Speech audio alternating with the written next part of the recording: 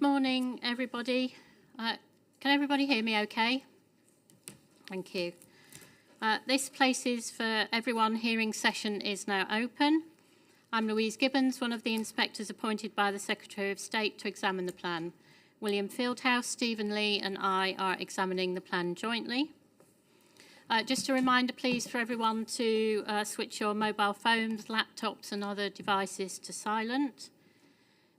There is water in the room, and just a reminder not to bring in food or hot drinks from the room over there. Thank you. Don't think there are fire alarm tests today. Are we going to be expecting any fire alarm tests at all? They're on Monday mornings. On Monday mornings? Yeah. Okay. That's why then. So if we do hear the alarm, we need to vacate the building in an orderly fashion. There's a fire exit to my right here and where you came in at the door at the back there. If you have any queries about the hearings, please ask Helen. She's our programme officer. She's sat over there at the moment but has a room at the front near reception. Just a reminder that the purpose of the examination is to help us decide if the plan is legally compliant and sound, and if not, how it could be modified to ensure that it is. And the session, as normal, will be a structured discussion based on our agendas. And this morning we're dealing with the Places for People chapter.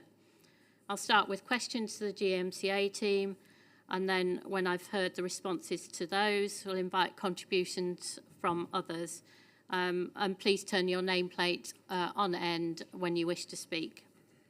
Please keep your comments brief and focused, and we'll give the GMCA a chance to sum up their position at the end of each item of the agenda.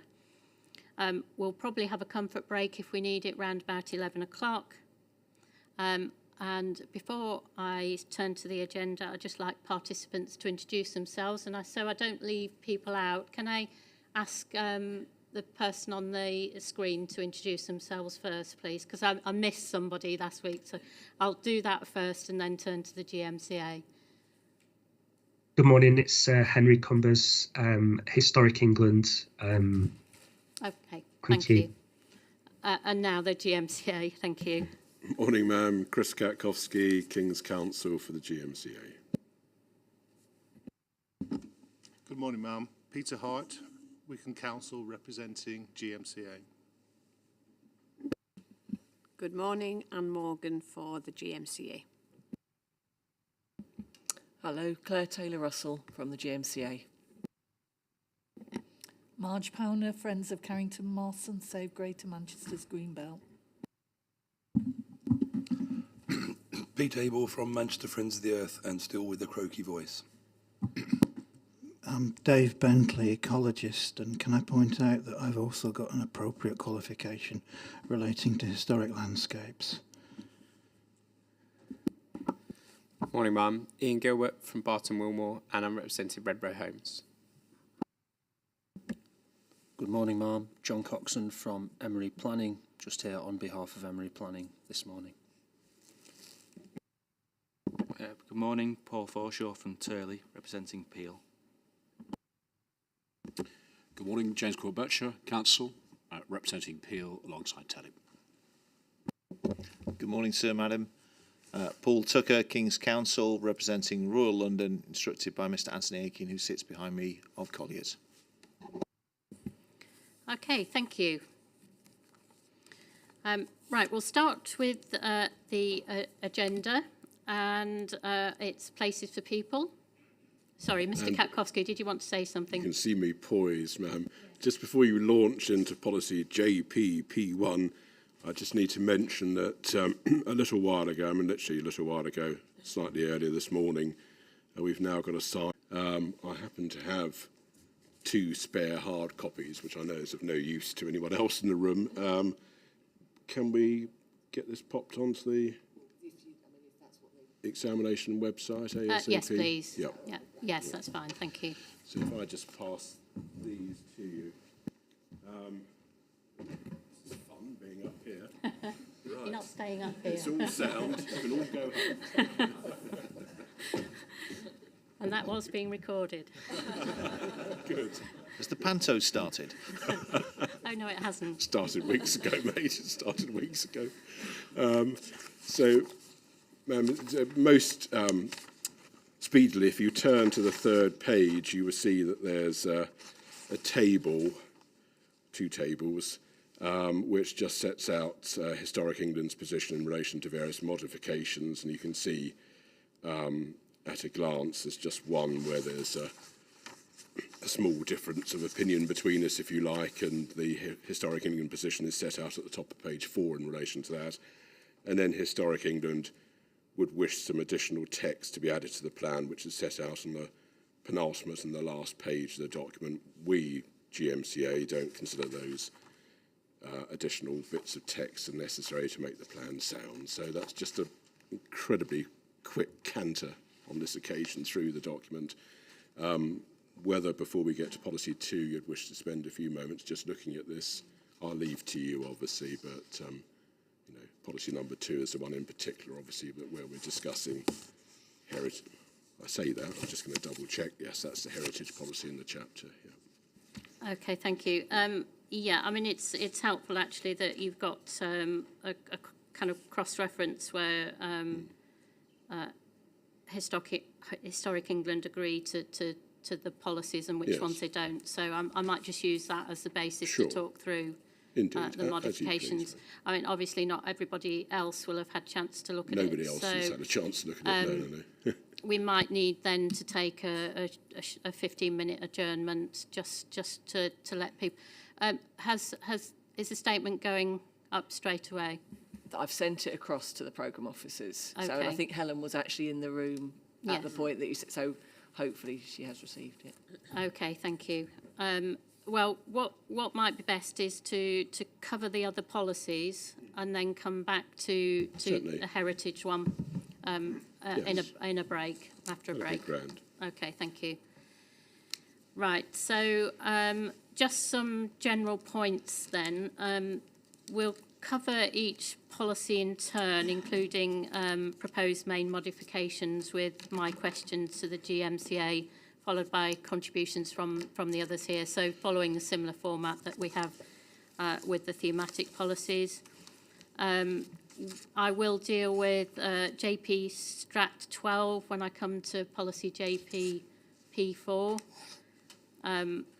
So we'll cover that, any main modifications and issues with that policy.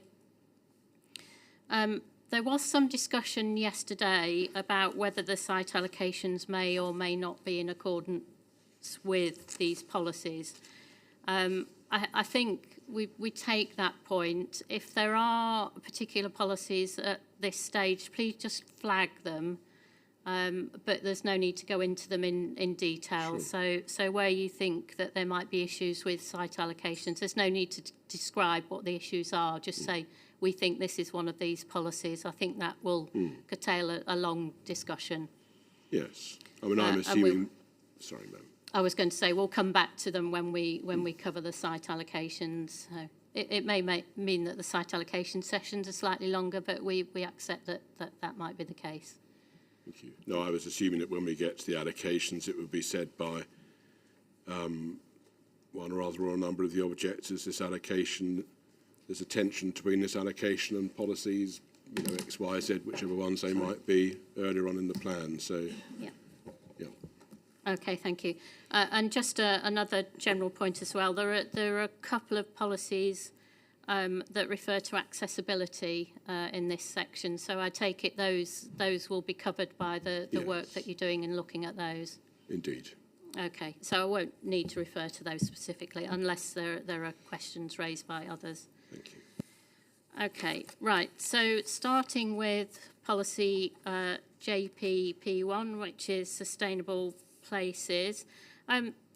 This is just a really basic question, but what does policy P1 seek to do? What's the intention behind it?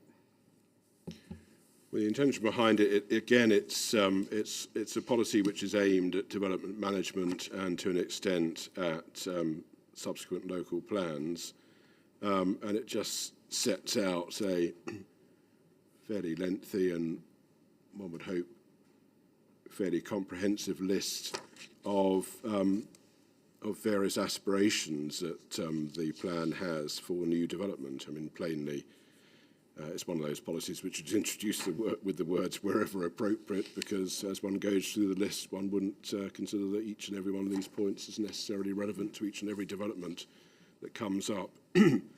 But that's its purpose. Okay, thank you. You proposed some main modifications to the policy. We did in our original main mods, if I can call them that, the ones that were published before the hearing session started. There are some fairly modest changes to policy P1, just double checking. In fact, they relate just to the first item at 1A, just to make the item responding to the natural environment a bit clearer, sharper, if you like, in its focus. So we've got conserves and enhances the natural environment. And then more recently in what I hope is GMCA 19, but I always get these numbers wrong, we have more recently proposed, if you recall, because of the deletion of the resilience policy, there were 2 or 3 items in that policy that needed to find a home, and 2 of them we suggest can find a home in this policy P1s, and you see that on page 2 of our note, GMCA 19. Yeah, good. So that's where we are with the mods. Okay, and you're also proposing to move some of the paragraphs from Chapter 5, I assume, that covered the points that you've suggesting to introduce into Indeed, that's right. P1. So criterion 4, there is an additional change to that. You haven't just moved it straight over. You're proposing to delete the and economic. Yes, that's right. What's the purpose of that? Well, the purpose of that is, I think one can understand resilience in the sense of building in capability to deal with major environmental events, how one builds in the capability to deal with major economic events. I mean, how do you make someone's home or factory recession-proof, for example? It's a bit of a brain teaser. So we, on reflection, thought that was an unclear aspect of the policy.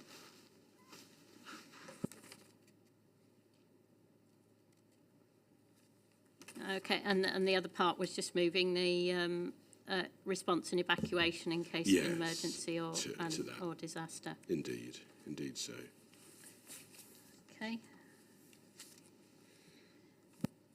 And just a query about the policy itself, whether there is any duplication between, you've got clause 7D, which refers to high levels of recycling, and then you have also clause 10, which refers to, I suppose it covers a wider range than just recycling. Indeed, yes. I mean, certainly the word recycling is duplicated. One is in a recitation of various things which are aspired to, and the other is a particular aspiration for higher levels of recycling. So there's a nuance there, I suppose.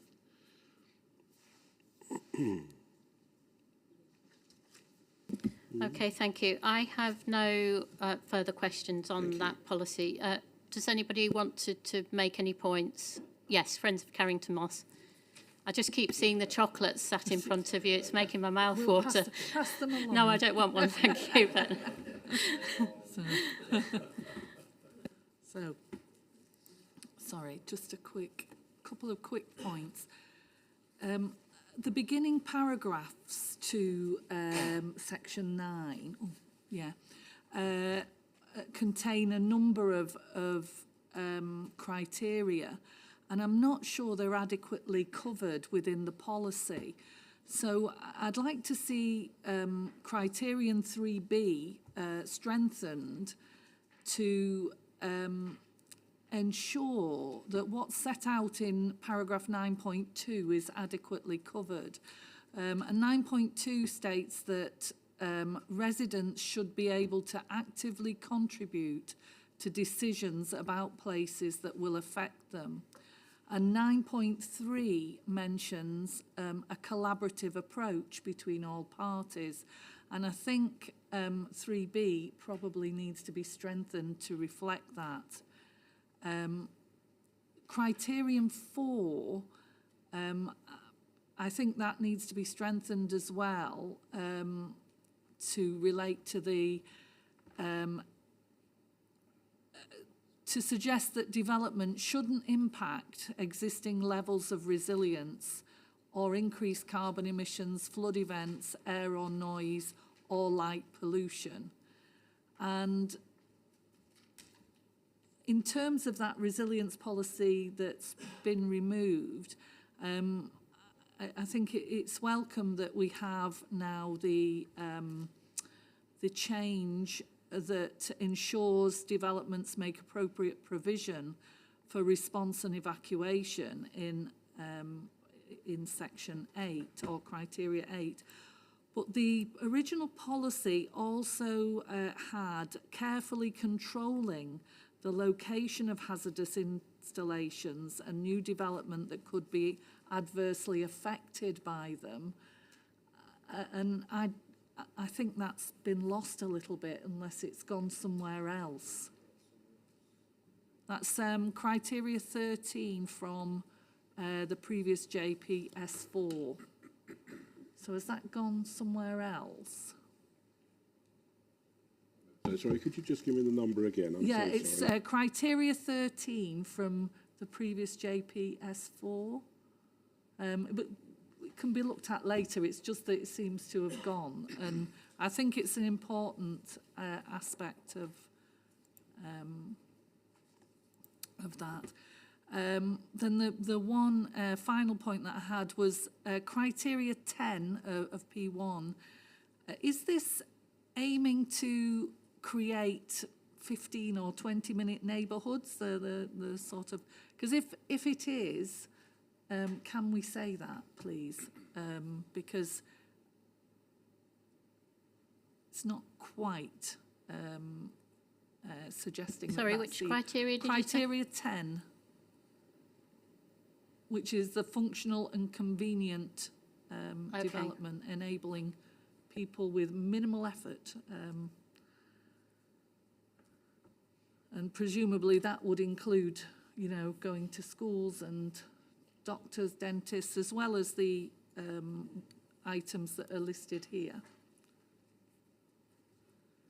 Thank you. That was my points.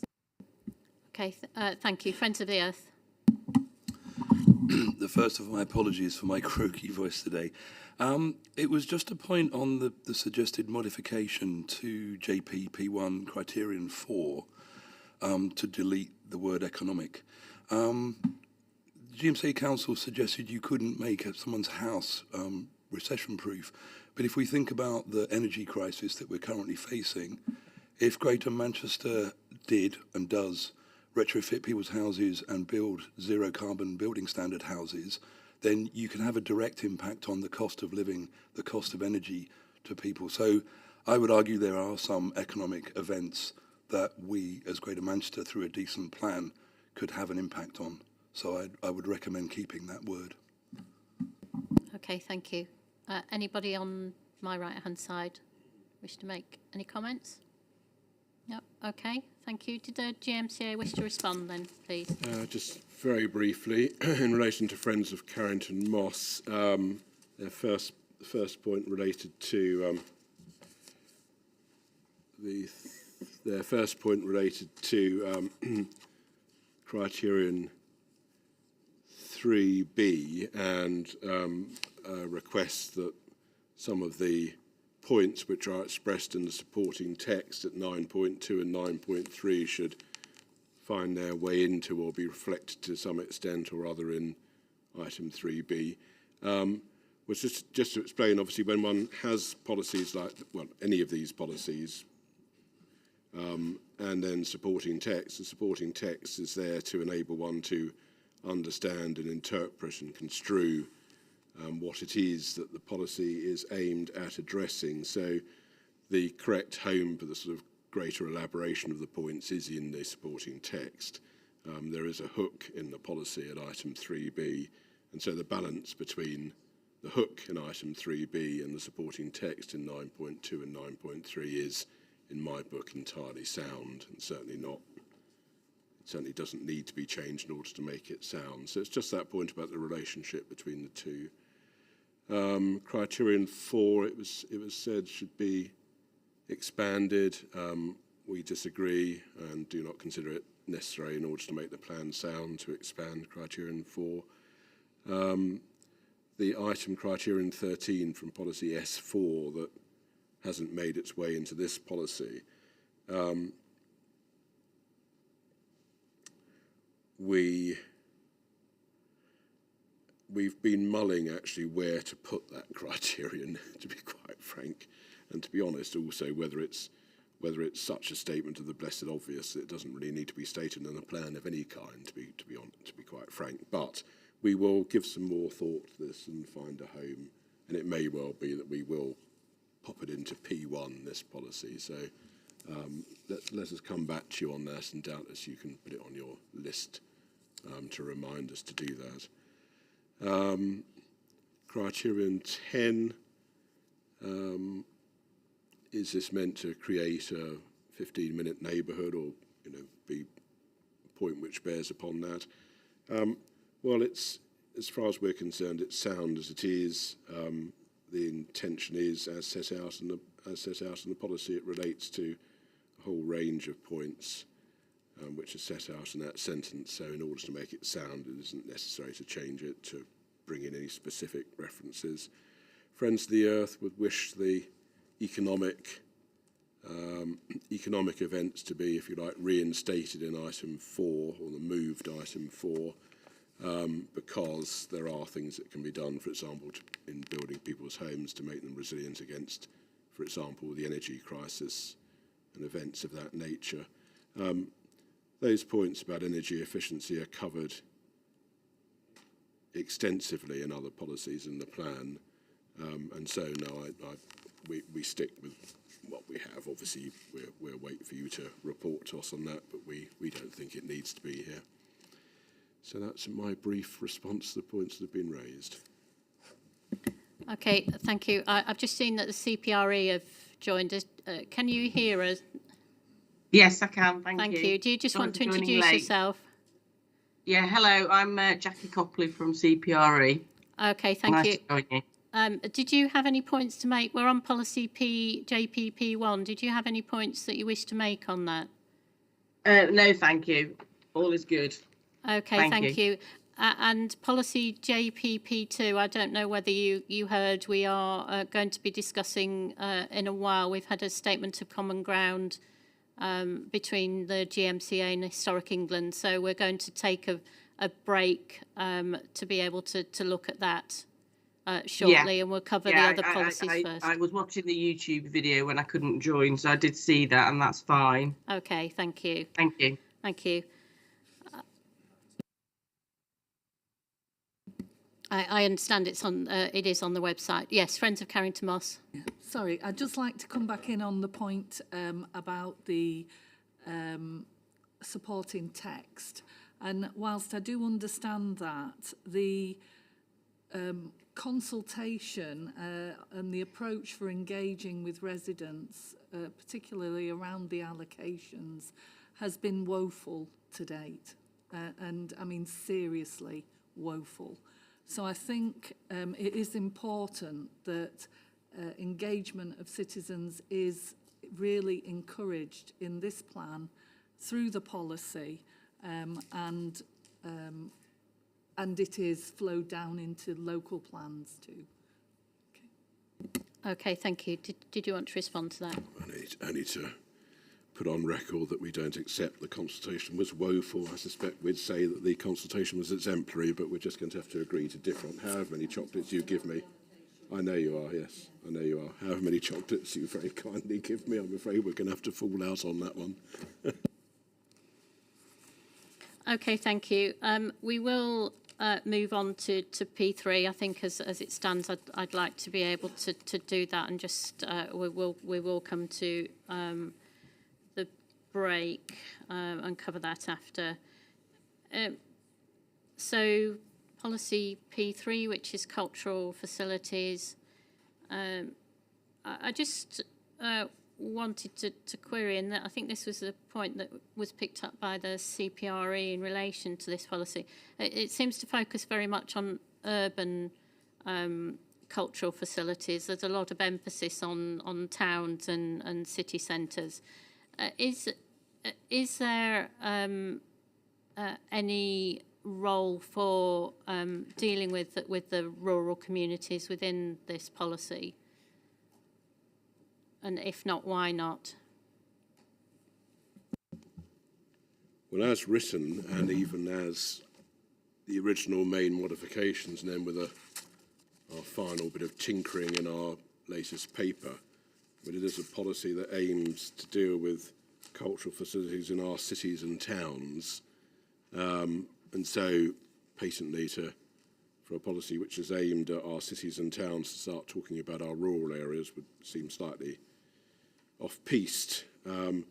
Whether it's necessary in order to make the plan sound to have a policy which deals with cultural facilities in rural areas, or to change this policy so that it isn't one simply about cities and towns but is about rural areas. I mean, I certainly wouldn't consider it to be necessary in order to make the plan sound, but I'll just look to my left to see whether there's anything that anyone wishes to say to my left as to whether or not there's some design in all of this which is focused on cities and towns to the exclusion of rural areas, etc., etc. No, it's pretty much as Casey has said, other than to say that it does include towns within rural areas.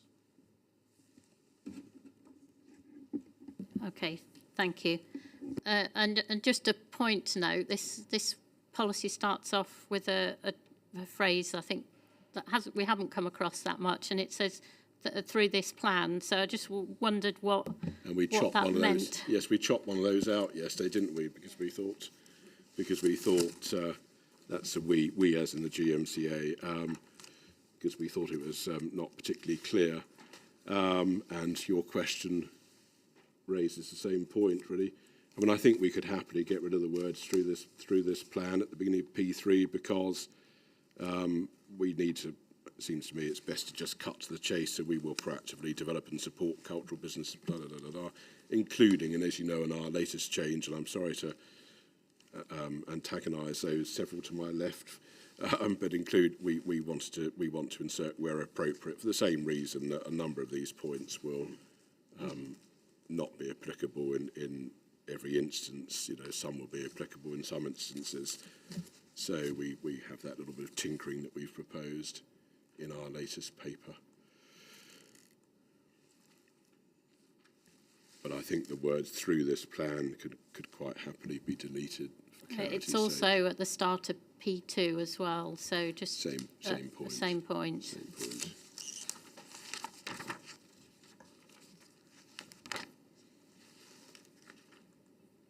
This is the different hands at the keyboard, I think, so someone had a superabundance of through this plan in writing this chapter.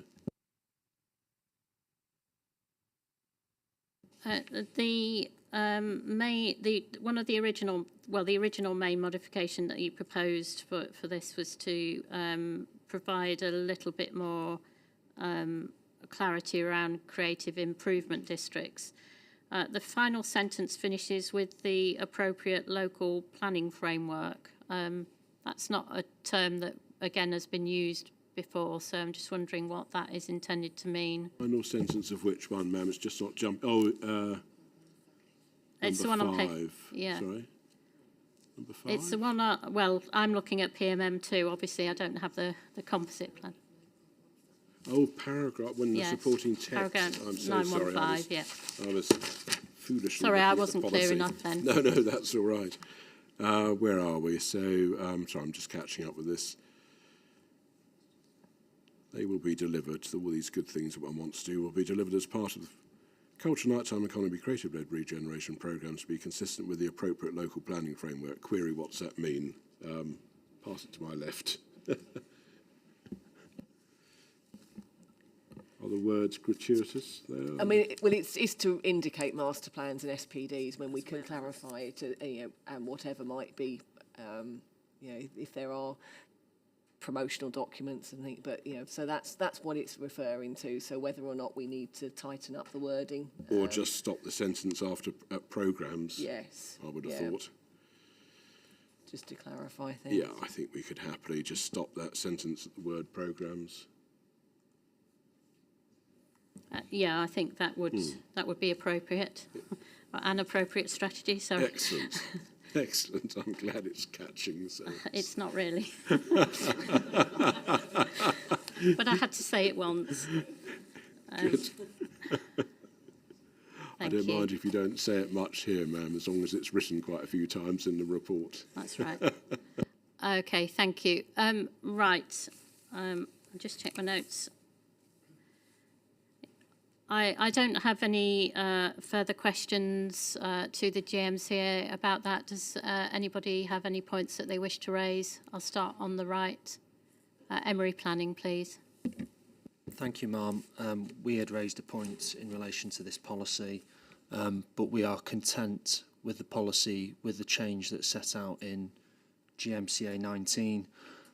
I appreciate that others in this examination have expressed a dislike for this kind of wording, but in the right context, it's entirely sensible for planning policies to have this kind of wording. In this instance, for example, this particular policy, at the scale of this plan, it clearly wouldn't be appropriate to apply all of those things in every case. So the decision maker has to assess sensibly whether it is appropriate. So it's sensible, and we support it. Thank you. Okay, thank you. Yes. Did you want? Yes, Brenda Carrington-Moss. Just in response to that, I think where appropriate and other such phrases can be addressed by criteria, and I don't think they're necessary. And I think they leave the plan open for different interpretation in different districts by different people. So I think we just have to be aware of that.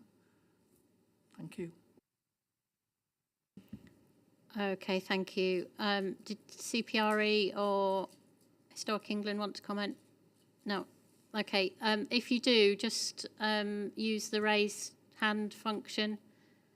It doesn't show brilliantly, but I'll just try and keep an eye open this time. Either that or just wave. Okay. Well, as you said to Mr. Stevens yesterday, it was difficult to see his little yellow hand. Yes. Yes, it was. Thank you. Did the GMCA want to respond? No, thank you. Okay, thank you. Okay, we'll move to policies JP Strat 12 and JP 4. So, just on this, we had a very brief discussion about the purpose of JP Strat 13. So I think it would be worth just discussing that. The way it's written seems slightly different to JP Strat 13, so I think it would be helpful to just clarify that. And then I do note that there's a modification to delete the reference to Salford Quays. Sorry, Mum, I'm just trying to catch up with Strat 12 and the way it's expressed differently. It's expressed differently. So Strat 12 in the published plan is at page 75. And, for example, you're contrasting it with, I don't know, the previous policy, Strat 11, which is New Carrington. There's a different sort of style, if you like. And that's because I think part of the reason would be because Strat 12 is dealing with several places, if you like, in dealing with main town centres. Yeah, sorry, I said Strat 13. You did. Yes, you did. yeah. But don't worry, I mean, I'd assumed you. No? The comparison, yeah, the comparison I was between making. 12 and 13. Yes. Oh, I see. Oh, right. Well, there you are. Let me just have a look at number 13 now. Right. And, ma'am, the question was... there is the purpose of it, just bearing in mind it's written slightly differently to the tone of JP Strat 13. I understand why to some extent, but it'd just be helpful to Yes. to see what its purpose is. I think that's my main focus, is what's the purpose of Strat 12. The purpose of Strat 12, well, it's just setting out the key roles and aspirations for the main town centres. I'm sorry, I'm being very dense here. It's entirely my fault. Whereas number 13 obviously is focused on the particular key features which are referred to and cross-refers to later policies, whereas Strat 12 is setting out the role and aspirations that the plan has for its main town centres. I'll come to the proposed change in a few moments' time. Sorry, is there anything anyone wants to add to my left about this? Go on, far away. Just briefly, I wanted to add, ma'am, that Strat 2 should also be read alongside Strat 12 when applying to policy P4, as it is applicable to city centres and main town centres for the upper hierarchy that's set out in P4. So Strat 2 is very much focused on the city centre, isn't it? Yeah. But they're to be read as a group of three, I suppose, depending certainly if you're thinking about Manchester city centre, then. Yeah. And I think just to add, not very much, but just to add, I mean, it's in the strategy policy chapter, sorry, because town centres are seen as a very, very important part of our strategy. So it's setting out and signalling the policies that follow. But there is an emphasis in this plan on the role of town centres, not just for retail. And in P4, we focus more on the traditional function of town centres. This one is setting out that wider function we think town centres will have as we move over the next 15, 20 years. Thank you. And so did you want to talk about the main modification that you propose for that then? Yes, so obviously there were the original main modifications which primarily in relation to P4 would introduce this text about the boundaries of the various centres being defined in district local plans. That all seems perfectly sensible. The main change that we put forward in our paper number 19 is that both in the Strat policy, at the end of the Strat policy, Strat 12, and at the end of the bespoke policy for town centres, P4, there was reference at the time of when this plan was published at the position vis-à-vis Salford Quays, which at that stage was put forward as a proposed new town centre in the then emerging Salford Local Plan Development Management document. That plan managed to get itself ahead of this plan, and as we've previously mentioned, one of your colleagues has written a report endorsing the Salford plan with various main modifications, as is always the case, of course. And as a result of that, and the designation in that plan of Salford Quays as a town centre, once that other plan, the Salford Local Plan Development Policies document, is adopted, and it's anticipated that will happen next month, then patently the policies in PFE need to be changed to add Salford Quays to the list. So that's what we've done in our latest changes. Obviously that would be contingent on there being no disaster next month, but I mean by the time we get to see you in due course next year, we will know whether the intention to take the plan to Council Salford next month, and whether that intention has been satisfied by the Council adopting the plan, we'll know all of that fairly soon. So assuming that all happens, then obviously Salford Quays should be added to the list, because it will be a development plan town centre. So that's what I wanted to say about that point, ma'am. Okay, thank you. And the original main modification, you talked about transferring paragraph 9.21 into policy P4. It says it was a drafting error, so I'm assuming that sentence originally existed in the policy. So I'm advised, ma'am. That's right. Yes. And I think that's actually helpful because it is clearer as a result, particularly in relation to the lower order parts of the hierarchy. Okay, thank you. I have no questions. Does anybody wish to contribute at this stage? No. Okay. Oh, sorry, Emery. Thank you, Ma'am. It was just in relation to the lower order elements of the hierarchy. Obviously, the opening paragraph says the existing hierarchy of centres for retail and leisure uses will be maintained and enhanced. And then obviously bringing paragraph 9.21 in is helpful. It says the boundaries of centres and detail of other centres at lower levels are defined in the district local plans.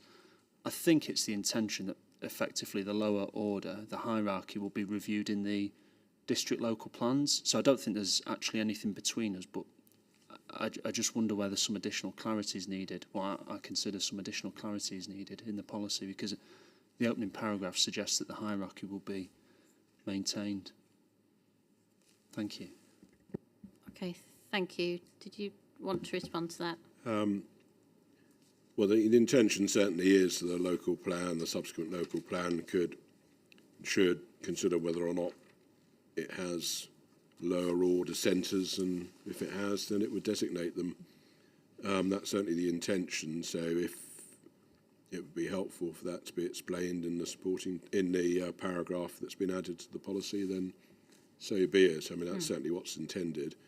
I mean, the point springs from the first sentence of the policy, the existing hierarchy, and, you know, an argument, I suppose, or a concern that might mean that one can't add to whatever the existing hierarchy is when a new local plan comes forward. I mean, that's not the intention. So fine, ma'am, if you wanted in due course to add to your list of things for us to do, we're perfectly happy to add a few words to clarify the point. Thank you. Thank you. Okay, I'll move on now to policy P5. I only have a couple of questions in relation to this. It's really just about the evidence behind this. I think I know what the answer is, but whether any work was done on an assessment of need for school places, or is it intended that this would be done on a site-by-site basis? I'll move that one to my left. Thank you. Every district carries out their own assessment of need. We have attempted periodically to bring that together into a Greater Manchester approach, which has not been overly successful, and it is very dependent on local circumstances. So we haven't undertaken a plan-wide assessment of need, but that work is ongoing, obviously, always in local authorities, and they've been very involved with the level of development and locations of development we've been talking about in this plan when looking at their local assessments. And that may be something that's picked up through this any site allocations. Yeah. Okay, thank you. I suppose this might be a similar question in relation to viability. Where would viability be considered as part of this? As part of the strategic viability study, the stage 1, there was a lot of discussion with districts about local policy requirements, many of which would then cover schools, health, open space, and an amount, I think it was £5,250, was put in per unit to cover those local policies to make sure we picked up school provision alongside health and other requirements that were important at a district level. So it was picked up in that level through the strategic viability assessment, which was looking at our existing land supply in particular, and then obviously picked up through bespoke assessments on the allocations when health or education was identified as a particular requirement. Okay, thank you. Those were just my two questions. Did anybody want to contribute? Friends of Carrington Moss. I think this is a really important point, and it is one where the allocations probably will not comply with the policy in all cases, because if Greater Manchester is planning to build sufficient housing to meet the needs of 400,000 people, then it will need to provide the equivalent of approximately 220 new schools. So because that's the equivalent of 2 districts. And to suggest that this will be done with districts in local plans after allocations have been made is too late. You know, the land is already assigned at that point for development, and school places, if they're not available, then, and you know, it leaves the sites very unsustainable because people have to travel long distances for school places. And we know that in Trafford, for example, it's already a red risk on their strategic risk register.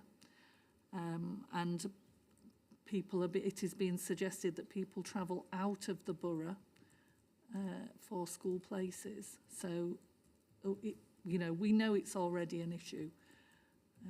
Thank you. Okay, thank you. Sorry, I just wanted to clarify. You mentioned 400,000 people and said that would need 220 new schools. Is that a straight calculate, or have you looked at We've looked at number of children? Yeah, we've looked at the number of children, and we've also looked at how many schools there are in Bury, which has 197,000 people. So the 400,000 is approximately 2 new boroughs, 2 new Burys, and Bury has around 110 schools. So we've looked at validating it that way as well. Okay, thank you. Barton Wilmore. Thank you, Ma'am. We, in general, are happy with the policy, but I think our 2 points of concern or clarification match your questions, Ma'am. I think if we can go to part 2B first, we think in general the policy and the way it's worded and a requirement to contribute proportionately in line with additional demand is the correct approach. But what I'd like here, Ma'am, is a signpost to policy JPD2, which considers development contributions in the round, and we'll be making comments on that tomorrow, Ma'am. And basically, the point we're making is that authorities should be able to consider the basket of contributions that a development is required to deliver in the round, and consider viability and a proportionate approach holistically. And if these policies are taken individually, then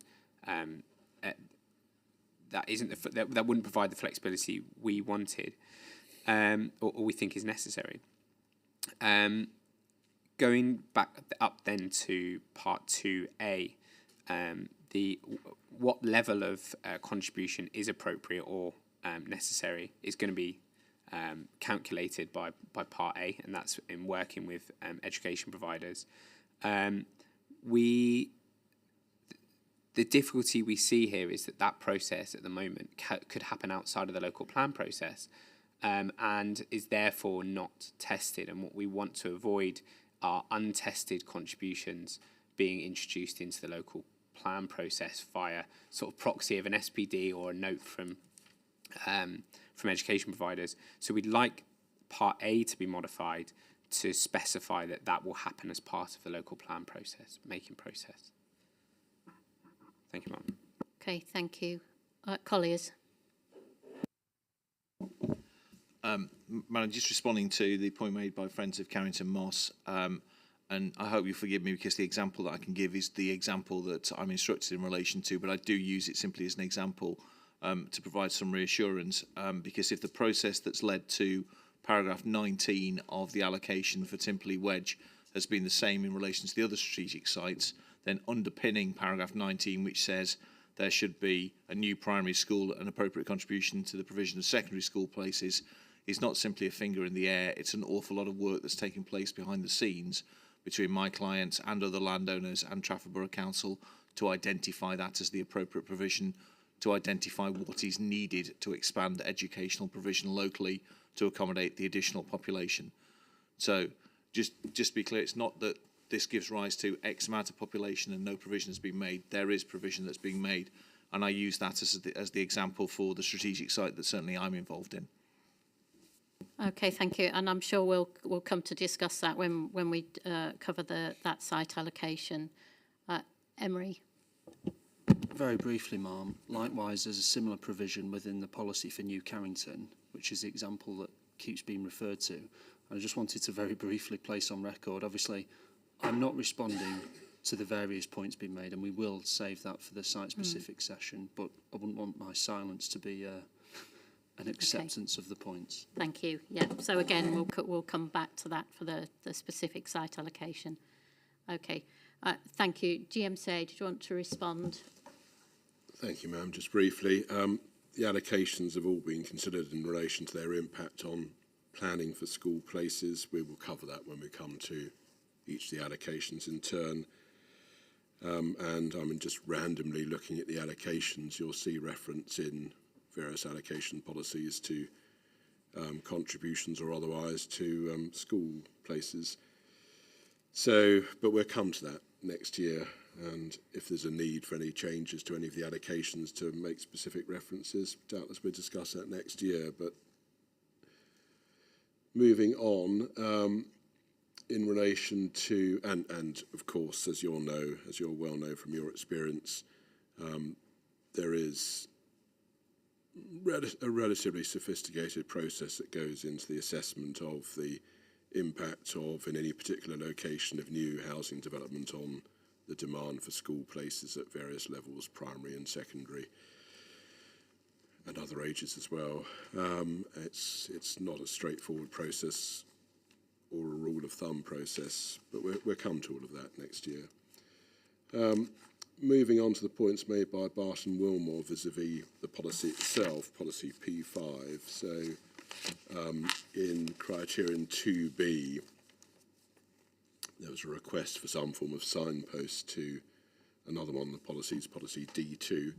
I don't consider it's necessary to make this policy sound for there to be such a signpost, but I mean, the policy's in the same plan, although, as you know, we've done a lot of signposting in this plan, so I can't push the point too far. And were you to consider, otherwise, that it would be a good idea to, in order to make the plan sound, to add such a cross-reference, I mean, so be it. Obviously, the two policies are meant to be read together. As for commentary about item 2A, the gist of which, as I understand it, was that where the policy aims in relation to new housing, that one should work with education providers to forecast likely changes in demand for school places, and then we get B, the financial contribution or land, etc., etc. If I'd got the point correctly, if I'd understood it correctly, the point was that the process envisaged in item 2A should occur through the making of local plans rather than on a sort of case-by-case basis. I think, to be frank, that wouldn't really work, because there will be instances, obviously, where housing development comes forward between the making of places for everyone and a particular local plan for a particular local planning authority area. Remembering there are 9, one of which is ahead of the game, obviously, as we know, Salford. So there are 8 other local plans still to come forward. And there would be there's nothing wrong at all with a housing application being made in that twilight zone between places for everyone being adopted, that much hoped for day, and some new later local plan being adopted in one of the 8 authority areas. There's nothing wrong at all with a planning application comes forward for housing, for there being an assessment of the education demand that will arise from that housing provision that's proposed, and in the usual way. I mean, it's extremely commonplace for there to be educational assessments for housing applications which are made on a bespoke basis. So no, I don't accept that change. In fact, to be frank, I think the change would make the plan unsound. To be honest, it would work the other way. So unusually for me, but I really do resist that change. Okay, thank you. Any final points on P5? Okay, thank you. We'll move on to policy JPP6, which is health. I have one question around this, and it's on the health impact assessments and why you chose to refer to which require for developments which require health environmental impact assessment. So the question is why, and also it might be worthwhile just reminding us what the threshold for environmental impact assessments is. I think it's the bar for that is pretty high. So. Yes, it is.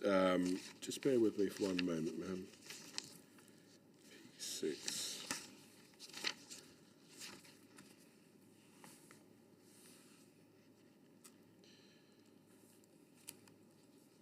I'm just looking at our paper M10.1 to see whether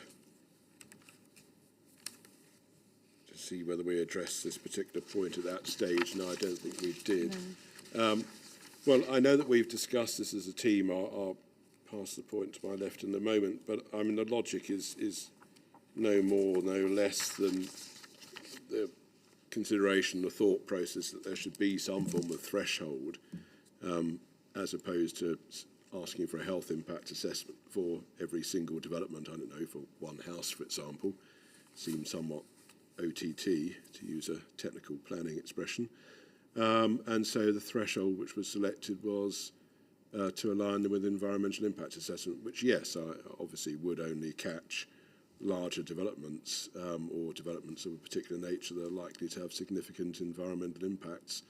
I'll move to my left just to see whether there's anything that anyone wants to add. But again, it was that quest for a threshold.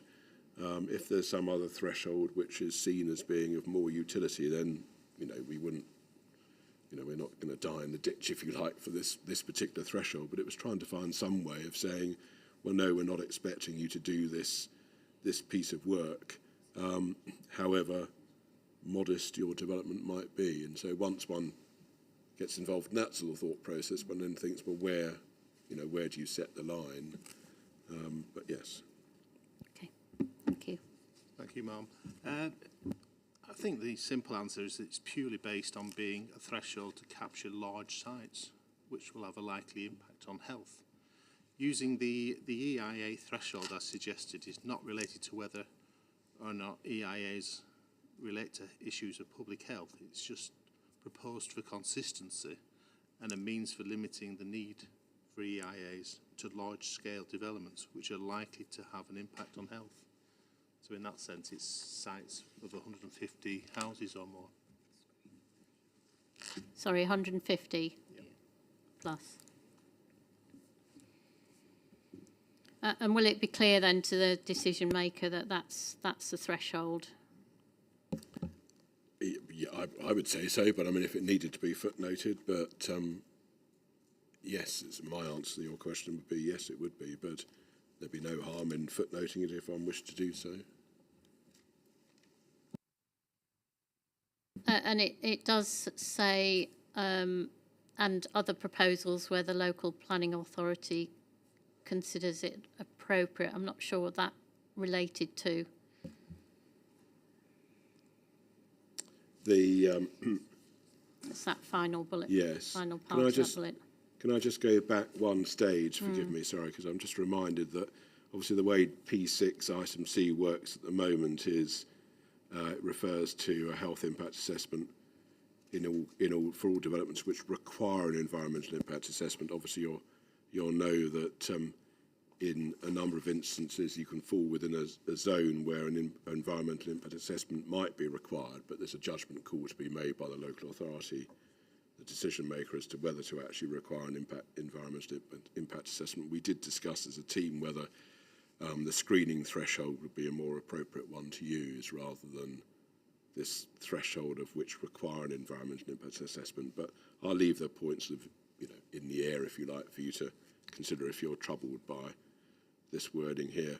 As for the follow-on wording and other proposals where the local planning authority considers it appropriate, I mean, that's just to cover the instances that might arise where something isn't the subject of an EIA, but it's thought.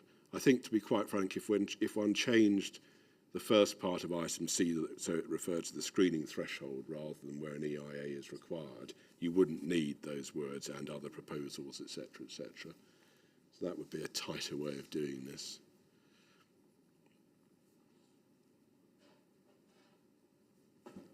Okay, thank you.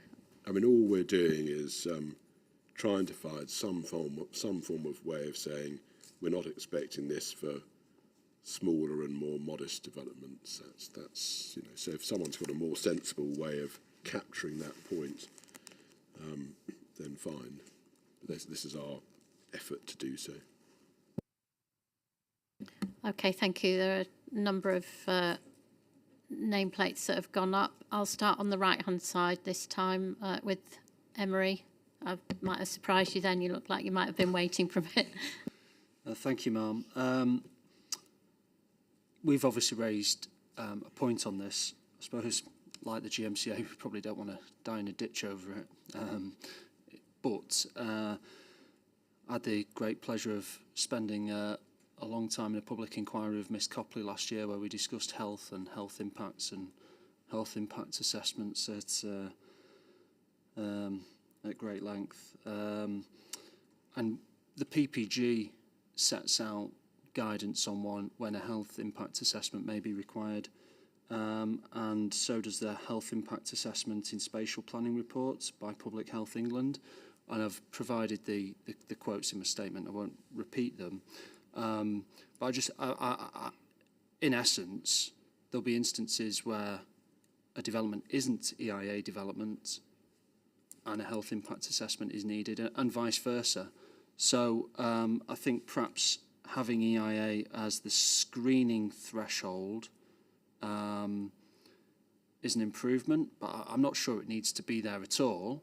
I think the policy gives you the hook, because we've got no issues with the actual policy and assessing the impacts. The policy gives you a hook, and then on larger developments, it will basically be then for the local authority to decide in consultation with the Director of Public Health as per the PPG.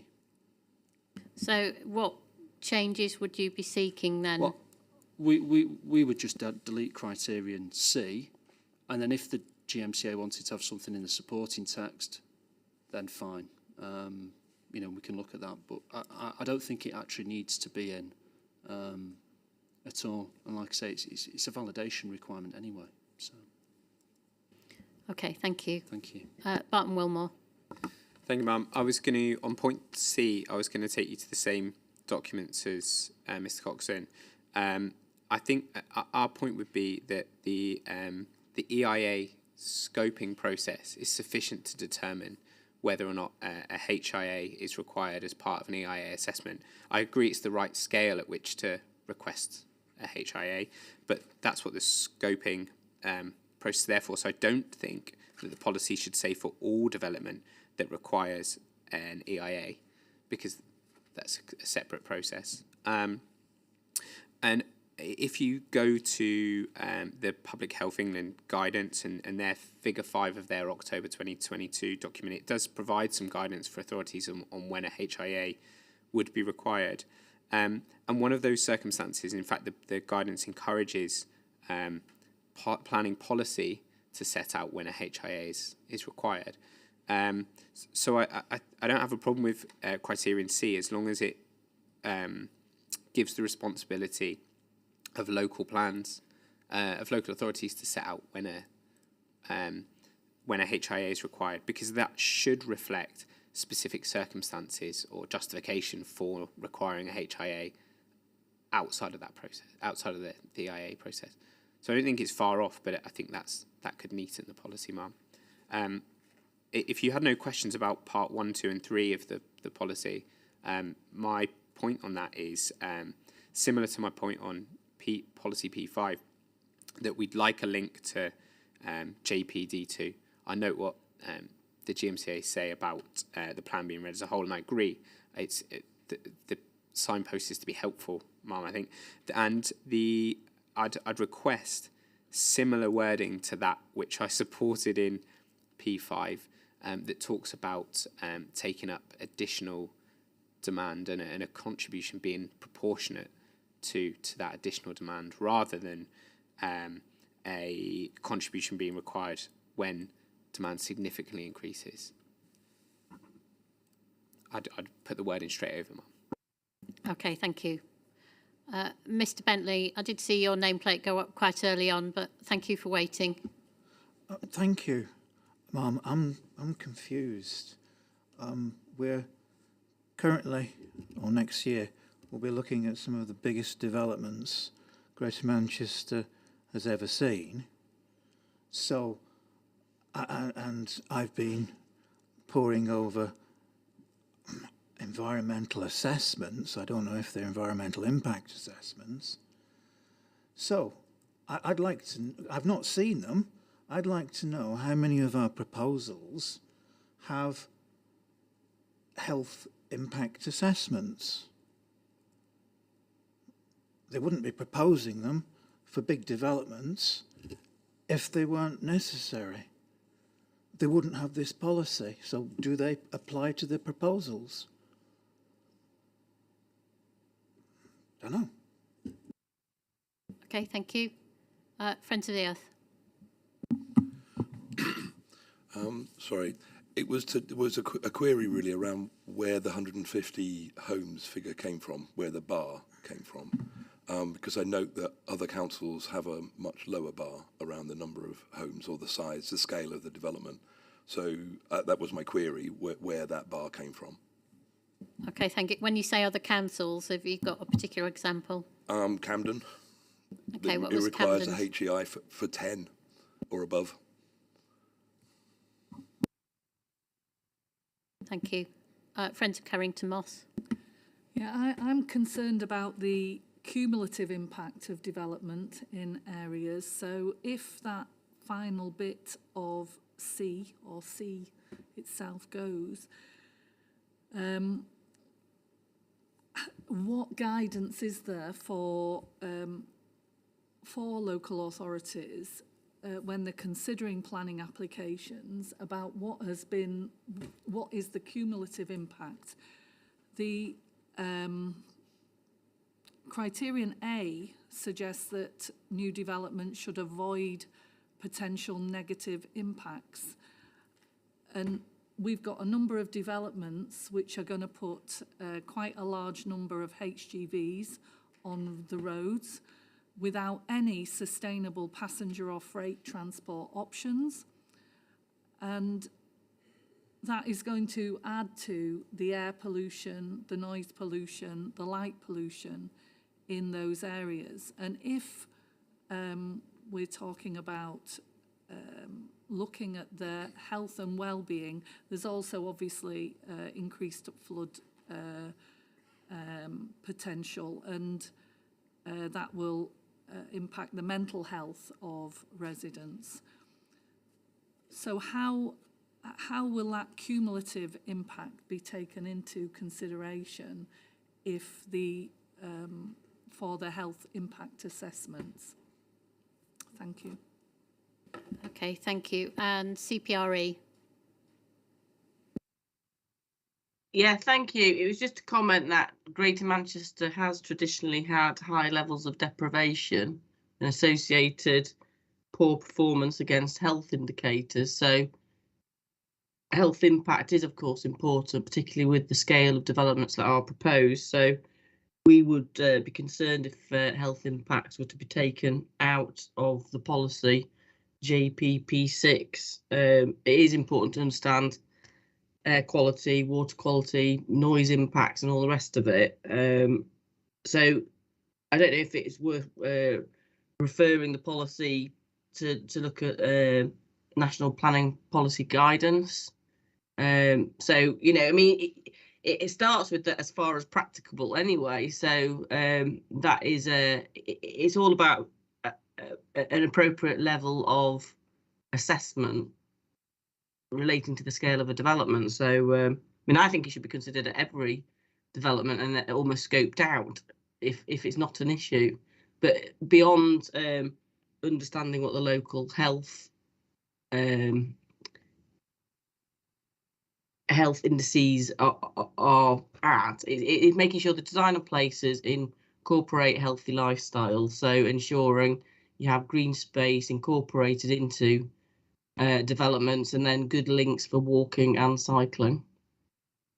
So it is a policy that ought to be in the document. Thank you. Okay, thank you. Thank you. GMCA? So, I mean, we certainly want to, we certainly think it would be a retrograde step to remove references to reference to health impact assessment from this policy, which after all is about health. So I do not agree, I do not accept that in order to make the plan sound, it's necessary to remove this criterion. I do think, though, that given the discussion and the way we've gone round this, it's obvious that one could do better than the threshold that's expressed in P6 item C.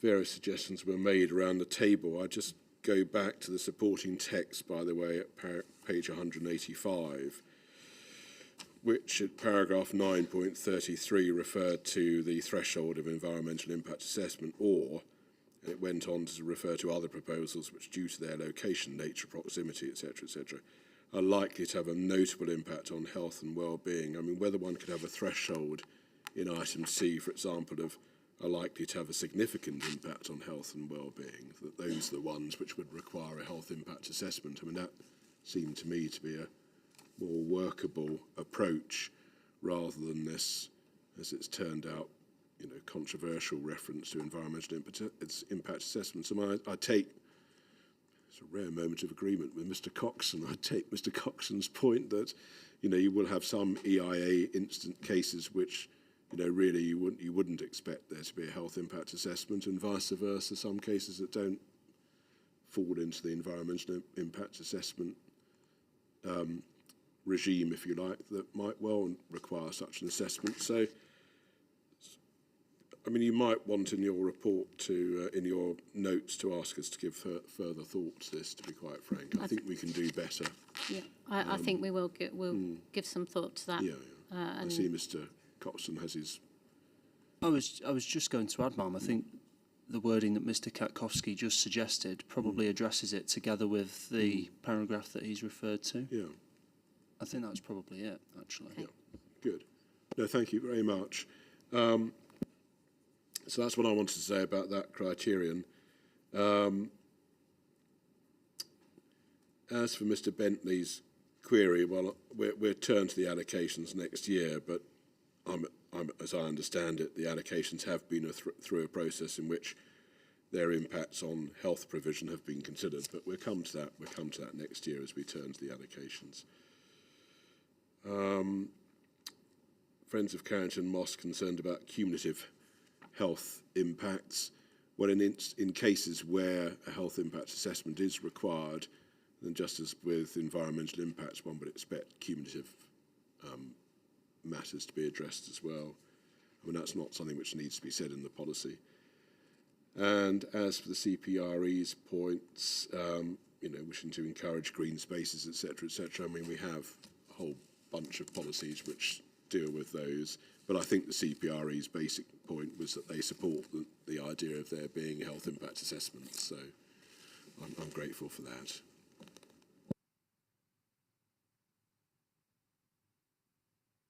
Oh, thank you. Any further points?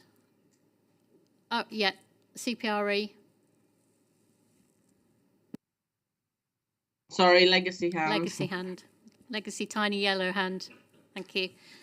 Okay, thank you. In that case, then we'll move on to policy JPP7. This is sport and recreation. Now, there have been a number of modifications proposed to this, both through the initial That's right. modification, and then there's one, a further one as well. I think it might be just useful to go through the modifications that were initially proposed, and then this, the more recent one as well. Yes, certainly. So, as originally proposed, and well, as still proposed, in relation to criterion number 3,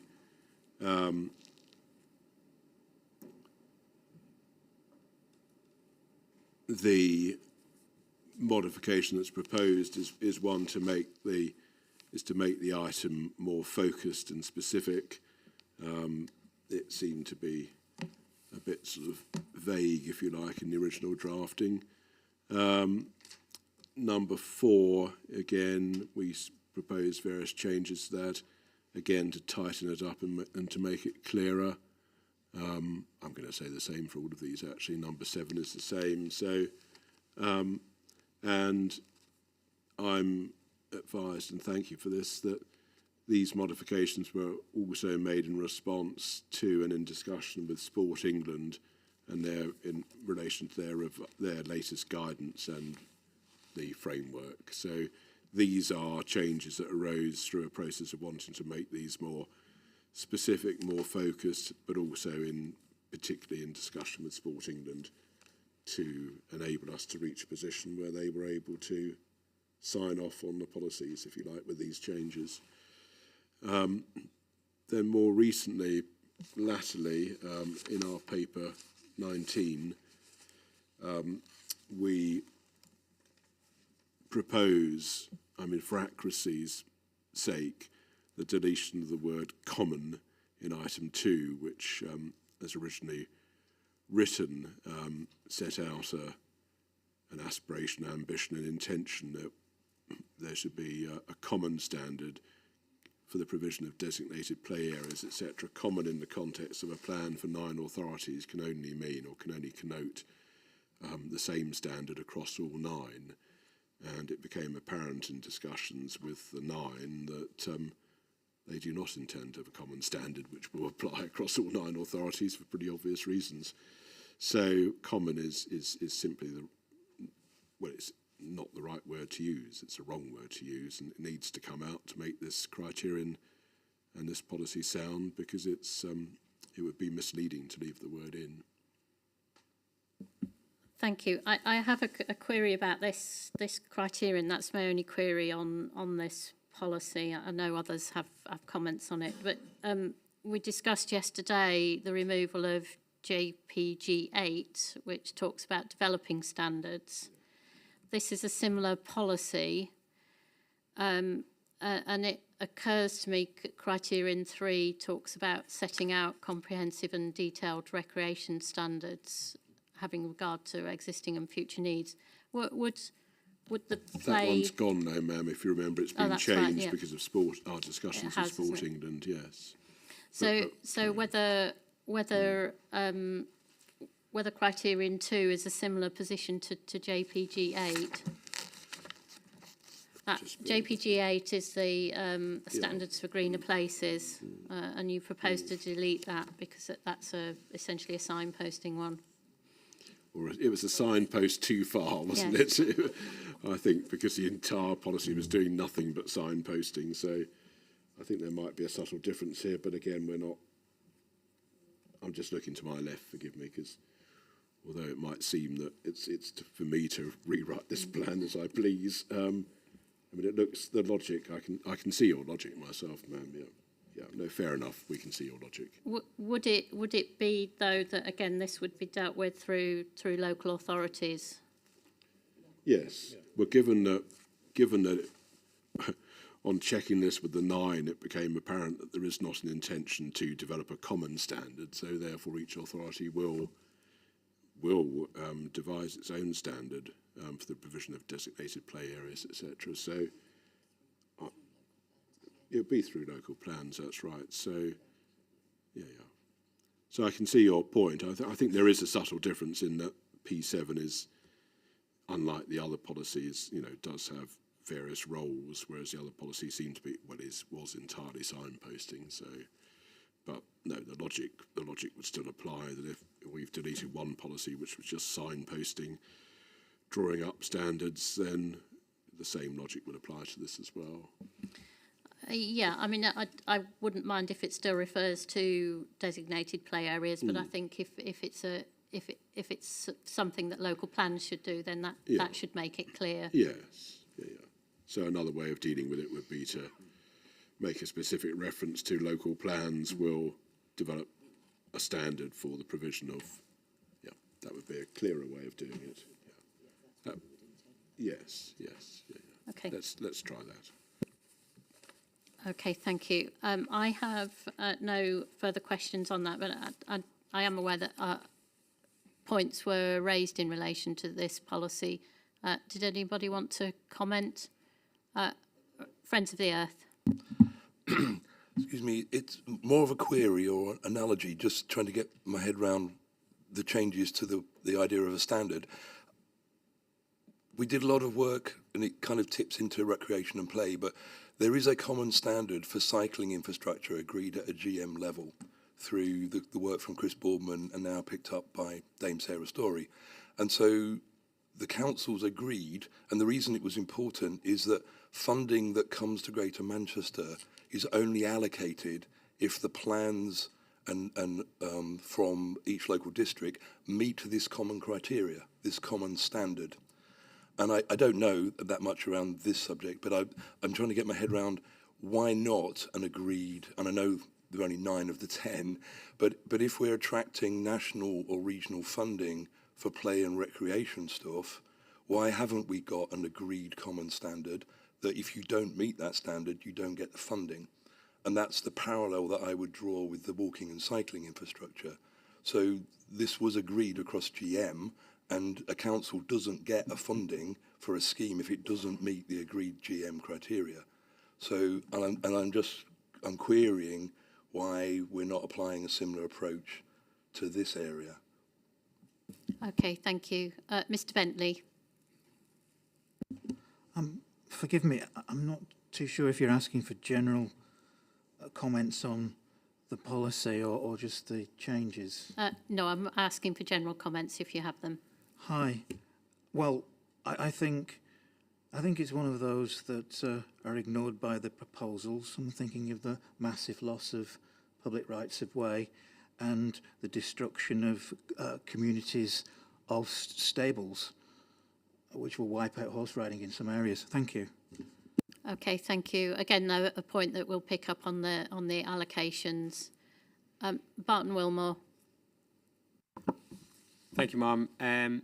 We agree with your question that, about this being, well, you didn't phrase it this way, but a signpost too far in terms of either a common standard or just a standard. And this goes back to our point that we feel that any standard or requirement of development should be delivered through a tested local plan or a tested development plan policy that's been examined for its soundness. And we think that point 2 would fail to do that, or risks bringing in a standard that's not been tested. But we think point 3, or now proposed to be deleted point 3, does exactly that. And if that policy was amended to refer to recreational standards and designated play, it would do exactly what part 2 would do, but ensure that it's done through a tested plan.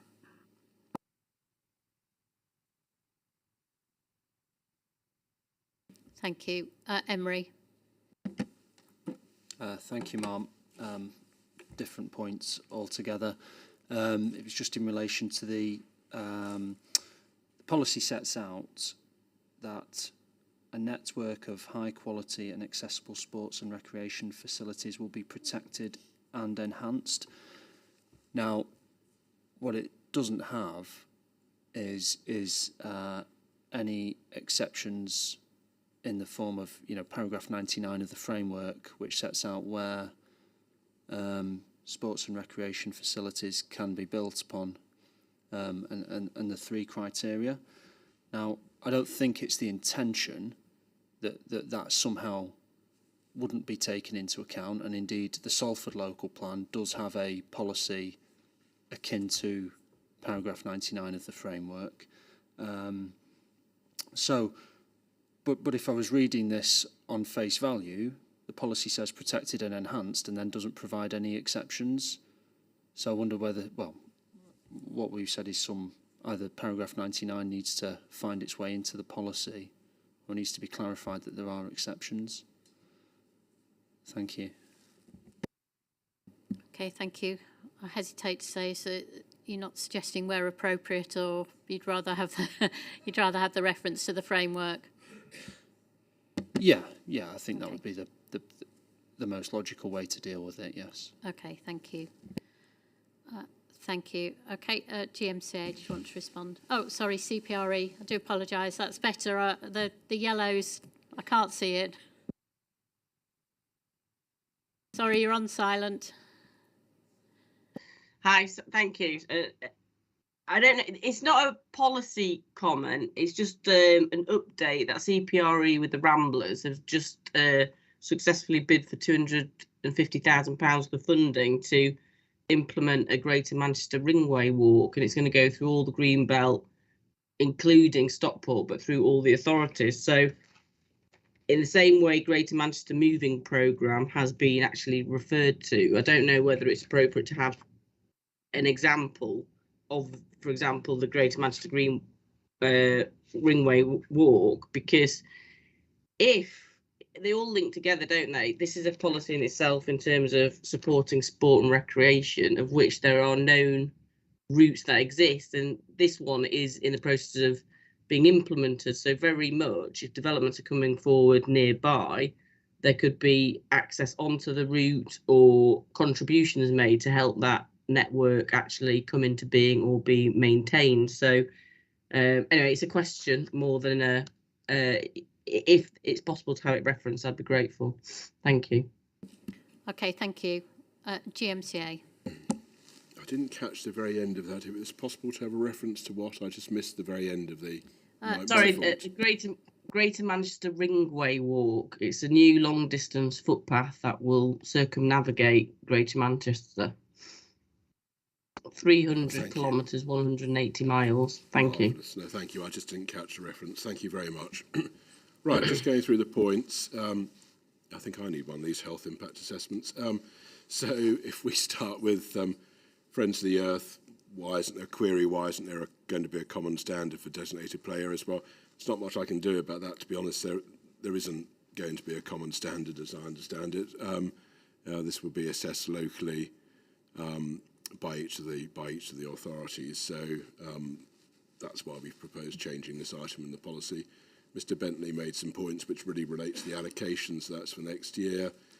Bart and Wilmore's points were really that they wanted the process of setting standards to be dealt with through local plans, tested local plans.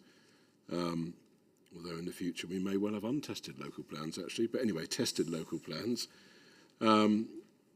I remember when I was working on the planning reforms, the Minister suggested there should be self-certifying local plans, so the authority would just sign this off as being sound, and I was rather tempted by that idea.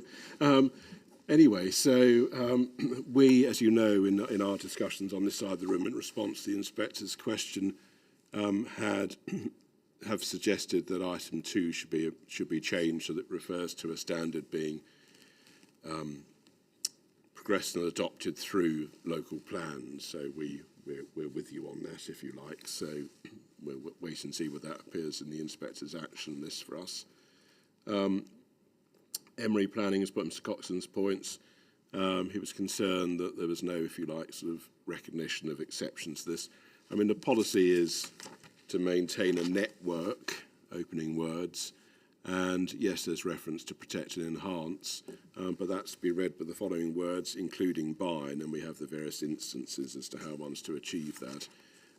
Personally, I don't consider that in order to make the policy and therefore the plan sound, one needs to refer to the exceptions in the framework. But on the other hand, there would be no harm, whether it's necessary to make the plan sound is another matter, but there would certainly be no harm in referring to the relevant paragraph, paragraph 99, I think it is, of the framework in the supporting text. I mean, in order for a policy to be sound, it doesn't, on each and every occasion, need to state da-da-da-da-da, except for such and such and such and such. But I mean, again, as I've said, I don't think it's really necessary to make the plan sound, but it certainly wouldn't harm the plan to refer to the framework in the supporting text. Okay, thank you. I'd like to thank Historic England for waiting patiently, but we will take a short break. CPRE, you've still got your hand up. Did you want to come back? Okay, thank you. We will take a break for people to be able to, including myself, to read through the Statement of Common Ground. I will, in this case, take half an hour, I think, just because I've got something to read through. So we'll return at 11:30, and sorry to keep you waiting a little bit. So thank you. Back at 11:30.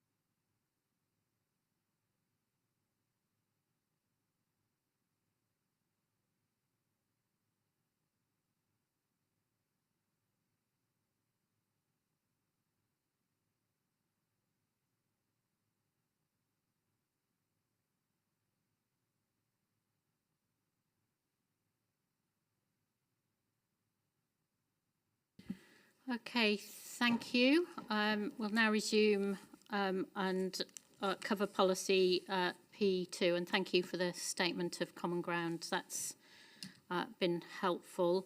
How I intend to deal with it, I think because there is agreement on a significant number of the proposed main modifications between the GMCA and Historic England, I'll just focus on those outstanding issues. But others may want to comment on both the main modifications that are proposed and also may have some general comments that they want to make on the on policy P2. And I have a query about the fourth paragraph of that. So if we focus on the statement of common ground, then the pages aren't numbered, but I'll turn to the section after the list of policies, proposed modifications that have been agreed, and just focus on those that aren't agreed. And I think it would be helpful in this case, GMCA first, if you could explain why you don't agree with them, and then I'll go to Historic England to ask why they consider they should be made. Yes, certainly, ma'am. So in the statement of common ground, penultimate page after the table, I think this is the only point of disagreement about something which might or might not find its way into the policy itself, so policy JPP2, and one needs to read what's in the statement of common ground alongside the main modifications that we proposed before the hearing session started. And so item 2 of the policy, read with those main modifications, is that refers to ensuring that the heritage significance of a site or area is considered effectively in the planning and design process, etc., etc. And Historic England would prefer effectively to be struck through and in the words in accordance with national policy inserted. Our disagreement with that is simply that we don't consider it necessary to make the plan sound. I mean, you know, we've got no particular gripe with the wording. I mean, who could quarrel with the idea of doing something in accordance with national policy? So it's not that we think there's something, you know, fundamentally wrong with the notion. It's just that we don't consider it necessary to make the plan sound to do this.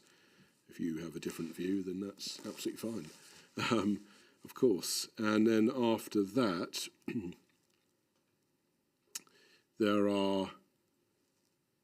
there's a suggestion that in the paper, the Statement of Common Ground, and after that point, forgive me if I said just now that was the only one about the policy, that's not quite right, because the next one is that the Historic England would wish to have added towards the end of the policy a reference to any additional analysis, recording or excavation, etc., should be deposited within the Greater Manchester Historic Environment Record. It's the same point. I mean, whether one might put that in the supporting text rather than in the policy itself, but in either case, it doesn't seem to be necessary to make the plan sound to add that sort of statement. Not that we take any particular exception to the statement in its own right. And then, I mean, it's the same really for the remaining tranche, which is that Historic England would wish inserted into the supporting text for the policy a summary of key elements of the historic environment, and that's a relatively extensive summary, and it's the same point. It's not that we take any exception to the summary itself. The summary reflects one of the background papers to the plan, so it's not that we're fighting what's said in the summary. It's just that we don't consider it necessary to make the plan sound to add this. So, I mean, that's the top and bottom of it, really. I mean, these are judgment calls, and the bar for a change, that is to say that, without it, the plan would not be sound. The bar is set high, and we don't think these changes that Historic England would wish to have surmount that high bar, but doesn't matter if you consider otherwise, and it's not going to cause any damage to the plan, if you like, to have these various changes in it. That's all I wanted to say, really. Okay, thank you. And it would be helpful at this point if Historic England could just explain why they think they consider these additional points are necessary for soundness. Do Yes, you want to go ahead? Thank you. Thank you. Referring to the first point, which is point H on the hearing statements, it's primarily the words considered effectively, and it's just to be clear what that actually means. So we're open to wording on that, but there's a level of there might be a level of ambiguity with considered effectively. The second point, which I'm just checking that. Apologies.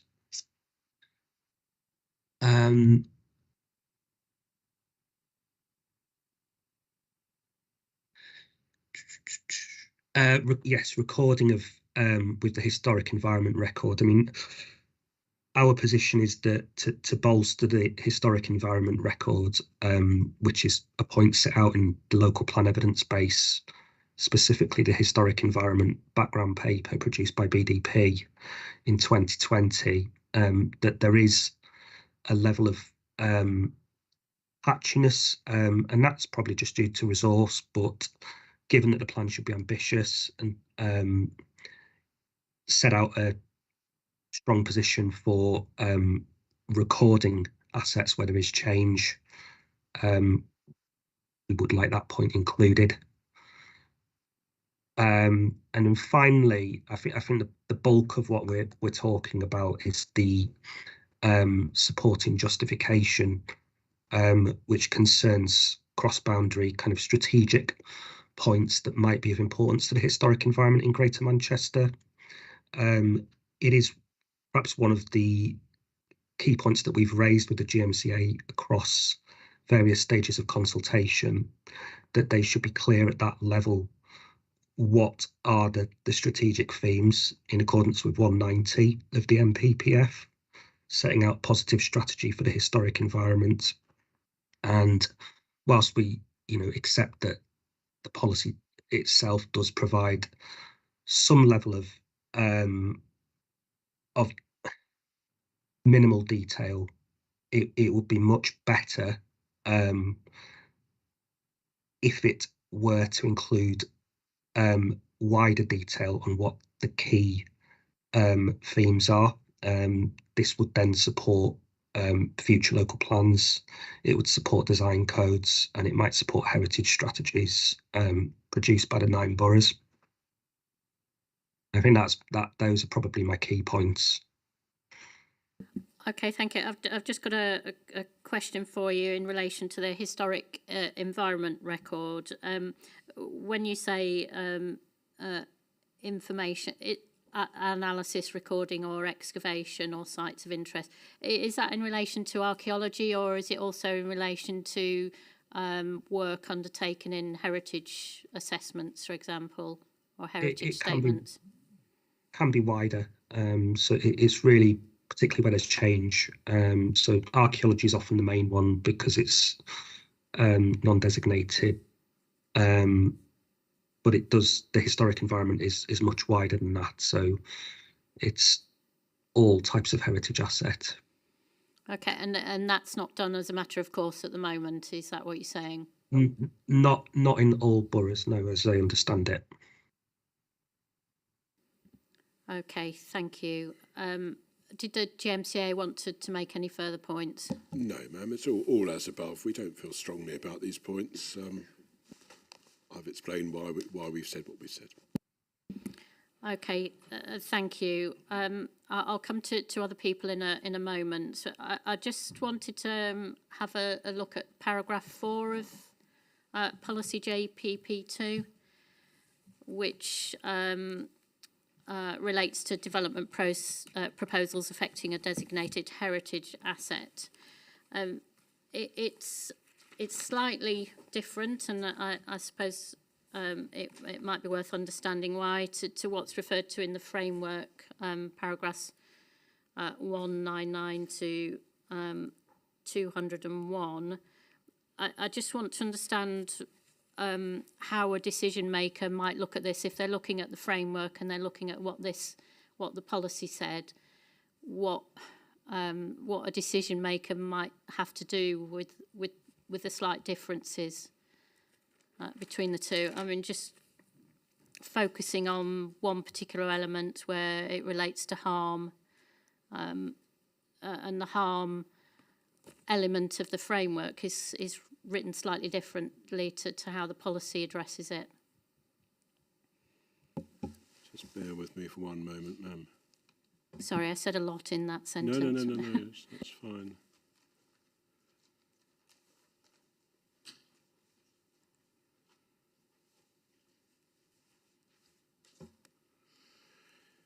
Yeah, so this is the paragraph. I'm looking at the version as proposed to be modified. So this is a paragraph that begins development proposals affecting a designated heritage asset. That's the paragraph you have in mind. Yes, I mean it's focused. It's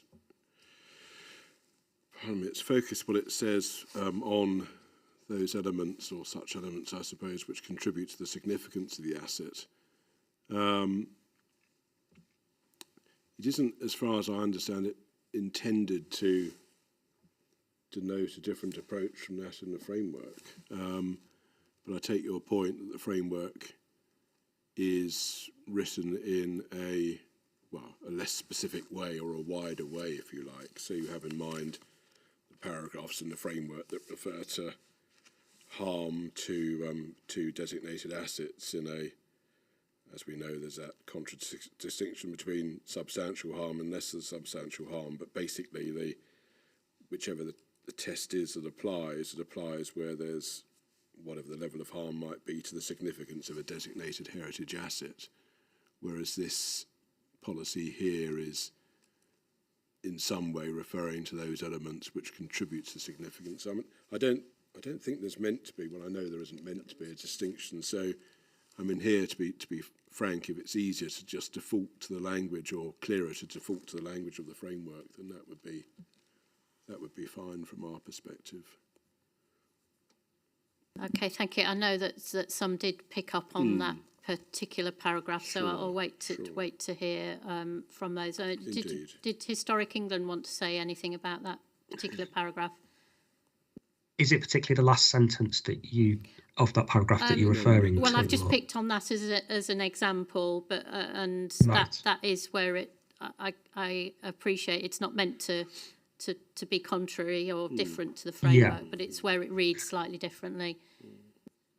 I think the key thing is consistency with the framework, and I guess it's not always easy to set that out without a lengthy detail, so I can see what the GMCA have tried to achieve there, and that's fine. But if there's amendments needed to the policy, then we respect that.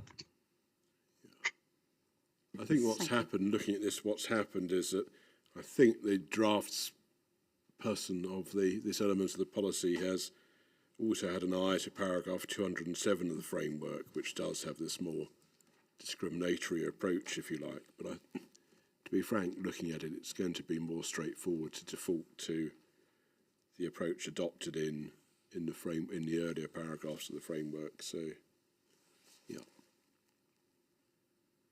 Okay, thank you. In that case, then, what I'll do now is, thank you, that was helpful. I will open it up to others. So just to be clear here, because there are quite a lot of modifications, I'll take comments on the modifications, the policy as unmodified, if there are any elements that remain unmodified that people have concerns about, and the modifications, the discussion that we've just had on paragraph 4. I'll start on the right-hand side, because I can't see any on the left now, with Turley. Thank you very much, Mum. I think just picking up that discussion earlier on about distinctions with the framework and wishing to avoid ambiguity in how these policies ought to be applied. We agree with what's been said about, I think it's is it the fifth paragraph or the fourth paragraph commencing development proposals affecting a designated heritage asset. There's an additional difficulty, I think, that arises from the next paragraph, the final sentence that's added to that, 10.6L, in respect of avoiding harm to other designated heritage assets. We say that wording is not consistent with paragraph 203 of the framework. And our proposed modification to solve this, to cut through any ambiguity, is set out within our hearing statement for this session at the base of page 2. And it is simply, if harm arises, it should be assessed against the framework set out in the NPPF. We might add now all national policy, bearing in mind the direction of travel. So set out in the NPPF or national policy for designated and non-designated heritage assets as appropriate.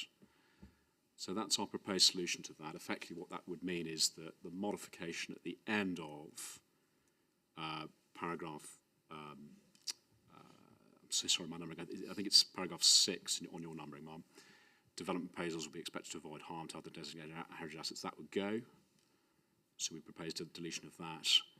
And we would, just to be complete about it, in the previous paragraph, we would say that should effectively end at the end of the first sentence at significance. So you'd strike through harm to such elements will only be permitted where this is clearly justified and outweighed by the public benefits of the proposal. So you just have a default to the framework. That's our first submission. We have a second submission. Again, it's in that next paragraph, it's the line just before the one I've been describing about non-designated heritage assets. This is about non-designated heritage assets of archaeological interest. And that sentence then concludes, equivalent to a scheduled monument should be given equivalent weight to designated heritage assets. That appears to be an attempt to render footnote 68 of the framework. I'll just read it out. So non-designated heritage assets of archaeological interest, which are demonstrably of equivalent significance to scheduled monuments. And here's the distinction. The policy wording in the proposed development plan document is set to refers to weight, whereas the NPPF says should be considered subject to the policies for designated heritage assets. So whilst we can see what's trying to be achieved here, I think our preference, just for clarity, to avoid any ambiguity and thus lengthy discussions in how such a policy would be applied in practice, would again simply be that one defaults to the language of the framework, i.e. should be considered subject to. Now there's a consequence of that, so just our final point, and that is that the paragraph, so paragraph 5, I think it is again on your numbering, Ma'am, development proposals affecting a designated heritage asset or an archaeological site of national importance.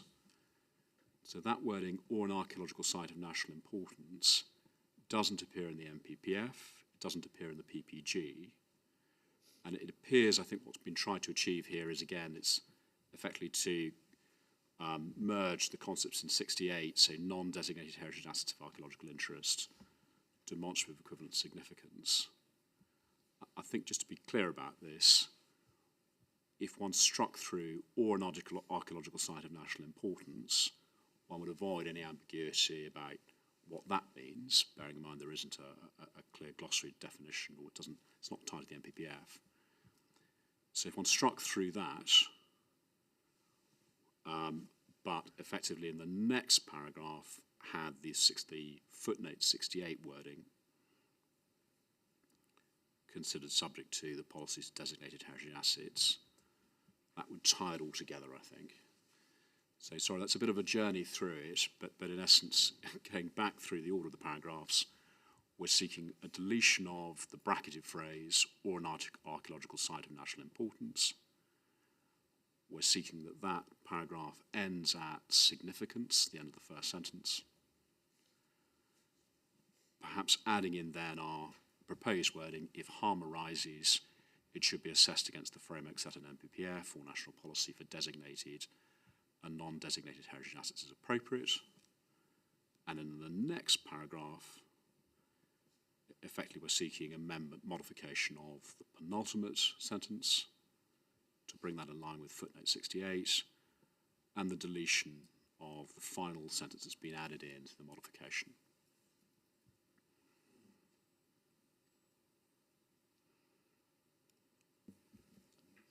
Okay. Thank you very Okay, much. thank you. Barton Wilmore. Thank you, Ma'am. Just generally, in terms of the structure of the policy, we note the front end of the policy that looks to set out the aspirations of the GMCA and the plan and what local plans aim to do. We support that and support the modifications to it. At the bottom of that section, and this seems to sit and bridge the paragraph after point 5. This paragraph seems to bridge local plan aspirations and development management policies, but it gives particular consideration to ensure that the significance of key elements of the historic environment which contribute to Greater Manchester sustained and protected from harm. Now, we support that aspiration, but it then goes on to include historic town centres, places of worship, various things down to farmsteads and other buildings, other sites, buildings and areas of identified archaeological, architectural, artistic or historic value. And I see that that's been there's been proposed modifications to that.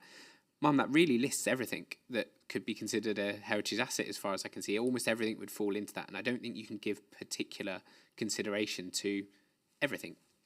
The definitions in the policy or the examples in the policy, I think, would much more appropriately be put to the justifying text of the policy, and I have no real objection to the wording suggested by Historic England on that, to give information to the reader as to what might be of importance. My fear on the wording of the policy at the moment is to suggest that all and any sites in this list could be decreed as being of what makes Greater Manchester particularly special.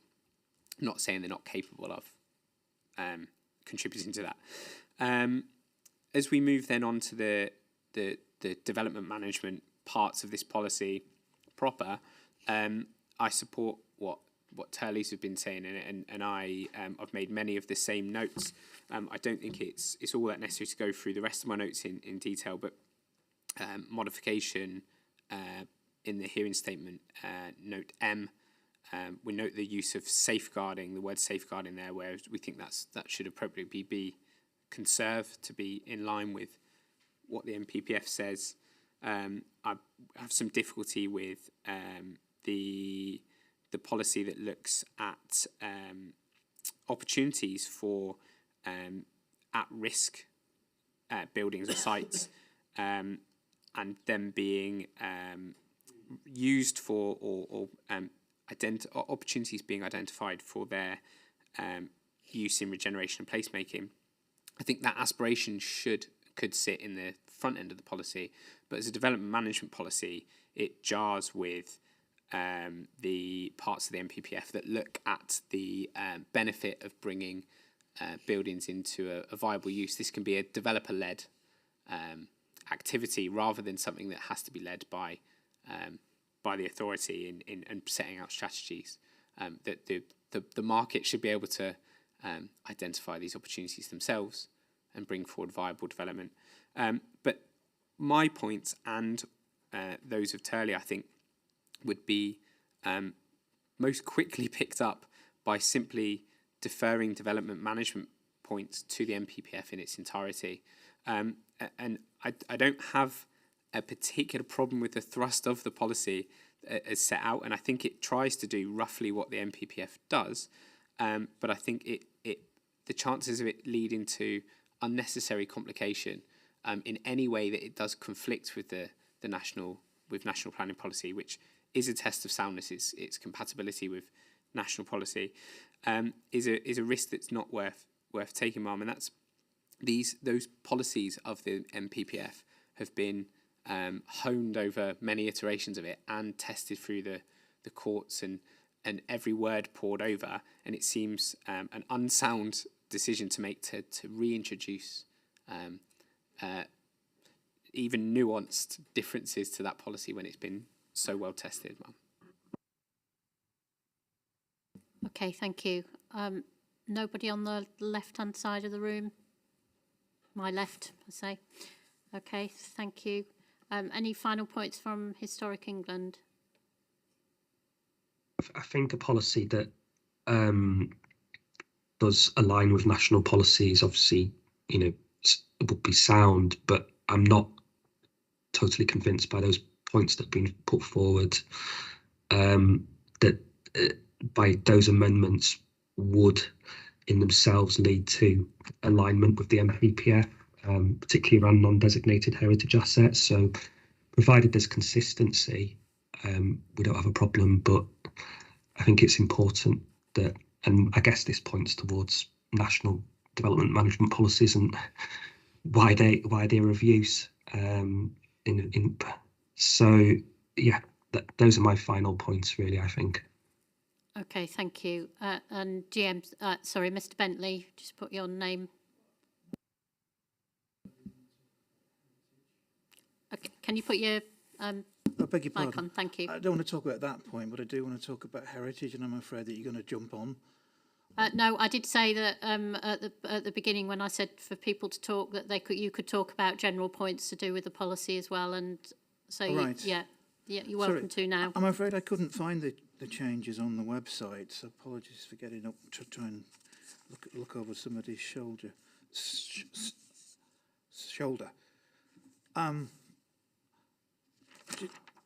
Well, first of all, I think this policy is one that's ignored by the proposals. Secondly, I'm looking at the document that was given us today, and there's some acronyms, HIA and HEA and IA, and I don't understand what those mean. So maybe, Henry, can you explain? Could Henry explain to us what they mean?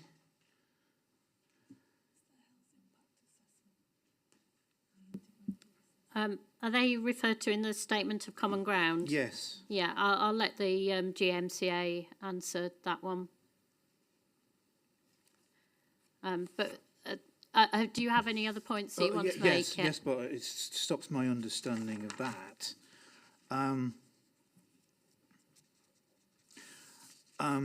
I'm concerned that archaeological surveys that's been carried out this year are not on the inspector's website, and I've actually written to the programme officers to ask if you could subpoena something, if that's such a word.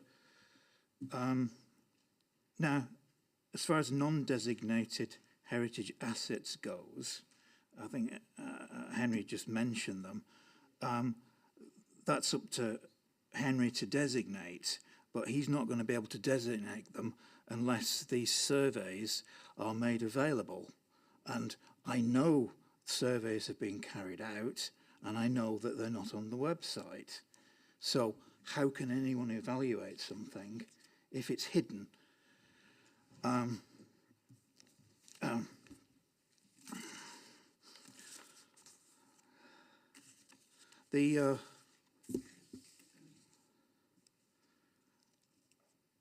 The preamble to the policy that I'm looking at on page 176 talks about the development of Greater Manchester evolving over more than 5,000 years from a heavily wooded landscape, etc., to farmsteads and Saxons and Vikings and what have you. And I've just looked at the list of key elements in the Statement of Common Ground, key elements of the historic landscape. That's all about the built environment as far as I can see. But historic landscapes are also about farmed landscapes, patterns of hedgerows and walls and that sort of thing, which are not here. They're not listed. And I don't understand why they're not listed. Now, as part of my role as a countryside warden, I research, I examine the ground, and I interpret the landscape for visitors. Now, agricultural landscapes can be part of living archaeology. Now, not every improved grassland or field, I'm not talking about everything, but you can have elements of bocage, that's a French word, pre-Napoleonic period enclosure in your landscape, which is of value. You can have ridge and furrow grasslands, which is of value. We don't have open field systems in Greater Manchester. You can refer to estate maps that show field boundaries going back to pre-ordnance survey days. And then that's, on top of that, there's industrial archaeology, medieval archaeology. A lot of our brick pits are reportedly to be medieval extraction sites, and we've got prehistoric archaeology. I don't see historic landscapes in that list, and I don't see the word Iron Age in that list too. So, on the second page of that list, significant archaeological sites, including those associated with, and you could easily put in the word prehistoric or Iron Age in there.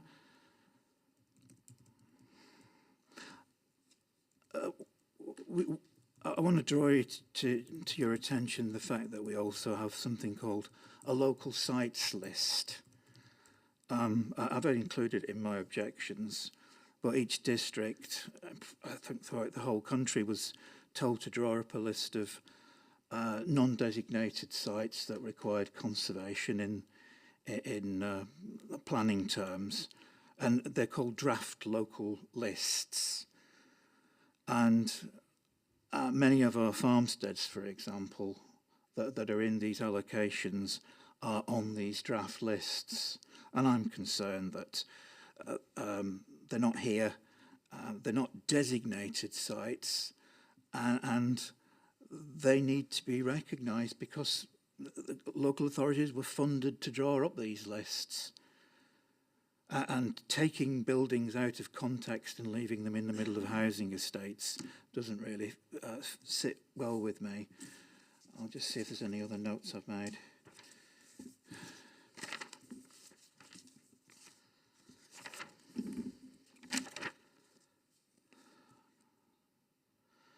No, that's it, thank you.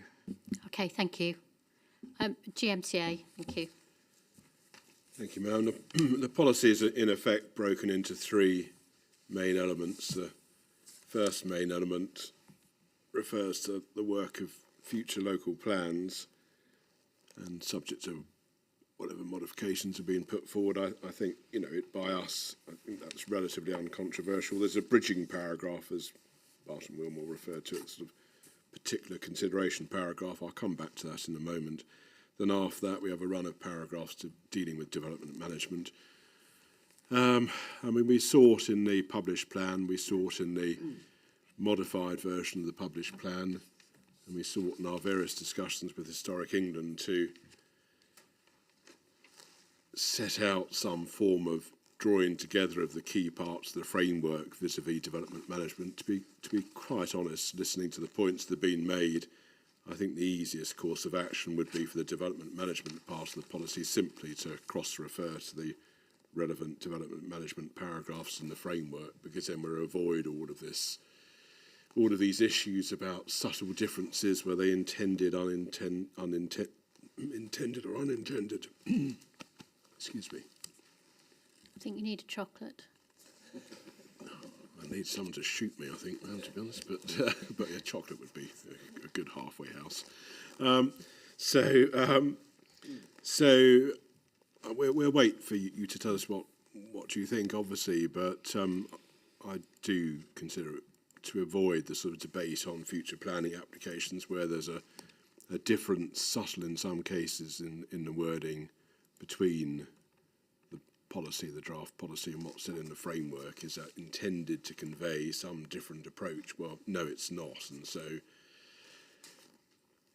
the simplest thing to do would be to cross-refer to the development management paragraphs in the framework, it seems to me. I mean, one could carry them over into the policy, but one could just as well cross-refer to them. But the idea of being in lockstep with the framework, particularly, I mean, I do take the point, it's a point well made, that national policy tests and criteria in relation to heritage have been considered in so much litigation that perhaps the safest course of action is not to sort of tinker around with the words in national policy.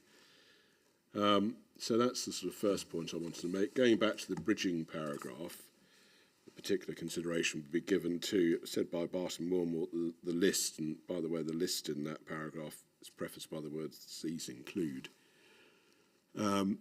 was all-embracing, if you like. I mean, what had been left lists everything, it was said.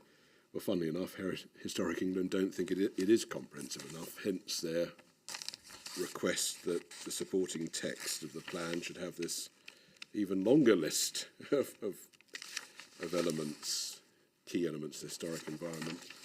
And then we heard from Mr. Bentley a suggestion that even the longer list needs to be lengthened by adding further things to it.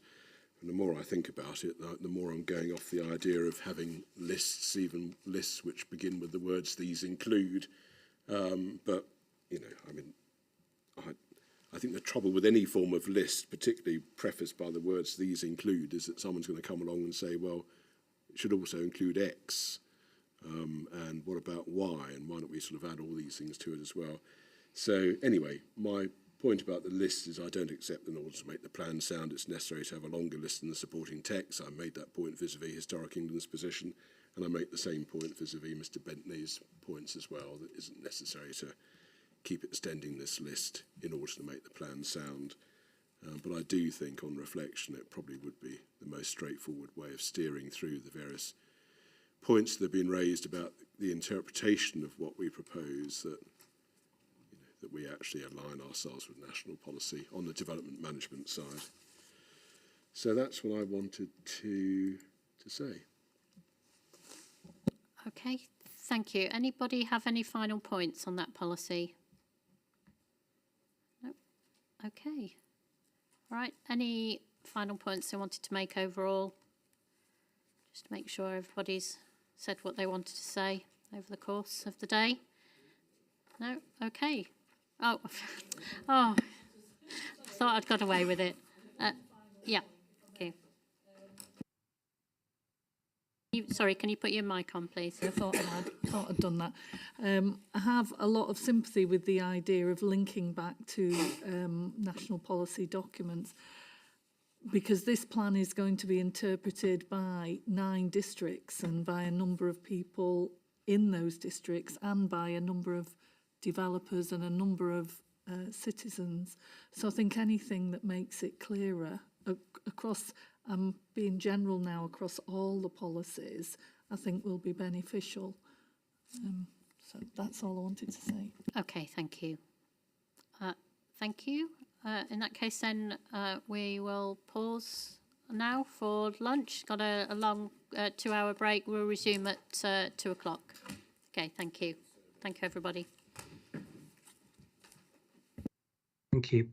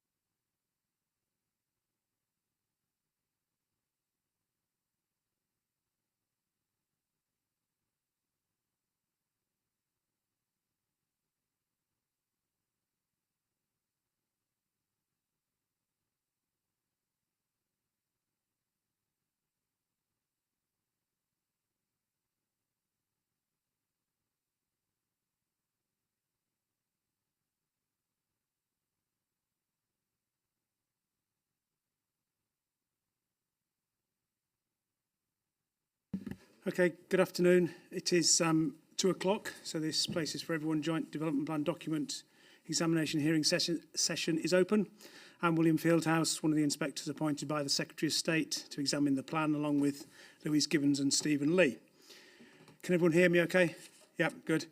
Quick reminder, please switch your mobile phones, laptops, etc. to silent. And there are no fire alarm tests planned for this afternoon, so if the alarm does go off, we will need to evacuate the building following the green exit signs. I won't go through any introductory comments any more than that, really, because I know you've all been here before or are aware of how things work. So a reminder that we're dealing this afternoon with Matter 11, which is the Connected Places chapter of the plan, relating with policies relating to transport and a policy on digital connectivity. Now, a number of main modifications have been proposed by GMCA to some of these policies. Some of them were set out in the schedule published before the hearing started, PMM2, but also there have been, I think, 3 sets of subsequent modifications proposed following work relating to the strategic road network and following the habitat regulations assessment update. And then also last Friday in GMCA 20, which to some extent kind of brought together and superseded some of the earlier ones. So anyway, they are there in various places, and we will deal with each of those proposed main modifications as we discuss each policy. So as usual, I will start with a few questions to the GMCA and then open it up for others. I think you all know the format. If you want to speak, put your nameplate up on end. We'll probably have an adjournment around 3:30, unless it looks like we're close to finishing at that time. We shall see. We've got one online participant today. So I'll go around doing the introductions, but if I could start with the online participant, please, representing CPRE, I think. Yeah, hi, it's Jackie Copley from CPRE. Okay, good afternoon. And then the GMCA, please. Thank you. Chris Katkowski, KC for GMCA. Mia Crowther, Senior Transport Planner at TFGM. Richard Clues, Transport Planner at TFGM. Jimmy McManus from Salford Council, representing the GMCA. Marge Powner, Friends of Carrington Moss and Save Greater Manchester's Greenbelt. Pete Abel from Manchester Friends of the Earth Sustainable Transport Campaign. Okay. Afternoon, sir. Ian Gilbert from Barton Wilmore, representing Redrow. Good afternoon, sir. John Coxon from Emery Planning, representing Hollins Strategic Land this afternoon. Thank you. Afternoon, Paul Forshaw from Turley, representing Peel. Good afternoon, sir. James Corbett, Council, representing Peel, alongside Turley. Good afternoon. Paul Tucker, KC, instructed by Tony Aiken from Colliers, who sits behind my left shoulder. And if I need to do any chair swapping, I'll be replaced by Valerio Riso from Condals, who's the author of the statement. Okay. Thank you very much, everyone. Right. Any procedural queries before we start? No, okay. So what we're going to do is, I will go through each of the policies in turn, but essentially I've got 3 parts to the agenda. The first are the policies listed under the first few bullet points. That's JP Strat 14 through to JPC 6, which I don't have all that many questions about, but I will go through each of those. And then I'm going to take the proposed modification relating to the strategic road network, which is in essence a new policy, along with where I've put on the agenda JPC 7, the transport requirements for new development. So we'll deal with it like that, because I think the strategic road network policy is more related to that policy than it is to Streets for All, even though that's where it would slot into the plan. And then finally, I mustn't forget to move on to the digital connectivity policy after we've dealt with the transport things. Okay? Perfect. Yeah, okay, thanks. So, in general, the transport policies in this plan, as is not unusual, are a mixture of policies that relate to development and have requirements for local plans and development management, but also deal with the provision of transport infrastructure and services more generally. And that's not uncommon, and I guess that's not outside the legal remit of a development plan that deals with the development and use of land, and including NPPF dealing with strategic infrastructure, transport infrastructure, those sort of things. So that's that. So the role of these policies, particularly the first sort of 6 that I mentioned, are a mixture of transport policies, not just land use planning policies, in essence. I think that's the kind of context as I'd see it. Is that correct? It is, and we could take each in turn, but they're Yeah. a mixture of development management, local plan, and in the lexicon that I've developed, if you like, at these sessions, there's some signposting, there's some signalling as well, yes. Signalling, so traffic signs and railway signalling, Well, and no, we're not set going to go myself- there, I are we? walked into that, didn't I? But walked, by the way, in the most sustainable mode, into that trap. Right, okay. So let's start with JP Strat 14. Again, this is we've discussed the 2 previous JP Strat policies, 12 and 13, and what their role is. This is a high-level strategic policy. You say that it sets out a positive vision and overall strategy for transport infrastructure provision consistent with the Greater Manchester Transport Strategy.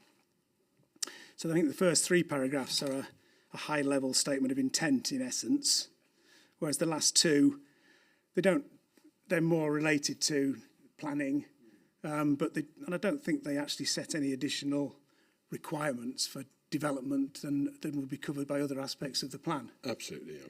It's just a sort of bringing it all together as a high level. I don't have any questions about the policy, unless there's anything you wish to say. I'll see if anyone else does. Definitely on not. that one. No. Definitely not, so thank you. No. JP Strat 14 specifically. Yeah. Friends of the Earth. I'm not sure if this is the right place. Please tell me if not. So it's sometimes difficult to find the right place for certain points. So we've got comments on each of the C1 through C7, but they'll come up later. They're broader points around the transport policy, the plan, and and climate and and journey data. So on the substantive points, I'd like to draw your attention to the Transport Strategic Modelling Technical Note, GMCA document 090104, which on para 1.24, page 8, projects an 18% overall highway growth with regard to car travel demand. So that's our starting point for that. Looking at the recent Department for Transport vehicle registration data for Manchester and Greater Manchester between Q2 2010 and Q2 2022, basically shows quite a large increase in the registration of private cars, which is outstripping population demand, or population growth, I should say. So Manchester has seen a 28% increase in that period, and Greater Manchester a 14.2% increase in private cars registered, and a 57% increase in diesel LGVs. And in fact, since 2015, the year of Dieselgate, 100,000 more diesel cars have been registered in Greater Manchester. And there's also been nearly 500 million more miles driven in between 2010 and 2019. So our question really is, looking at the right mix aspiration data that comes up later about reducing car or other trips from 3.7 million to 3.4 million daily trips between 2017 and 2040, how does that correspond with the Transport Strategic Modelling Technical Note projection that P4E and the allocations would result with an 18% overall highway growth of car travel demand over that time period? I do know another point, but perhaps I can come to that later. Right, just make sure I understand that point. So you're saying that the GMCA's own evidence and relating to projections about the transport movements, it is based on what some reference. You know, you've looked at some historic data there about car use and registrations in Greater Manchester. Yep. And projecting forward, you're saying that the evidence the assumes or predicts an 18% increase. Well, that's my reading, and I may be wrong. It's our reading of the GMCA's own document, the Transport Strategic Modelling Technical Note, which is on the evidence website. Okay. So your concern is that That's their own assessment of what the plan is likely to lead to. Well, points later on, the right mix and the 2040 transport strategy say that we basically need to reduce car travel, and yet the technical assessment for the plan that doesn't identify that, unless I'm misreading it. Yeah. So my query is, how do the two coordinate? Yeah. So you're not necessarily questioning the evidence, but you're saying, well, on their own evidence of the assessment of what this plan will do is to generate more car trips. Is that? Well, another part of that technical note, it talks about the CO2, and I was going to do different distinctly, but it talks about the CO2 emission increase, and it's predicting only a 6% drop over the time period of the plan. And yet, if we look at the CO2 emission reduction that we need, and I can come back to that later with the Committee on Climate Change's recommendations, but basically one of the notes, or one of the points in the technical note, is that the reasons for the change relative to highway trips is that the allocations in the plan generate longer distance car trips than average Greater Manchester trips due to their location. So the plan's own technical note on transport is identifying that the locations within the plan are going to increase both the volume of traffic and also the distance travelled. So our queries, and I can come back to some of the data afterwards, but our queries is we're supposed to have an ambitious plan that meets both our climate change and also our transport car demand travel. So my queries to GMCAs, how do those points align? Yeah, okay, understood. There is a danger we're going back into issues that we've dealt with earlier on in the examination about the overall spatial strategy, whether it's and the methodology for selecting the allocations, etc. But point taken, understood, and the GMC may wish to respond to that in due course. And I'll take comment from Friends of Carrington Moss. I had similar points. I won't repeat Pete's, but and I wasn't sure when we would be the right point for this, but paragraph 10.17 in the plan mentions that the growth of the plan could lead to 800,000 additional residential trips per day. There's no figure for the number of commercial trips and how that is expected to grow. I'd also made the note about more prominence of the carbon emissions data and similar references to Friends of the Earth. But the other key point in this, sorry, I've lost my other key point. Okay, sorry about that. You'll have a chance to come back. I mean, as I said, yes, okay, understood, and you understand these concerns, and we've read the representations about the spatial strategy, the choice of the allocations, and how that may or may not affect travel. What I do want to focus on today, I mean, thank you for reminding us, and we've got it, but I do want to focus particularly on the wording of these policies and how effective they will be in, I suppose, trying to address some of those or mitigate against some of those issues. I think that reference in 1017, for example, isn't necessarily an analysis of what the plan would lead to. It's well, we'll let the GMC respond to that 800,000. But okay, sorry, did your other point come back to you? If you don't mind, I'll just remembered my point, which was that the transport strategy actually says there will be no net increase in motor vehicle growth between 2017 and 2040. So the figures, even in the plan, don't correspond to that. Which figures in the plan? The 800,000 additional residential trips per day at paragraph 10.17. Okay, well, we'll see if that is a prediction of what the plan is likely to lead to or something else. Okay. Emery Planning. Thank you, sir. Hollins have commented on, I think, Strats 14 and C1 and C7, but I can perhaps just deal with all the points collectively. Paragraph 104B of the framework talks about realising opportunities from existing or proposed transport infrastructure, and clearly that's a key part of the PFE strategy. We obviously heard about the site selection methodology and criterion 6. Not going to go back there, but sites that would deliver investment in transport infrastructure to deliver the transport strategy. And figures 4.1 to 4.8 show some of that transport infrastructure. They're the figures below the strat policies. So I think the point is that principle should be embedded into the transport policies to ensure that it provides a strategic guidance for the local plans, including when they come to allocating sites. So in terms of Strat 14, I think this is addressed in the third paragraph, which says the creation of a much larger integrated rapid transport network incorporating bus, Metrolink, tram, train and rail services will be supported by policies that focus new development in locations close to existing and proposed public transport connections. I suppose the point is it's not just about focusing development in those locations, it's also about the sites that can contribute to delivering that infrastructure.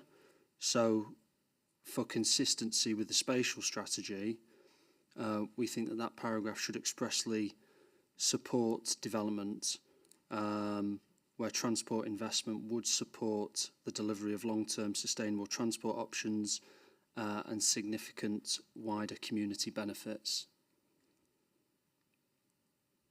And that's basically the wording in criterion 6 of the site selection methodology. Yeah, so you're thinking that isn't reflected in a policy? No, I think to be fair, the GMCA obviously said when we come to allocate sites in the district local plans, we'd hope the site selection methodology doesn't just go in the bin. And clearly, this is part of the spatial strategy, so I'm sure that's the intention anyway. Okay, thank you. Understood. Right. GMCA, three different perspectives there. Yes, I'm just trying to catch up with the last perspective.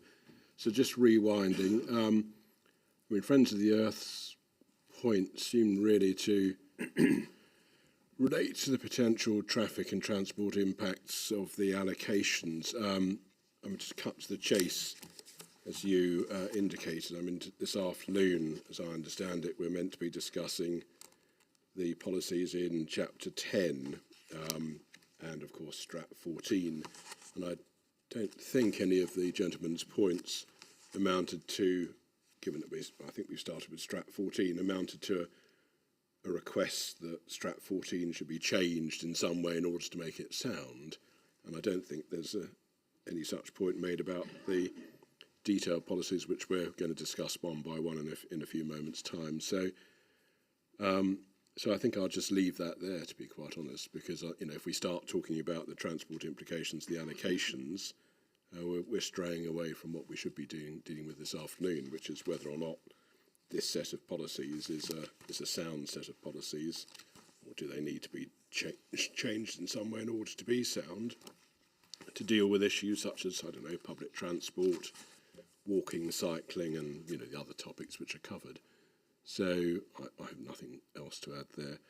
Friends of Carrington Moss had similar points, so I won't say the same thing again. There was a reference to the text at paragraph 1017 of the plan at 195. I mean, the 800,000 is extra residential trips per day, is from a 2018 study and relates to population growth. It's not an assessment of the impact of the allocations in the plan, for example. In this plan, for example, it's also residential trips, which is on the GM's transport networks, which, as I understand it, doesn't mean cars. It means trips by any mode, and on any aspect of Greater Manchester's transport network. So it's not a particularly helpful reference to make if one's concern is additional cars and or additional HGVs. Moving on to Emery Planning's point, well, I'm more than content to leave it to you to assess whether a change to Strat 14 is necessary in order to make it sound. Along the line suggested, if you are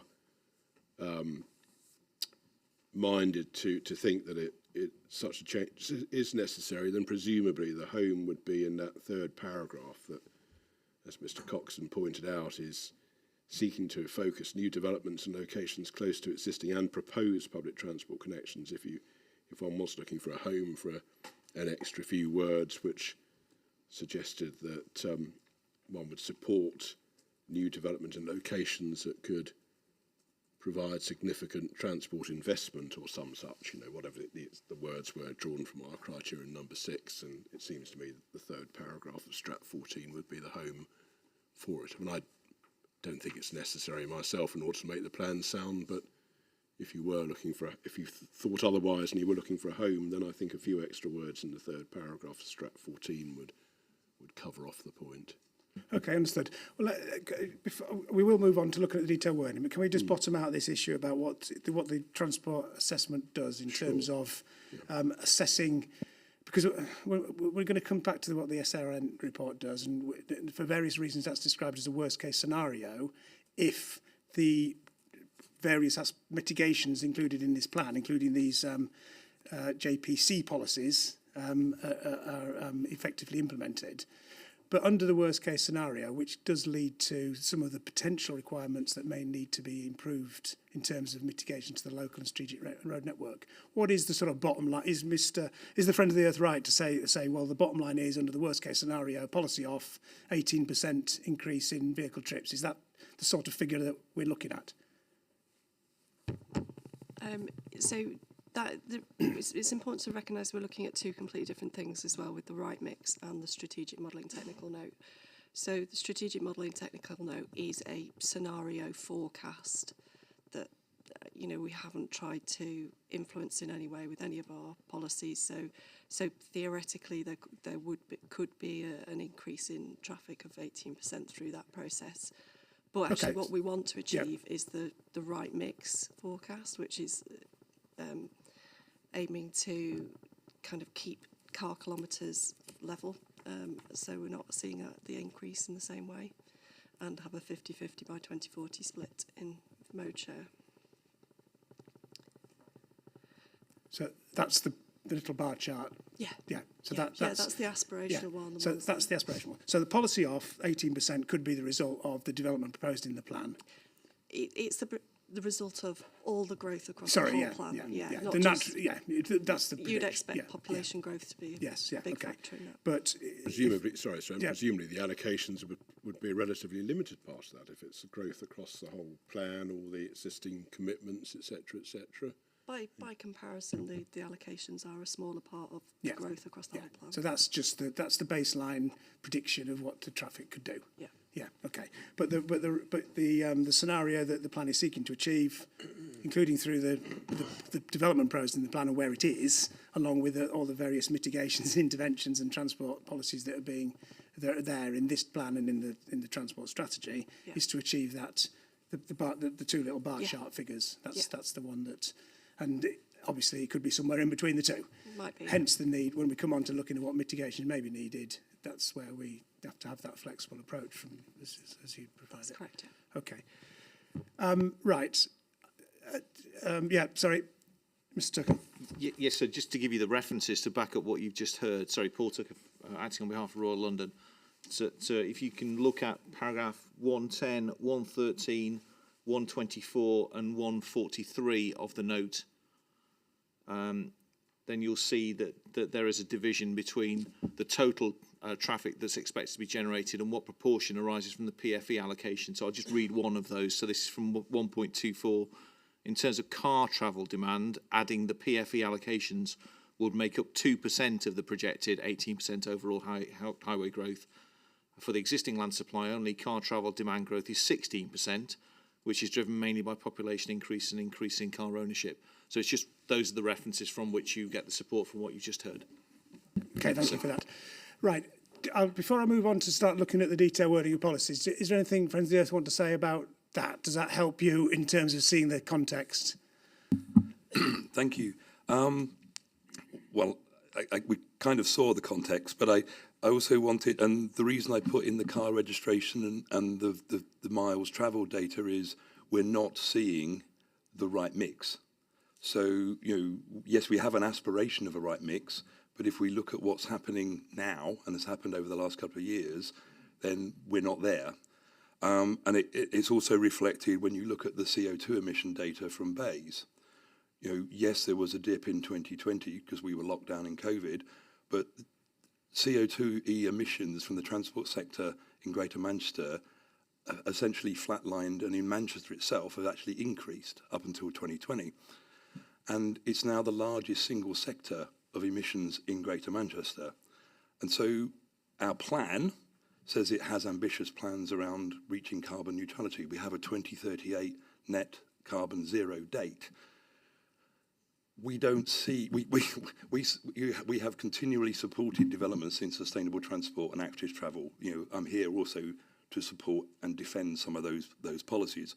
I personally spent 15 years lobbying and campaigning for active travel stuff that's happening now in Greater Manchester. We support this, but we do not see the ambition and we do not see the correlation between what is in the plan and what we need to achieve between now and 2038. Yeah. So we'll deal with each of these C policies coming up, and if there's deficiencies with those in terms of ambition to deliver the right mix, or even more ambitious modal shift, which you say at the moment is going the wrong way, the private vehicle use is increasing. Yeah. So we'll deal with that. But just so that I'm aware of what else is wrong with the plan, fundamentally, is it the spatial strategy that is of a concern? What we would say is it's nothing. There's nothing wrong with these policies in here. We support most of them. It's what we're looking for is additional ambition in this plan to meet what we need to do in terms of climate change. But what would that additional ambition look like in terms of land use planning, spatial strategy, amount of development? Less development, or a different distribution of development, or what? Well, I didn't prepare that because we're going to do site allocations at a later date. But is the site allocation part of the problem? Site allocations is part of the problem. Yeah. Yes. Okay, understood. Yeah. Anything else? No, not at this point. Thank you. Okay, thank you. May I just come in on that note?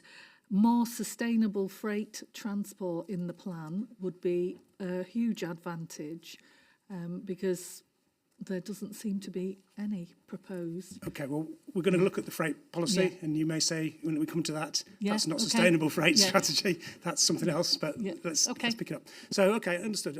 I think it's helpful to get these concerns out of the way, to understand what the context is, and then we can look now at these policies individually to see how effective they are or not in terms of being ambitious and helping to achieve that modal shift within the remit of what this particular plan can do, bearing in mind it's essentially a planning document, not a funding document or a behavioural document or anything like that.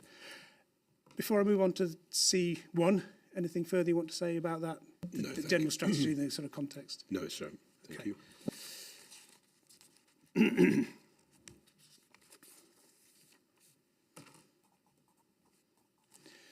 So if we jump from chapter, whatever it was, 4 was it, 5, to chapter 10, we have some contextual information building up to the first policy C1, one of which is the right mix,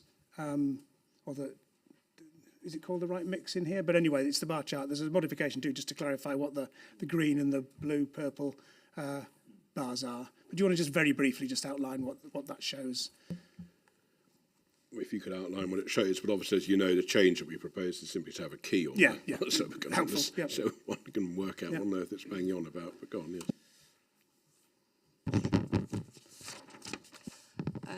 yes. So the right mix chart there basically sets out how we believe we should be moving towards a more even split between sustainable and non-sustainable modes, so public transport, active travel and car and other modes, in a context of a growing population and development.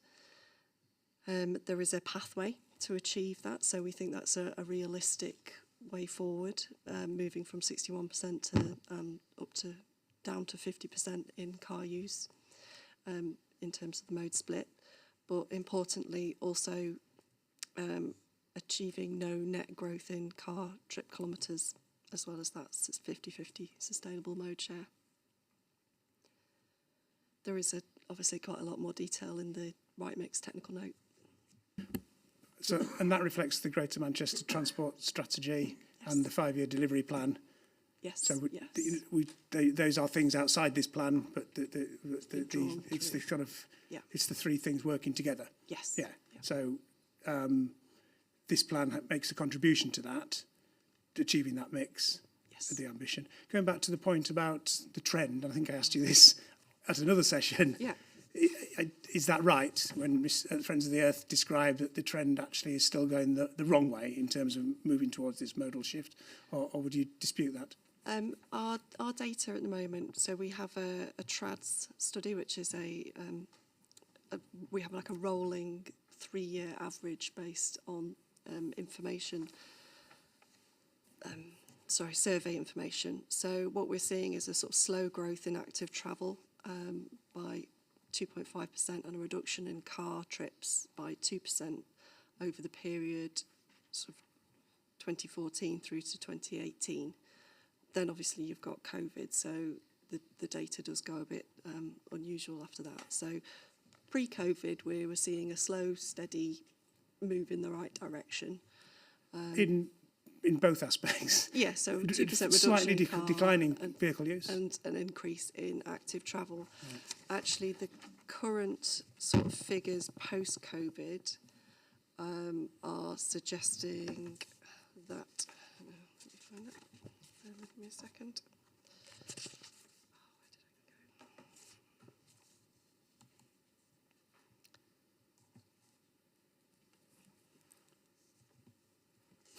Sorry, I'll just find the right bit of paper.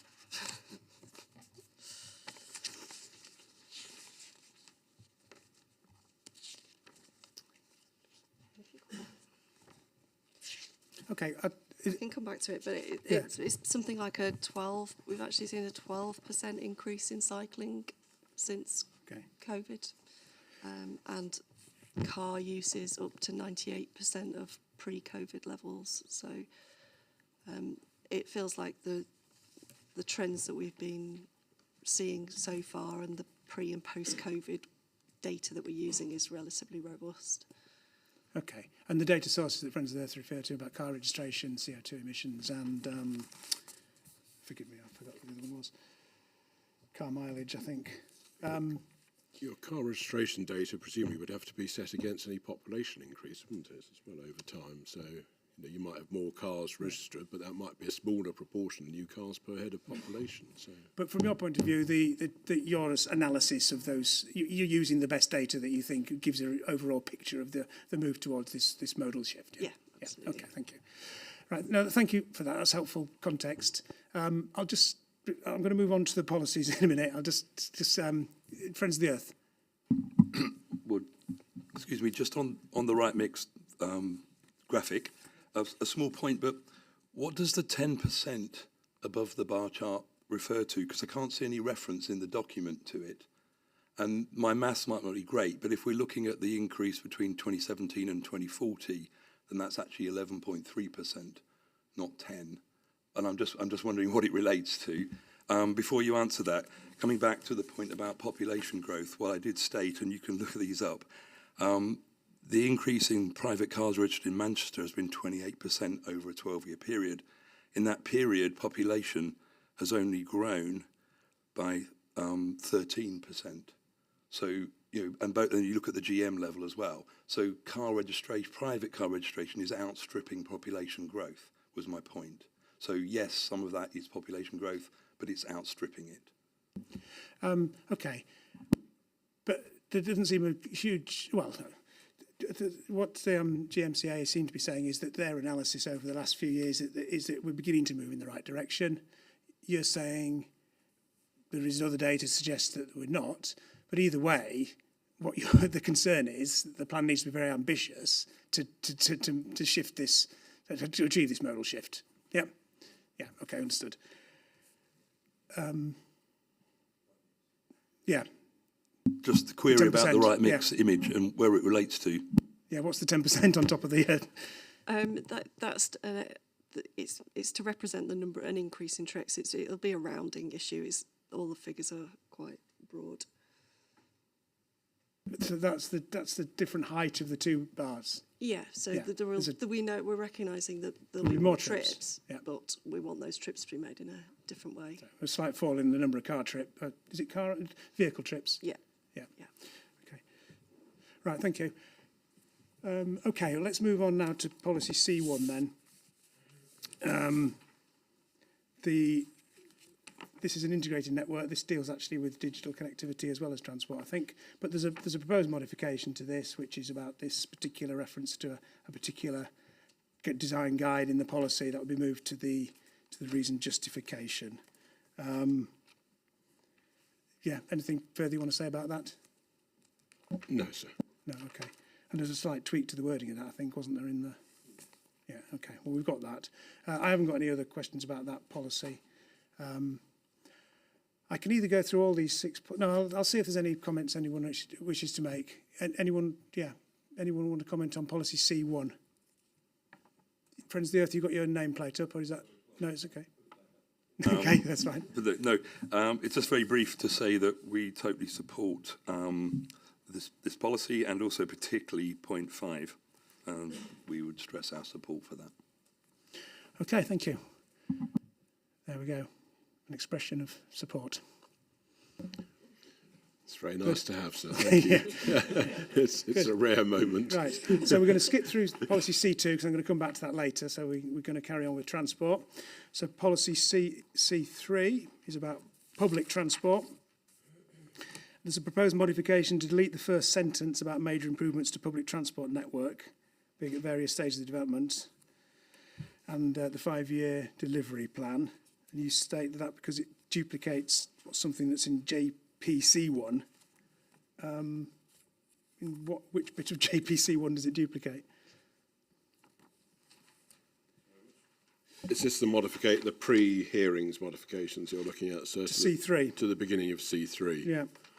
So this is our response to PQ74. Bear with me for one moment. I'm just checking we haven't done anything else to this that I need to worry about. No? I don't think so. No. Sorry, it's my fault entirely. Are you referring to the first sentence of the policy C3, major improvements, our 5-year transport Yes, delivery that's all plan? been deleted as far as I know, as you're proposing. Yes. And the reason in your statement for that was that it duplicated part of C1, but I couldn't actually Oh, I see. It doesn't actually duplicate in the sense that it repeats the same words, but is it? It's just the broad principle is covered by C1, so there's no need to put it there. Yeah, okay. Right. So then we move on to a list of a range of measures. These in order to help deliver major improvements to public transport, we will support a range of measures, and then this is a list of a mixture of sort of thematic and spatial priorities. Yeah? That's right. So And it's including, so it's not exhaustive. Yep. We will support, that's the local planning authorities and Transport for Greater Manchester, presumably, is it? Yeah, so both those things, yeah. So these improvements, I mean, these aren't things that will be delivered by development. No, this so is they one of won't those- necessarily find themselves repeated in other. But the strategy, when it talks Exactly. about things like it's, Emery Planning referred to about development being located will help to deliver certain priorities for public transport improvements. So these are some of the things that may have affected the strategy. Mm-hmm. Yeah. And this is one of those policies which classically mixes some bit of development management. There'll be some things, for example, if a planning application did contribute to one or other or a number of these points here, then that would be a tick against the planning application. But it's not a policy which would apply across the board to, it's not simply a development management policy. And it wouldn't constrain development in any particular locations. Other No, than, that's right. That's right. Okay. So, for example, enhanced. The first one is a classic, isn't it? We wouldn't expect someone's application for a couple of houses or whatever it might be to deliver a hub of high-speed rail connection between London and Northern Powerhouse Rail, etc., etc. So, you know, it's one of those policies which mixes, in my language, signalling, signposting, development management and local plans. You shouldn't have pointed that one out, because it's got me thinking now whether you should have a policy relating to connections to London and if you're outside the plan area, whatever. We'll leave that. Okay. So I don't have any more questions about C3, public transport. Does anybody else? No? Okay.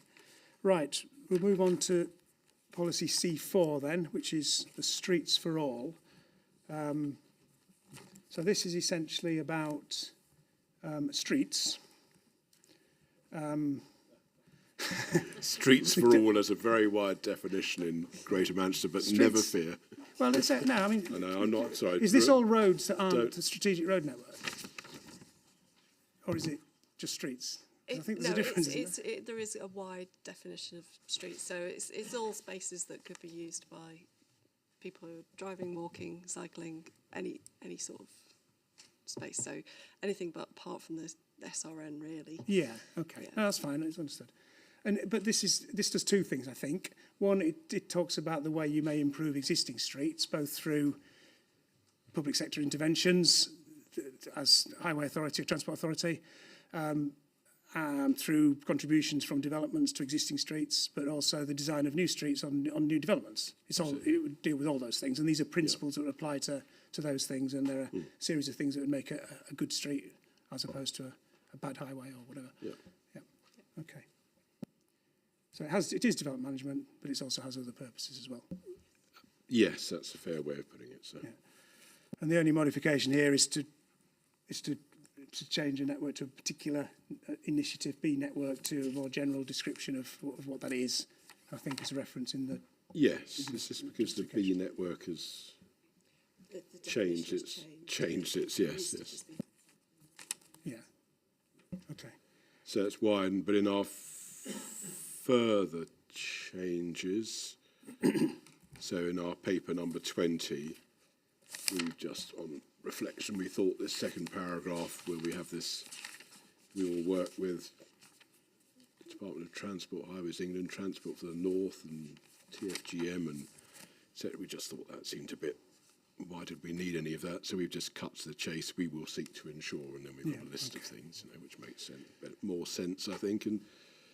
And you'll recall that this is the policy that we'd tacked this agreed paragraph between ourselves and National Highways about working with them to ensure a coordinated approach. We'd originally popped it at the end of this policy, and I think this led you to ask us, someone on the line much earlier on in these hearing sessions, well, is the SR anything to do with streets for all? And so now it's a separate policy. Exactly. And I'll pick that up. I mean, it would still slot in here because you've got reason justification related to strategic road networks, so it's slot in there, but I'll pick it up under C7 as well because there's some overlapping issues there. Anybody wish to say anything about the policy relating to streets for all then? Yeah, Barton Wilmore. So it's just a minor point, and I don't want to upset Mr. Kutkowski anymore about picking apart his lists. But for point 1 of the first paragraph, or can we have in there that where appropriate or where practical, please? Because at the moment, if the streets for all approach is defined by these elements, then our proposal would need to include those things in my reading of the policy, and clearly some of these things aren't going to be appropriate everywhere. So I won't go through the detailed points, but isn't that a general point about planning policies, though, that it's a planning policy, but there's other material considerations, and there are other planning policies that may work in different ways. So you could put that phrase in every policy, couldn't you? It's in many of them, sir. Yeah, okay. It's the misrepresentation of them, sir. And if they are misrepresented in later local plans or by policy officers, I want to be able to pick up the policy and point them to the word that says where appropriate and make my case that it's not appropriate, rather than starting from a position of having to do it, or even whether that's through misrepresentation of the policy, sir. Okay, any other comments on C4 before we get a response to that? No. This has been one of these running. It's almost a philosophical discussion, I think, about whether one should or shouldn't use phrases like where appropriate or whatever it might be. In some cases, it seemed to us to be a good idea to use that terminology, and others not. I mean, I think this one here is, I mean, you could perfectly well put where appropriate in, but I don't know, is it too late in the day for the planning system to suggest some common sense? I mean, if you look at this list, it patently wouldn't apply to each and every development that came forward. And one would like to think that some common sense would be used in its application, but you know, I'll leave it with you. So we've had this, every time we've suggested put where appropriate in, we get warm words of approval from one side of the room, and usually we find the Friends of Carrington Moss saying, well, we don't like that sort of language. By the way, after my Mr. Cocoa Pops the other day, you've had the best thing on the YouTube translation, because your surname has become Panda.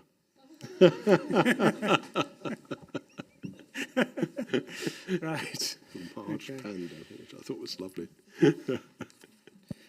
So Okay. can I just leave that with you? Leave it with us, yeah. Okay. You know, you might tell us to, oh, Mr. Tucker's got something to say. Okay. I do, and I should say before I do that I don't care. But in J, you have the word appropriate there, whereas you don't have it in other criteria. So I don't care, frankly, one way or the other, because these are policies that the Supreme Court tells us have to be read with common sense anyway. So I just wonder why it's in one and not the others. But as I said, I don't care, and I'm not raising it as a soundness issue. I'm just raising it, frankly, because I think I get paid if I have a speaking role, so I've gained one. All right. Okay, thank you. And the machine won't get my surname wrong. That's only done deliberately. Let's move on then to C5, which is the next thematic transport policy about walking and cycling. And I know there's been initiatives in Greater Manchester to increase walking and cycling, and there was some reference this morning, I think, to some of that. This presumably, I assume, looking at GMCA, is consistent again with those sort of broader initiatives and the transport strategy and the delivery plan, etc. So again, this is a policy that has implications both for the work of the authorities, its Highway Authority and Transport for Greater Manchester, as well as the design and layout and contributions from new development to achieve these things. It sets out some sort of specific sort of principles and outcomes that are looked for.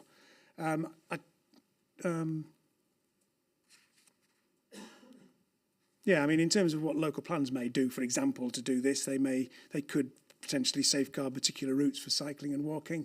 They could set standards for cycle storage. Those are the sort of things that you may take forward through a local plan. There's those policies that covers all those different aspects. Yeah, okay. Yeah, I think you proposed a modification to delete part 7. Is that right? Delete part 7. Because yes. it's duplicating something elsewhere, I think. Is that? Because it's in C7. Yeah, because it's in another policy in this same chapter. So yeah, we've got a whole policy on this subject in C7 in the same chapter. So that because that's specifically about the development management requirement, design and layout, it's covered more fully in C7. That's right. Right, okay. So although we often signpost from one chapter to a later chapter, I can't remember whether we signpost backwards in the plan. I can't remember that level of sophistication, but you know, we might signpost from one chapter to another. But here, I mean, this is a turn the page, and you've got everything you could conceivably want to know about transport requirements of new development. So that's the reason anyway. So in terms of this phrase, and it is repeated in C7, this with walking and cycling as the primary means of local access. That's what does that mean? That's obviously something that is it reflective of the Greater Manchester's transport strategy? Does it have a particular meaning? It's not something that necessarily comes up in planning policy normally, but I can see what it means probably. But yeah, it's about just making sure that walking and cycling is given the first thought, really, rather than being an afterthought in the development. So, and by doing that and making sure that your cycling walks and walking routes are direct, secure, safe, attractive, all those good things, makes it a primary means of local access. Yeah. So that's about the layout within the development itself, but the connections are made from it to its surroundings, network, yeah. and possibly contributions to improvements to Yeah. existing walking and cycling infrastructure nearby. Yeah. Okay. Friends of the Earth. This might make GMCA Council happy or not. Just to say, it would be strange given my earlier comments, we fully support JPC5. I note now that point 7 is going to be moved into C7, but my point still stands because it's the same text, which is we fully support the text of that point, but would just flag up there also needs to be provision of safe, secure and convenient access for secure and convenient bike storage. Now that may be in property, but it may be on street. So whether that can be included, I don't know, but we would like to see it. And just to give an example, in London councils over the last 5 years, over 5,000 bike hangers, and I should say here other brands are available, on-street cycle storage has been provided for up to 8 bikes in each unit. In Greater Manchester at the moment, we've managed 12 in the same time period. So it would be good to include bike storage, both obviously in property or for those properties not suitable. And I'm thinking here about terraced housing type things, then on street would be very useful. Okay. If you look at the policy C7 lower down under parking infrastructure, just when you get a chance, there is things there about parking, storage and facilities, etc. So we'll come back to that under C7. So, but you might want to just have a quick refresh of what that says there before we do. Any other comments then on C5 before? Yeah, Barton Wilmore. So if the policy, if that word is to be deleted, we'd support that, sir. But if it's not, and I suppose this is a point that refers to the next policy as well, the reference to primary is, we feel not that helpful. It can be taken either way. Rather, principle or the majority could be a reading of that, and I don't think that is a sound approach to policy. We would probably advocate a similar approach to point 5 of C1, where the council makes clear that there'll be a prioritisation of pedestrians, cycles, then people going about their business, and then motor vehicles, rather than it being able to be interpreted that you'd need sort of over 50% of trips being local trips being by foot or cycle, which is how I'd read primary. So primary you think is ambiguous because it could imply that, well, I don't know, that, I mean, it's a common sense point. Again, you're not going to build a housing development and not have a road going into it, are you? So I take your point on common sense, and I'd rather not have to go to the High Court to find it. We've got a Strat 14 policy that talks about over half of daily trips being made by public transport. We've got a policy that says that walking and cycling will be the primary use of local access. What I don't want to get into is a dispute with officers when we've got a perfectly sustainable development and being asked in a transport assessment to demonstrate that over half of our trips are by walking or cycling when that might not be possible or feasible. And I think the removal of or swapping out the word primary would make that very clear. But what you were happier with was in going back to policy C1.5, where that talks about a hierarchy of users. I'd be happy for us to prioritise cycling and pedestrians, but the primary seems to be the result, and I could see that being read as the majority of those trips. And whilst it's a good aim, I wouldn't want it to kibosh development, because we can achieve it as the primary mode of transport. Yeah. Understood. Yeah. Okay. Thank you. Friends of the Earth. No. Okay. And right. Do you want anything else on C5, including responding to that last point about the potential ambiguity or misinterpretation of what primary may mean in this context? Well, first of all, as you know, we propose to take item 7 out of policy C5, but the same language appears in policy C7. So I would only be putting off the moment if I said, well, I'll deal with it later. So, well, primary, I don't think it's a hard to understand word, but it's to be read in context. Primary means of local access. I think that conveys a clear picture as to what's envisaged, although I'm instructed or advised to my left that, I mean, you know, if it's seen that this isn't clear enough and there's some other wording which would be clearer, then fine from our perspective. But I must admit I'm not sure I understand what the problem is when one reads the sentence, when one reads the clause in its entirety. Okay, well, let's be clear about what it doesn't mean then. Does it mean that it needs to be more than 50% of trips, for example? But what sort of No. trips? No. Local trips, I suppose you could say. Yeah, so I mean, do you really want the primary means of access to your corner shop to be by car, for example? Do you really want your primary means of access to local facilities to be by car? No, you'd want local facilities to be primarily accessed by foot, bike or bus. But you'd have a road going to your local shop. You would have a road going to your local shop. Do Yeah. you want to put the microphone on, Yeah, please? sorry. But if you design your development well, it'll be quicker and nicer to walk than it would be to drive. Yeah, so the separate footpath or cycle routes to the shop from as many houses as possible would be Might be laid more out so that it direct. would make it more convenient to do that rather than take your car and drive around to the shop. So your primary choice would be to I mean, it's obviously denoting that we do not want car-dominated new developments. I mean, that's... But yes, but you that's a will different have a re- phrase. Yeah. Going back to it's the C1 and reverse. the hierarchy, is it anything different to that? I'm not too concerned about the exact wording of this, so long as we make sure it's very clear that pedestrians and cyclists should be given a level of priority and understanding and be given first thought when designing your development. Okay, thank you. So if you look at the priority, which we've got in item 5 of policy C1, that's why I said to you earlier on, if you think this is unclear, then as long as the priority, the hierarchy in C1 item 5 is reflected in this later policy, then that's fine. Okay, well, we may give it some thought and may ask you to give it some thought. Sure. Bouncing back over there. No, yeah, Mr. Tucker. So dipping my toe into the esoteric waters once again.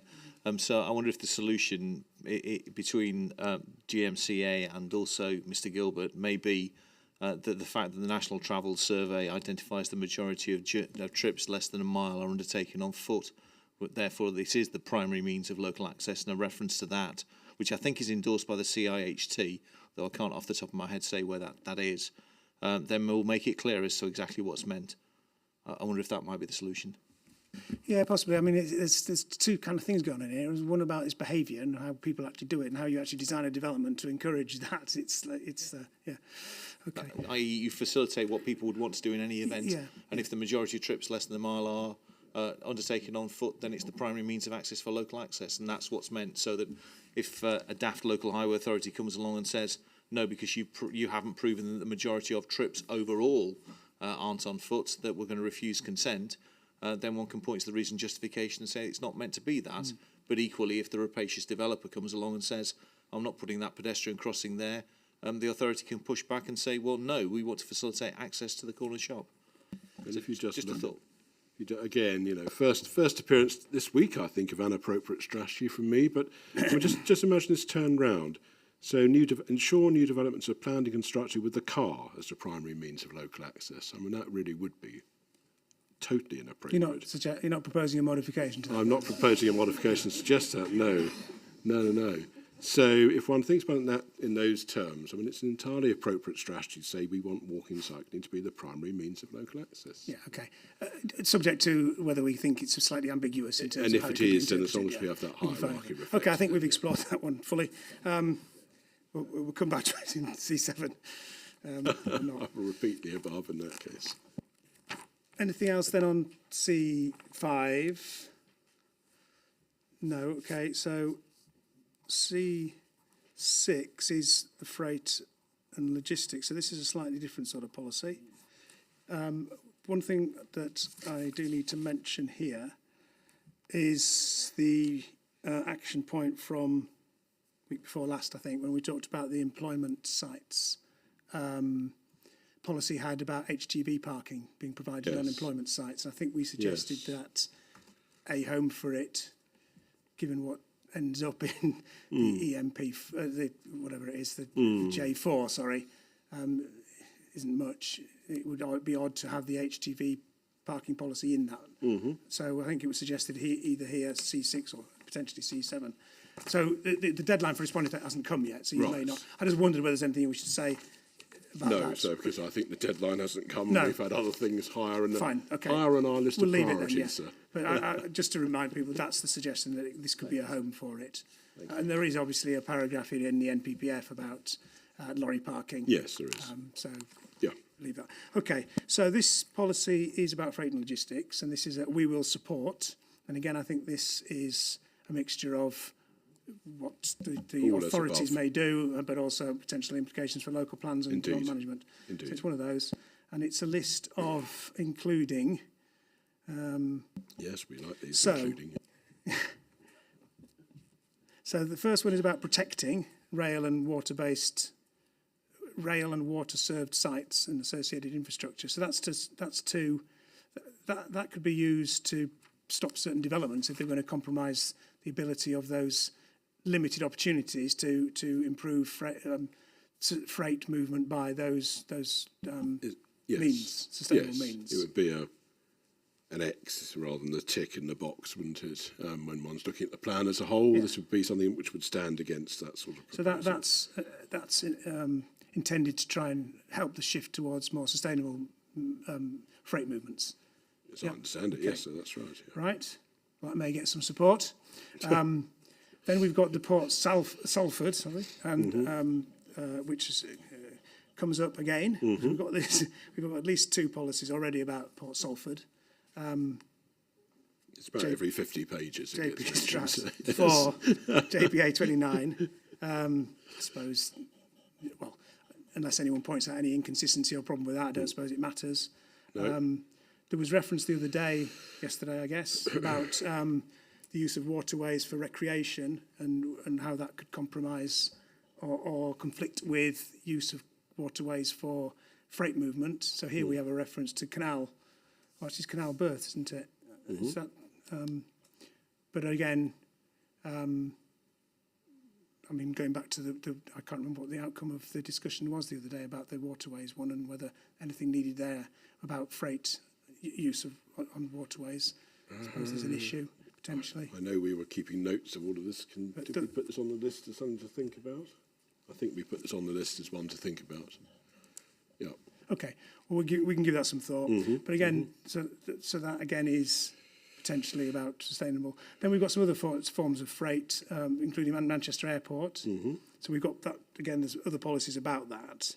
And I guess there's no contradiction or conflict between expansion of air freight at Manchester Airport with those other policies. There may be concerns from certain people about the implications of that for climate change. No doubt we'll hear those.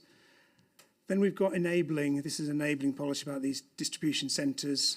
This is modern sort of logistics movements, isn't it? And again, this could be to do with design layout of development at quite small scales, I guess, when you're getting down to some of the cargo bikes and e-cargo bikes. And finally, we've got something about development accommodating deliveries and servicing. So it's quite a collection of things here relating to freight and logistics. Yes. And it could have an extra thing about HGV parking as well. Indeed. Right, okay. You've got it, sir. Thank you, yes. Right, understood, I think. Any comments that people wish to make about C6? Yeah. Friends of Carrington Moss. Yeah, thank you. Just a couple of points. Firstly, that final paragraph, point 5, there's no requirement for new development to use a sustainable mode for freight. So if new development is going to come along and put hundreds of HGVs on local roads every day, there's no requirement in here for something more sustainable to be proposed. What if you'd got a development site that was for industrial or warehousing use that didn't have access to a waterway or a railway, what could that development do to achieve? You could put in a criteria that said where a development site has access to a waterway or a railway, that it should prioritise sustainable freight, and that would be a huge move forward. There are other opportunities, options to make freight movements more sustainable as well, that are being explored elsewhere in the country. So we should probably be looking at. So what could that look like then? If there wasn't an access to a railway or a waterway, what else could a development potentially look to do? Connect through to other sites via means that are more sustainable than putting transport on the road. And other sites have looked at things such as having a focused link between sites which do connect to the rail network that takes the product and products to that site. What, by means other than lorry? Yeah, by means other than lorry. Right, okay. Which is sort of like rail or other. I mean, some have used tunnelling, which probably is expensive. So if this was part of an industrial estate and you were at one end of it, but there was at the other end there was a rail freight provision, you could use an alternative alternative means, yeah. But there are some of our sites are next to Manchester Ship Canal, which I think when we talked about the freight discussion the other day, I think it was said that Manchester Ship Canal's the only canal now that's running freight. I think somebody did mention that. Perhaps, that can be looked at, but we have got some developments that are close to the proposed developments that are close to the Manchester Ship Canal that are not proposing to use it. Are those allocations in this plan? Yes. So you could draw those to the attention of the relevant allocations. In the relevant allocations. But as a principle, you see it as something that should be at least looked at. We should be encouraging new development to look at sustainable modes of freight transport. Yeah. Okay, so and going to the first point in this about protecting existing rail and water, so you'd support that, but that only goes so far because that's just hanging on to what we've got. Yeah. We could also look at reopening existing but defunct railway lines, which could be looked at.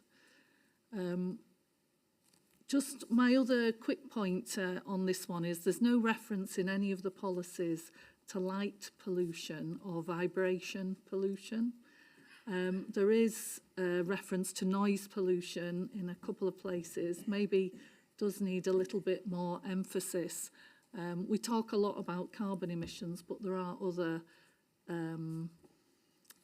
things that result in disturbances that for residents and wildlife. So, yeah. Okay, thank you. Thank you. Right, okay.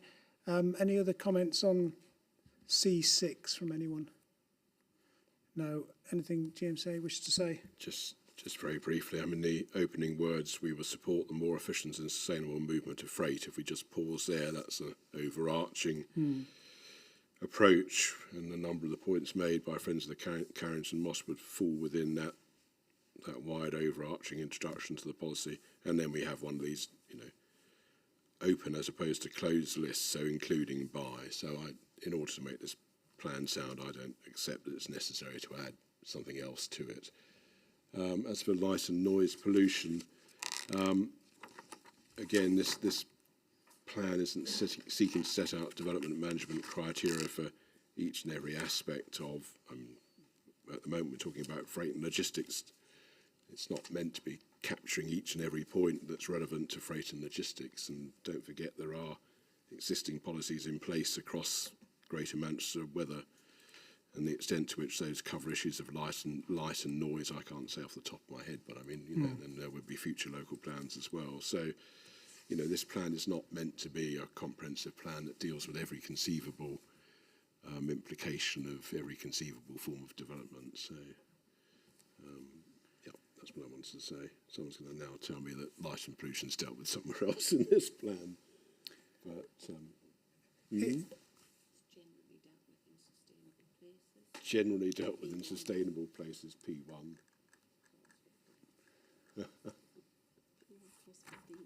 Clause 15, bear with me for one moment. High level of immediate minimises exposure to pollution and et cetera. Well, there you are. Anyway, Okay, I don't think there's a need to make the plan sound to add something to C6. About that. Okay, that particular issue. In terms of the first, just going back to the first point about these protecting these existing rail and water served sites and associated infrastructure. So there's a point there may be opportunities where there are disused land or former freight or sites that have got opportunities to put freight from land onto the railways or to is this that seems to be protecting something that's presumably in use. Well, existing, yes, that's right. Is there something more that could do, which is what I think Friends of Carrington Moss is suggesting? I mean, it may be that. Yeah. I mean, I think this is a line between a nicer plan and a plan, is this a point about soundness or not? Given that this is we will support, blah, blah, blah, including by. So, necessarily that means there are other ways in which one could support the more efficient and sustainable movement of freight, for example, reopening closed water-served sites, if that was at all realistic or practicable. The policy. This is a whole. One wonders wherefore, with a lot of these policies, whether one shouldn't just state the opening words and leave it at that. But and I suppose it's whether any analysis has been done in Greater Manchester about whether this is a particular issue. I mean, it may be that there are areas of old industrial land that lie by canals and railways that do actually present potential opportunities, because such opportunities are obviously, by definition, limited in number. But where there are them potentially, presumably it's something that the planning policies could seek to use those opportunities. I don't know. They could. I mean, I'll just ask to my left whether you're aware of any such study at the Greater Manchester level or even a sub-Greater Manchester level. There definitely has been studies at different locations across GM.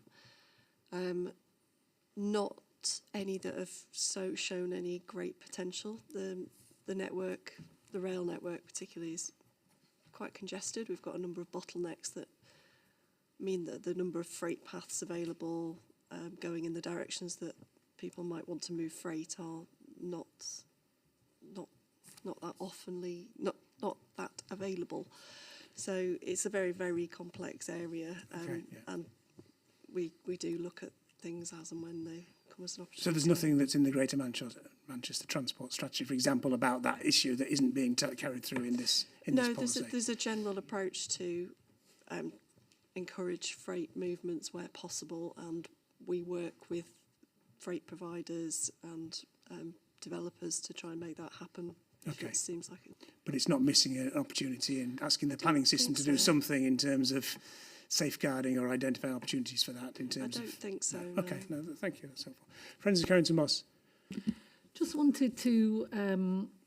my point really was about encouraging more sustainable journeys, which I don't think the policy does at the moment. And if that encouragement isn't there, and sites which could be made more sustainable by the use of rail or water aren't, does that mean that the development will be unsustainable if all that freight is on the road? I'm asking the question, I'm not, because I really don't understand why we wouldn't be taking the opportunity to get freight off the road if that potential is possible. Okay, well, you've identified a couple of potential, ways that the plan could say something. So we'll take those. They've thought about it here. We can think about it and see if there's anything we wish them GMCA to think more about. Anything else on policy C6? Just check CPRE. I've not missed a hand from you, have I? No, I've been hovering over putting my hand up because I certainly endorse everything Greater Manchester Greenbelt says. Any opportunity to get more freight and rail freight would obviously be applauded. So any links or any lines that can be protected for future use should be protected by policy.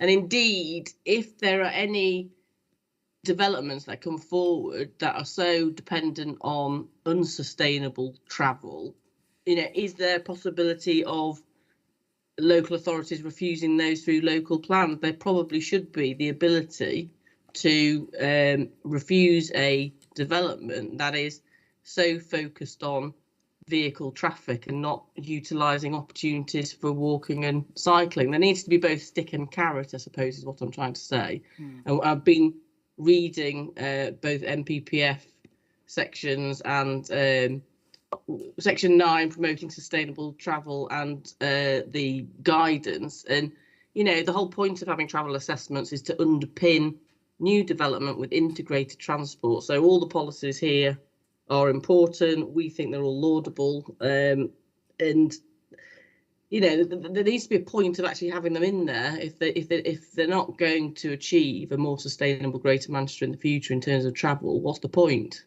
So that I suppose I'm pushing back at the comments that have come forward from Barton Wilmore, etc., because I don't think that's helpful. I think they themselves would agree a better development would come forward with more sustainable travel, I'm sure, because, in terms of the longevity and sustainability of a development would have more legs if it wasn't entirely car dependent. I think there has to be a point at which a development can be considered unsuitable on travel, because at the minute it appears that by taking out certain wording, you'd remove any ability from Greater Manchester Combined Authority or indeed constituent local authorities from having any power to say no to development on transport grounds.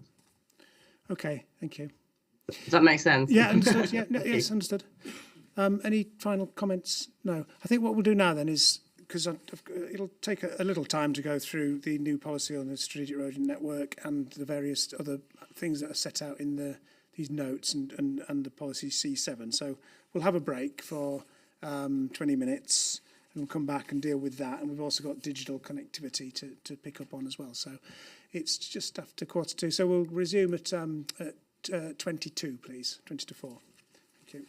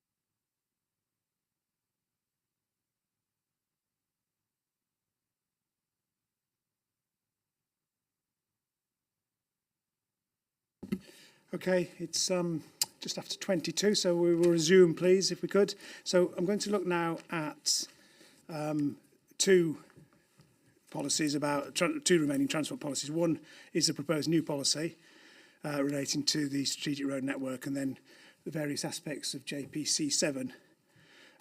So the completion of the strategic road network report, which we discussed at an earlier session under the site selection methodology, there was a modification proposed to add a section to policy JPC4. However, last Friday it was proposed that this actually be set out as a separate policy under the heading of the strategic road network. That's right. Otherwise, it's no different to, as we That's discussed the right. other So day. it's just, Okay. I think you teased us the other day about whether strategic road network was a street for all. I think Yes, some I think such. yes. You know, Okay. and we rose the baits. Right, okay. Right. Anyway, it's got a home and it's got some reason justification that goes with it, and it's a we will work with. It's a sort of procedural Yes. policy. Indeed, and this is your recall was a significant point for, I know not here are they, National Highways in terms of their statement of common ground with us. Yeah. Yes, yes. Okay. So that's fine. A couple of questions about some of the detail of it. Right. But first of all, does the strategic road network need to be defined in the plan? I wouldn't have thought so because it's a national definition. Okay, so there's no ambiguity about that? No. Okay, no, fine. I mean, it's a general point about this plan. It doesn't have a glossary. It doesn't define terms in it. The only thing it hasn't got. But I'm not suggesting it needs it, but as we go through each policy, if there we'll are knock terms... one up. So Yeah. If there are things Sure. like that that we need to be sure about, that's fine if you don't think that's the case. So this is a sort of signalling policy about how the 9 LPAs and the Transport for Greater Manchester and others will work together. But it does also set expectations for both local plans and planning applications about what you need to do in preparing those plans or applications, and we'll follow that through in terms of what that C7 actually requires. I think really is what it comes down to, isn't it? yes. Yeah. Okay. So I don't think I've got any other questions about that. So I'll come on to how it is reflected through in the development requirements, or the transport requirements for new development under C7 in a minute. But before I do, is there anybody who wishes to say anything about that new we will work with policy? No? Okay. Fine. So we'll move on to C7 then. And I'm going to deal with the proposed new bits first before I look at the subsequent criteria. So this is essentially the two parts that relate to potential mitigation on the SRN and how the findings of the habitat regulations assessment are followed through in this policy. So these are both linked to the statement about transport assessments or transport statements. And originally there were two additional bits that would appear at the beginning of the policy after the reference to those transport statements and transport assessments. But on Friday, I think you proposed to move all of this to the end of the policy. So it would become a new part 15, I guess. Is that right? We said after criterion 14, so yes, it would be 15 in that case, yes. Or would it just be a paragraph at the end? It would just be a paragraph, an unnumbered paragraph at the end. Okay, right, an unnumbered Yes. paragraph at the end, fine. Yes. Either way, it doesn't matter. So, Exactly, and that I would agree. be, so the policy would now start just with, we will require new development to be located and designed, and then it would lead on to the various different criteria, 1 to 14, and then a separate paragraph at the end That's relating right. to Yes. transport assessments, transport statements, and travel plans. Indeed. Planning applications being accompanied by those things where appropriate. Yes. So that's the general point. That's what national policy requires. But then we move on to these two separate paragraphs then about what that may mean in terms of the mitigation on the SRN firstly. Yeah?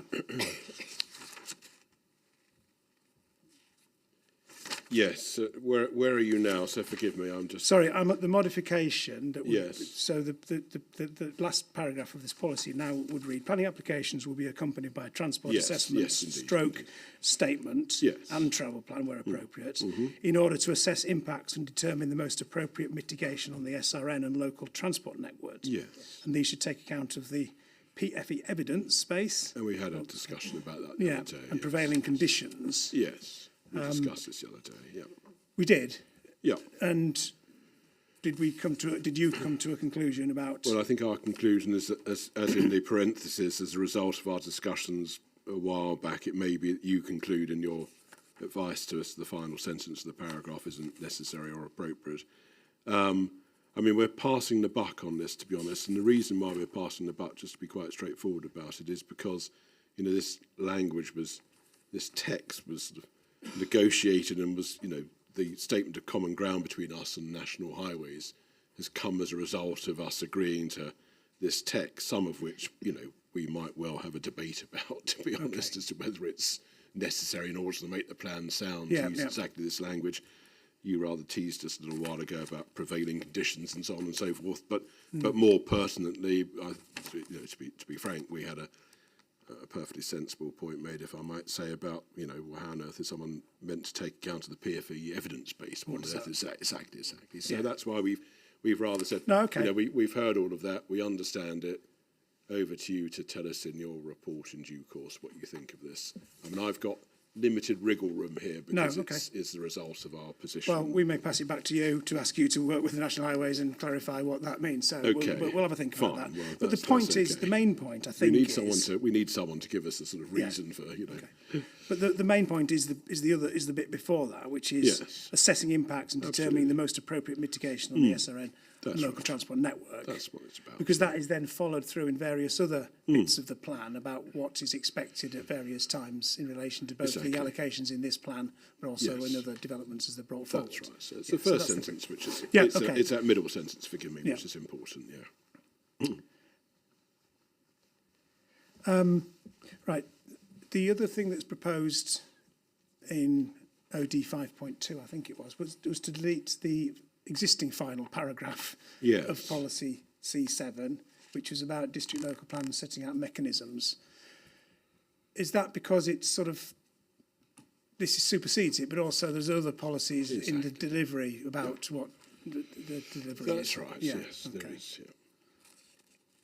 So it's D1 or D2 or whatever? D2. Yeah.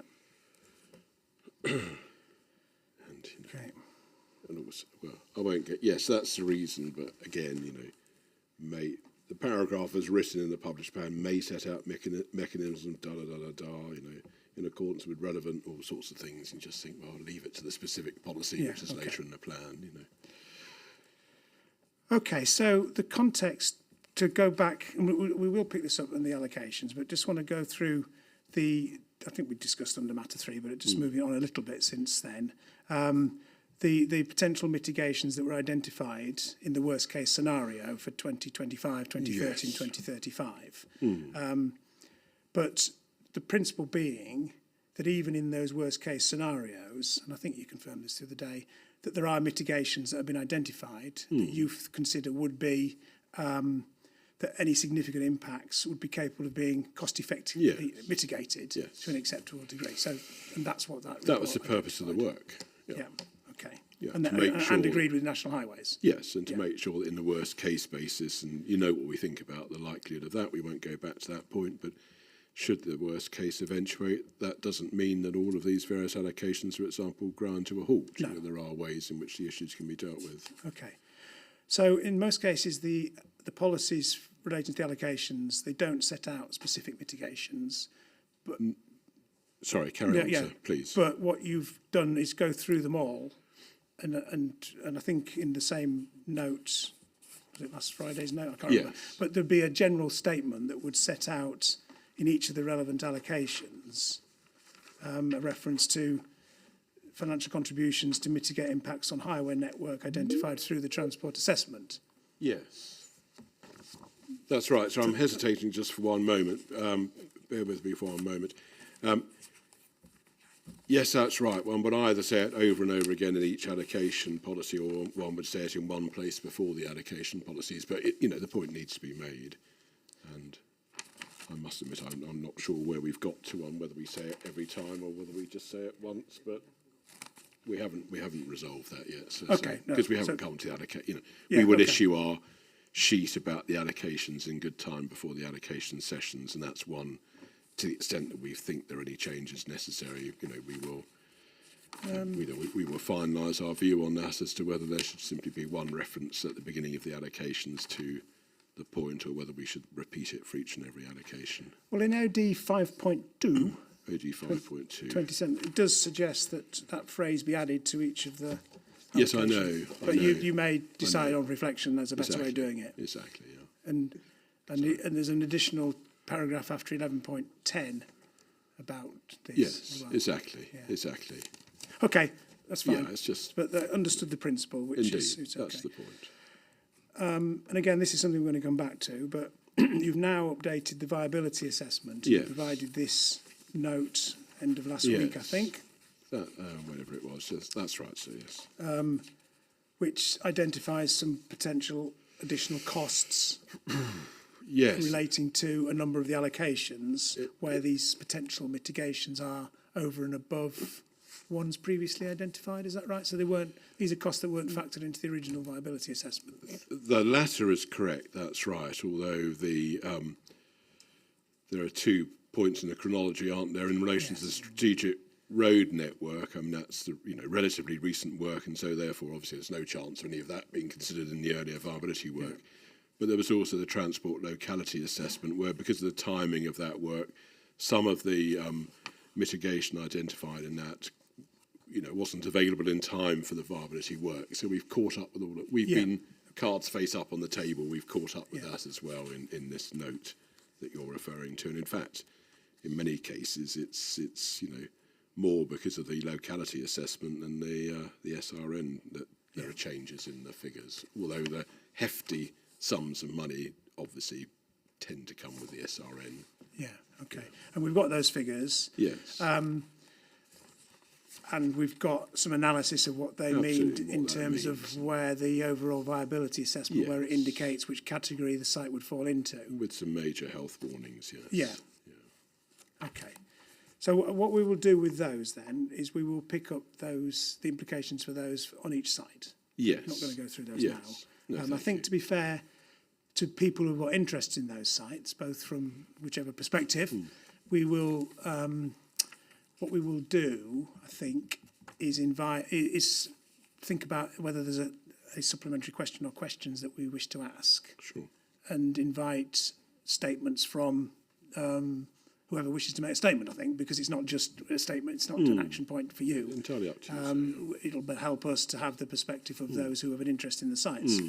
I mean, just off the top, looking at some of the figures, Stake Hill, obviously one that stands out as being quite a hefty additional sum. Stake Hill stands out, although when you then wash it through, it actually in terms of the overall, exactly. Okay. And but that's what we need to explore. And the other major health warning is that the viability work hasn't been updated by way of costs and values, but you do have a note here that values have far outstripped increases in costs. So, there are all sorts of caveats around this work, but primarily our biggest sort of hesitation about relying too much on or getting too concerned about this is the point that we make. This is on such a worst case basis that frankly, we just don't see this eventuating is a point.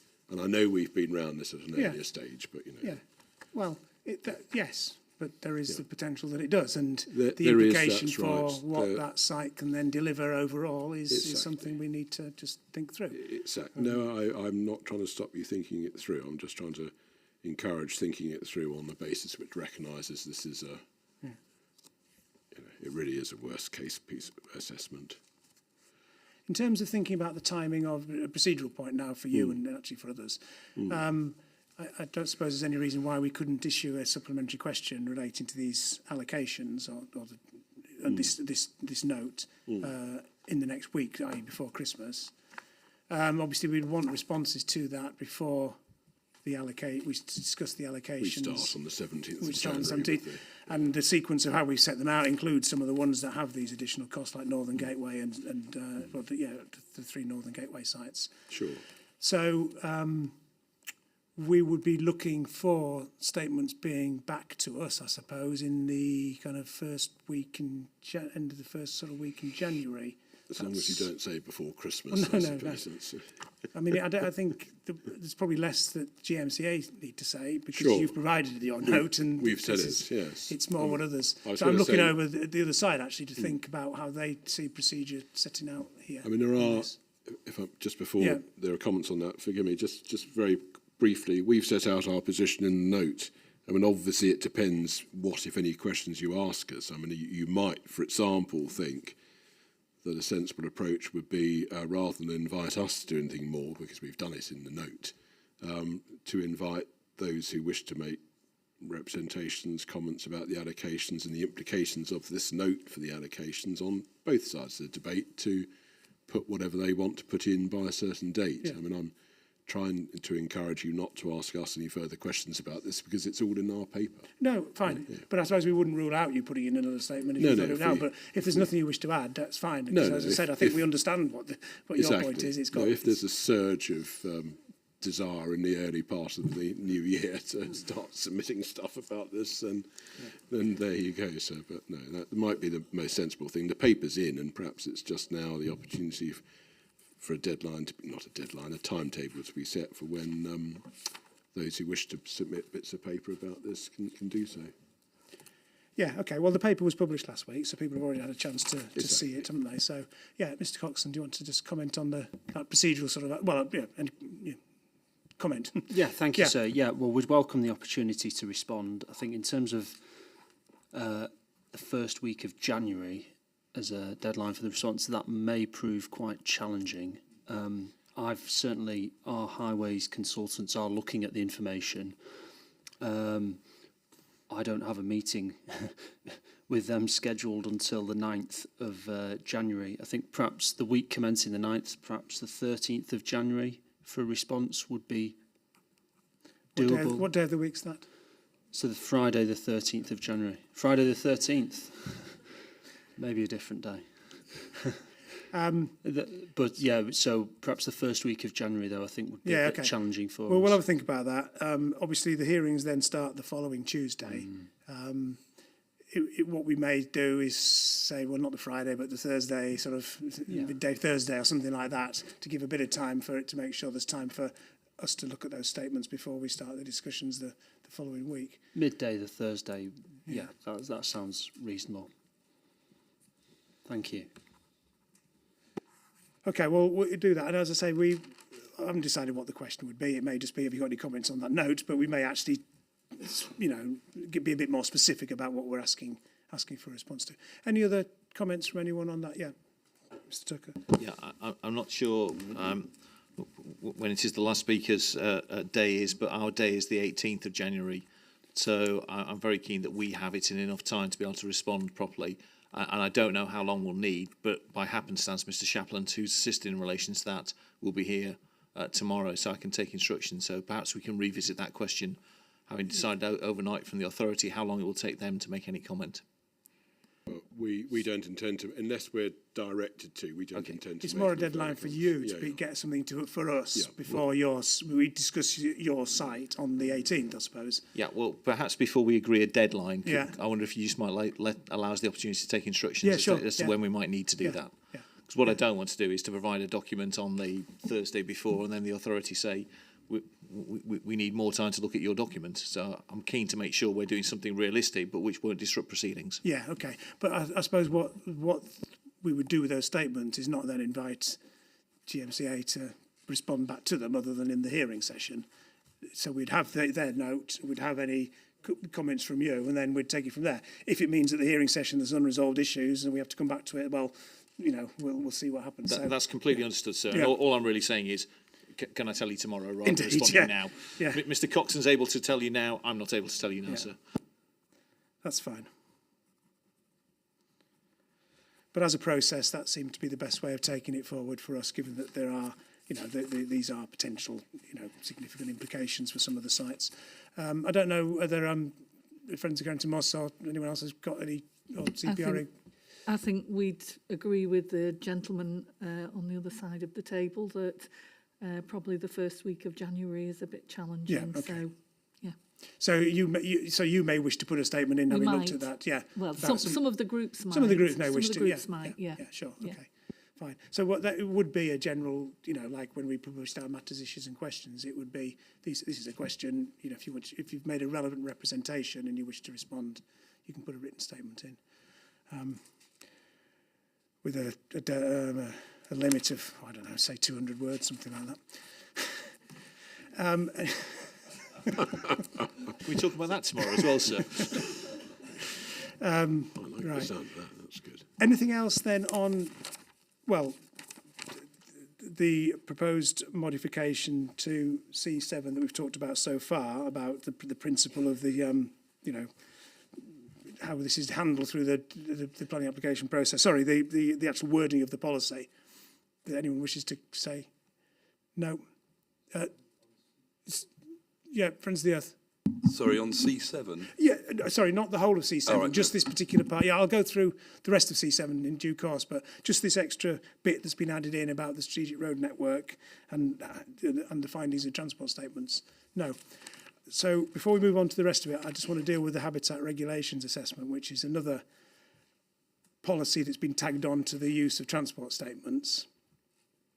And this came out of the habitat regulations assessment. So we understand what this is achieving, which is aiming to achieve. It's obviously picking up developments that may generate a certain amount of traffic that run past the special area of conservation in Warrington and further west on the M62. Indeed. So we understand that. So all I wanted to explore today is just to make sure that the trigger mechanism, which is basically a transport statement, would be effective in picking up the relevant types of development, really. But before I do that, just one, I don't know if we raised this. When we look at the wording, the second sentence, it reads, proposals that would result in increased traffic flows on the M62 past Holcroft Moss, the Manchester Mosses SAC of more than, which doesn't, seems to be a word missing or something. Well, is it the whole past the Holcroft Moss part of the Manchester Mosses SAC? Or in the previous couple of lines above, it's got comma within. Within, yeah. Yeah, comma within. So could you just tinker with that, whatever it's meant to be? Yeah, thank you. Right. So, what you want to make sure that you're not going to miss developments, yes, that could take place in the plan area that could generate this level of traffic. So, and the amount of traffic that the development would have to generate, according to the HRA, and this has been agreed with Natural England, etc., is 100 vehicles or 20 HGVs per day. So the 100 vehicles could be any mix of vehicles, cars, HGVs, whatever. But if there's 20 HGVs, it would catch it. So that's the scale of development. So I just wanted to get an understanding of whether how big a development that would be, even in the bit of this plan area that's closest to the M62, to make sure it would be caught by a transport statement. I see. So could there be cases where an application comes forward that is above that threshold, but where a transport assessment wouldn't be required? Yeah, that's the question. I mean, it seems to me that it would have to be quite a big development to generate 100 vehicles on the M62 west of the plan area. So what level of, I mean, NPPF and the PPG don't set a threshold for transport statements, do they? They talk about where there'll be significant, what does it say now? Generate significant amounts of movement should be supported by a transport statement or transport assessment. You've linked it to transport statements, which are which are bigger developments than transport assessments. No, we've other way it's around. the other way around. We've linked it to transport assessments. Yeah. I don't know why we've got this first sentence or why we've got the reference to transport assessments, because the actual threshold is more than 100 vehicles per day or 20 HGVs. Yeah, but the transport, assessments and statements and travel plans is the general policy, isn't it? No, but in this bit about the SAC, we start by saying planning applications which are required to be accompanied by a TA. You mean you could just say developments that generate more than 100 HGVs? Well, you could, but then how would you know that if you haven't done a transport assessment? Yeah, but your question was, would all cases that triggered the threshold be required to be accompanied by transport assessments? I was just trying to work my way around that. And the answer is? I haven't got the foggiest idea. Does anyone have the foggiest idea? Because otherwise we don't know whether this is an effective trigger mechanism, do we? The trigger the threshold is fine. That's been agreed. It's whether the TA reference is correct. How are we going to know whether a development in the plan area would generate 100 vehicles on the M62 in Warrington? Exactly, but would every case, because it says here planning applications which are required to be accompanied by a TA. So the question which is being asked, I think, is there a chance that, if you like, that you could have a development proposal which generated more than 100 vehicles per day or 20 HGVs going past the Mosses, and yet find that that development isn't required to be accompanied by a TA? No, I don't think you would. What's the general threshold for a transport assessment then? For you must. I mean, who decides it?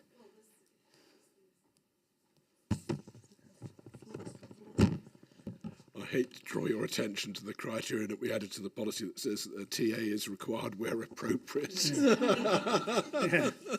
Yeah.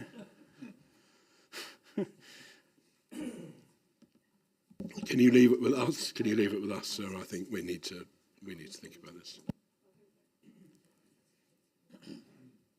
We've got an answer. Could you put the microphone on, please? So if it was over 100 trips on the SRN, it would be a TA, definitely. But it's... Why do you say that? How would... It's just this... Well, what's the criteria? I don't think there's a specific... The local authority sort of decides in the scoping process for that TA. Yeah. So, I mean, I think it's just on a case-by-case basis, really. If it's the development that's going to have over 100 trips on a TA, on an SRN, you would definitely want... There's no doubt about that. You're reassuring me about that. I don't think there's any doubt about that. Fine. I just wanted that reassurance. Sure. From someone who's experiencing these things. And then I suppose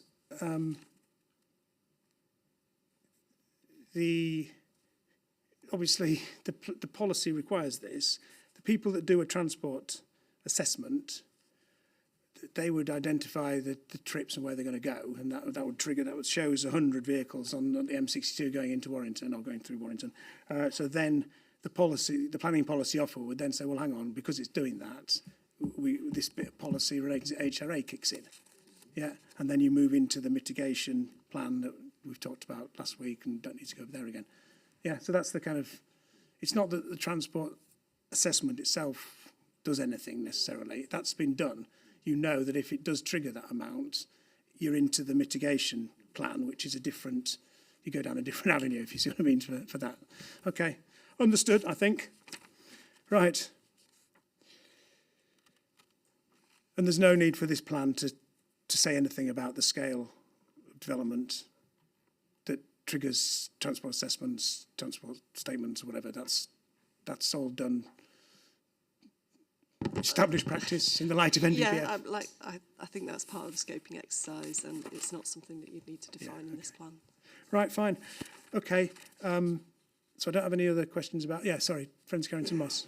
Yeah, I'd just like to remind you of the points that I raised when we discussed this originally about the cumulative traffic. So if smaller developments coming together result in the 20 HGVs a day or 100 vehicles a day, how will that cumulative impact be handled? And then the other issue is the difference between those developments which have already been approved, which may hit this threshold, and I guess there's nothing we can do about that, but you'll have some developments that hit this threshold which we won't be doing anything about and possibly won't be measuring. But then we come on to the point that I know we're going to discuss at some point, is how do we measure this and monitor this when some of the developments that may hit this threshold may already have been approved, and some will be new developments and won't. And then there are other aspects of this that I think will be hard to measure in terms of whether or not those developments are promoting low emission vehicles, etc., and providing a contribution towards restoration measures. So I'm just reminding you that I did raise those issues. Yes, understood. Yeah. Okay. Well, we have got those points. But obviously, this is a trigger mechanism for a particular development that contributes to something that is a mitigation plan for that SAC, and that obviously is a mitigation plan that will be implemented over time through a variety of different ways. So any individual development isn't going to deliver the mitigation in its entirety. It will make a contribution. I think the answer probably is, well, smaller developments, even though cumulative they may generate more traffic, and cumulative the outcome could be. But the HRA didn't identify that as being something that you had to cover by a policy. Is that? Yes, I mean, all this right. I see Malone Fuentes is Toblerone up because he was involved in the neighbouring plan where all of this first started. So, but from our perspective at PFE, I mean, this after my learned friend was this was the Warrington plan. So after this issue arose at Warrington, then Natural England turned their focus, if you like, to places for everyone, and in order to, and you know, their concern potentially that the allocations and so on might have implications for the SAC, and so we have, in agreement with Natural England, we have this approach, which I think springs from the approach which has been adopted in Warrington's case.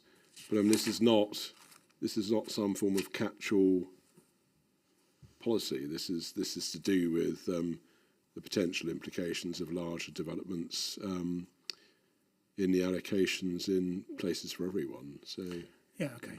Well, I'll say it's not just allocations, is it? Though it's any developments that could trigger it in the plan area. Indeed. But presumably they're ones that are in the sort of southwest part of the plan area that will be more likely to lead to this. Yes, but this plan is absolutely. This plan is, in terms of the grunt work, it's making various allocations. Yeah. Other than that, it's, you know, as you know, it's just. Well, I won't go back to how the policies. But this policy could apply to an allocation, but it's not being applied directly to any particular allocation. No, exactly, because right. You'd wait for the transport statement. To and if identify. a proposal came in which had nothing to do with the allocations but triggered this threshold, then it would have to have this process. Okay, Mr. Tucker, you're gonna help us. Apparently so, sir. And obviously this is nothing to do with my client's allocation in relation to why I'm here. So I'm trying being helpful, having gone through the agony of this before while sitting in my learner friend's seat. The position is this, sir, that the argument arises from impacts in combination of the allocations proposed in the Warrington local plan and the allocations within PFE, and their in combination effects upon Holcroft Mosses, which is part of the SAC, who said planning was easy. The answer to the question which is raised by friends of Carrington Moss a few moments ago is that assessments were taken account of as part of the in-combination effects whilst doing the habitats regulation assessment of existing commitments. So that was already taken into account at that stage to determine whether or not there was an additional effect from the proposed allocations. So the focus of the issue relates to allocations because self-evidently your HRA and Warrington's HRA, the council's HRA and Warrington's HRA relates to the allocations within the plan necessarily.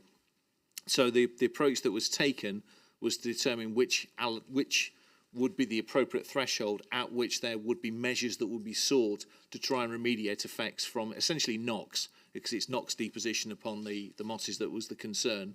And the issue of 100 vehicles a day or 20 HGVs a day arising from the development, in fact, arises from the Institute of Air Quality assessment as to what is significant for the purpose of an air quality assessment. So that's where that threshold's come from.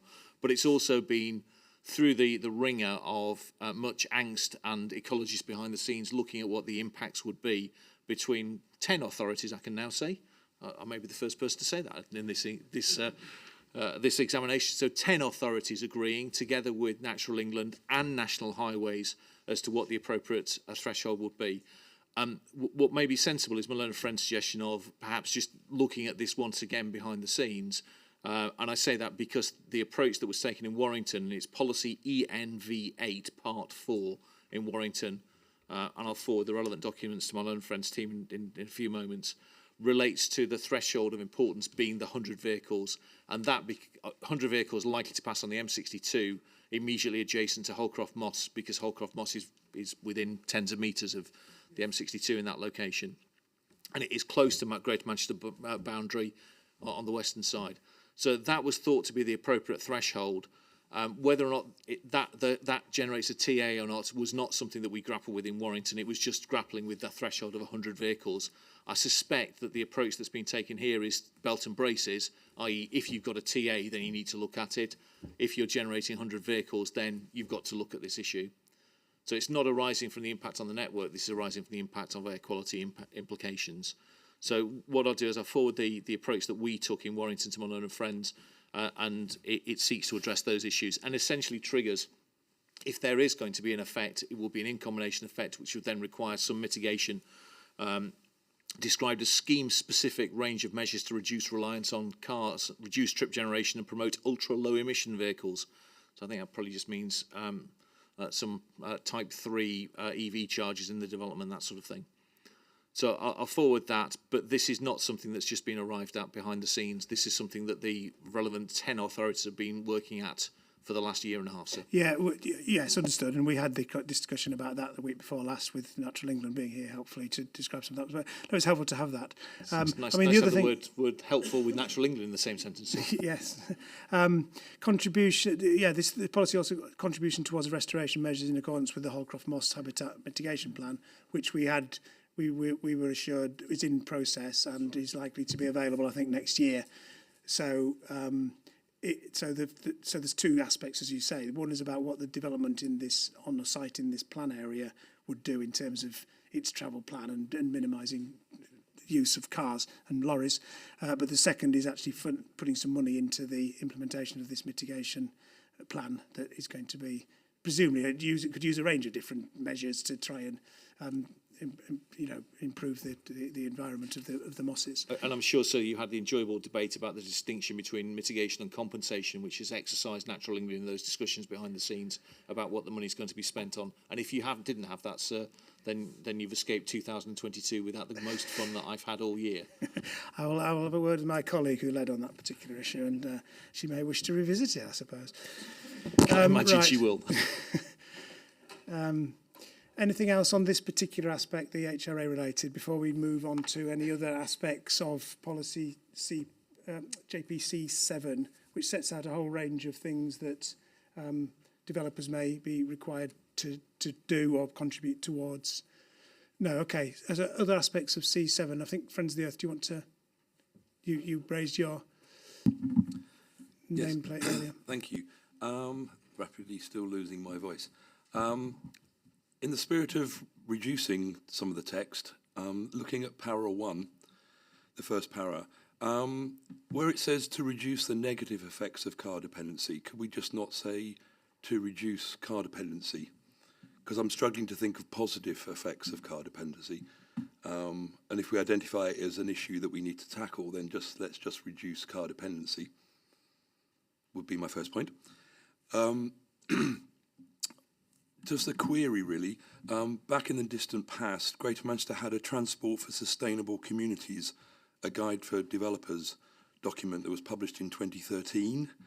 I understood it was supposed to be updated. It was identified in the Greater Manchester Congestion Conversation, which was published in 2018, as an outcome that was to be delivered within 12 months.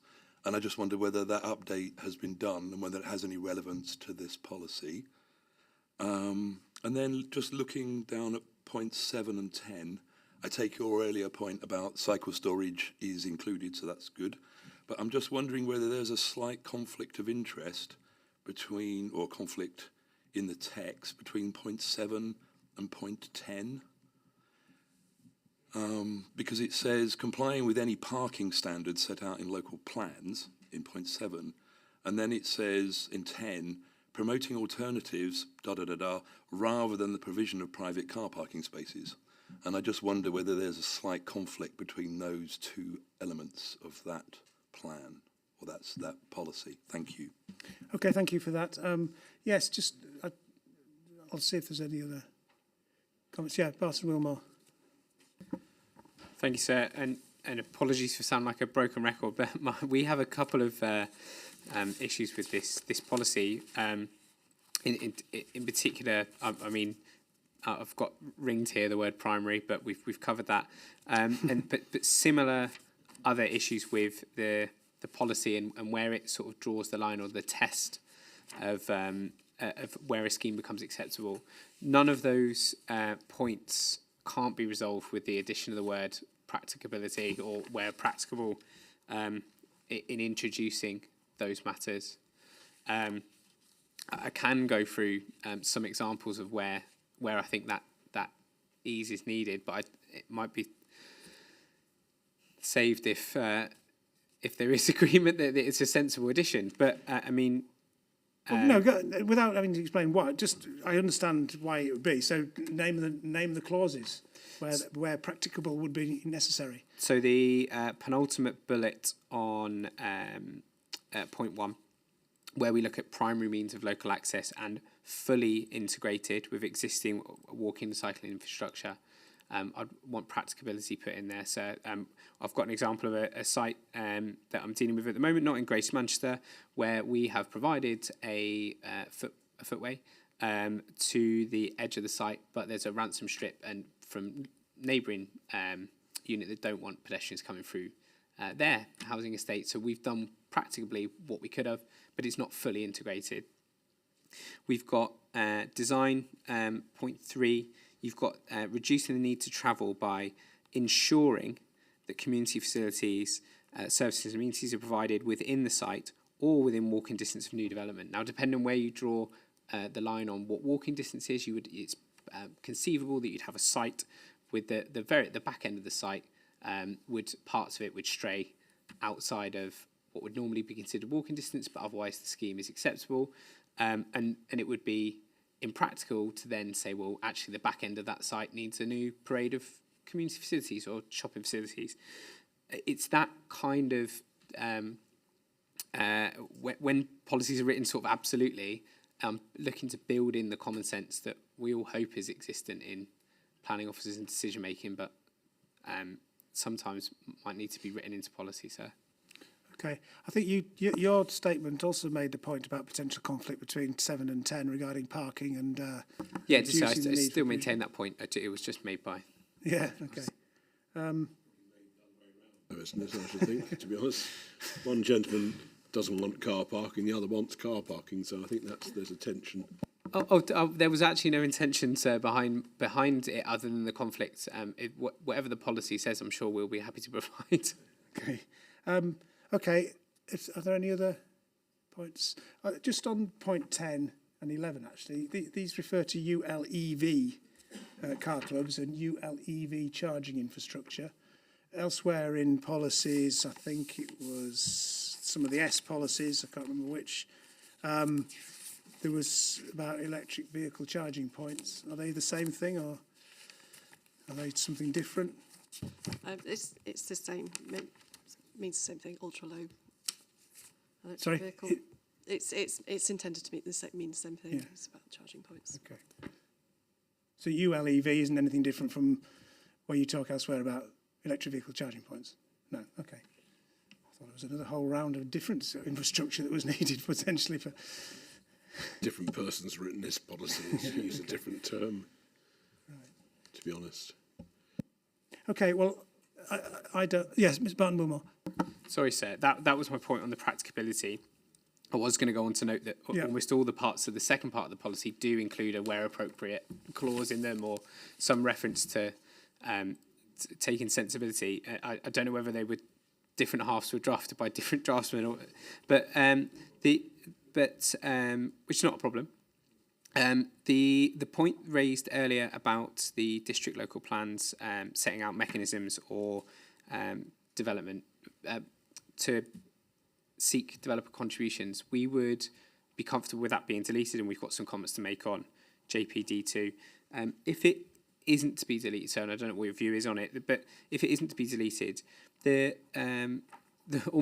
exact wording that was brought up earlier with regard to the SRNs and having reference to the policies and evidence base of the PFE, I think it is important to weave that into this policy insofar as we don't want double counting of requirements between allocations and then secondary requirements from local plans that don't take into account one another. So, for instance, if there is a blanket expectation that new development contributes X thousands of pounds to highways infrastructure, for example, or sustainable transport schemes, we wouldn't want that to be ignoring the fact that that's already been taken into account in the appropriate level of contributions for allocations, and because things are so finely balanced in terms of viability, and I note that things have changed in the last couple of years in terms of pooling contributions and double counting on SIL and that sort of thing, and it's important that that's not lost in the details. Sorry, the bit that you're saying about deleting this, the proposal to delete the very last part of the policy as submitted, you're saying you're supportive of that? Support the deletion, but if it isn't deleted, and also welcome that being made clear, the funding mechanisms being made clear in relation to allocations to stop that exact double counting. Yeah, okay. But if it isn't deleted, then some clarity. Yeah, okay. Right. Any other comments on C7? GMCA, do you want anything you wish to come back on? Well, my fundamental position is that the various changes around the room are not necessary to make the plan sound, but I mean, we'll leave the...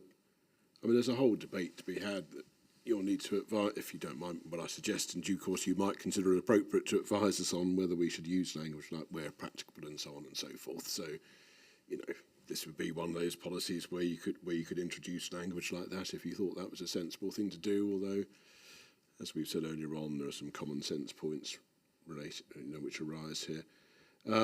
As for, well, we are proposing to delete the last paragraph. Yeah. So that's that.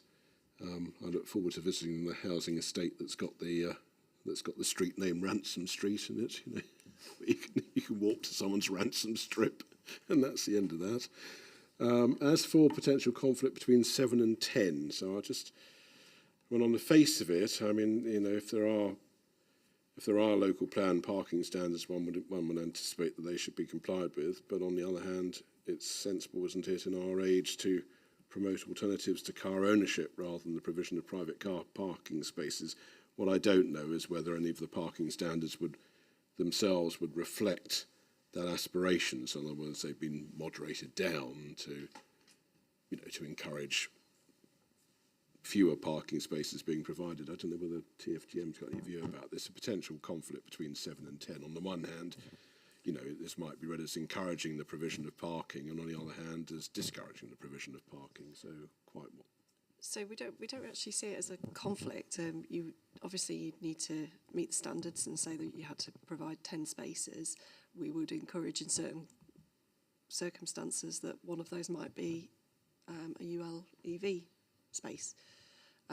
In due course, ULEV car clubs and things like that might be part of district parking standards, so that will be done on a more local basis. So I don't know, for example, it might be appropriate in some developments to provide a ULEV space, but it might be more appropriate in other developments to just provide membership to a car club that's already around the corner. So it would be sort of on a sort of site by site, but actually we would expect that to be picked up by the car parking standards that the districts prepare eventually.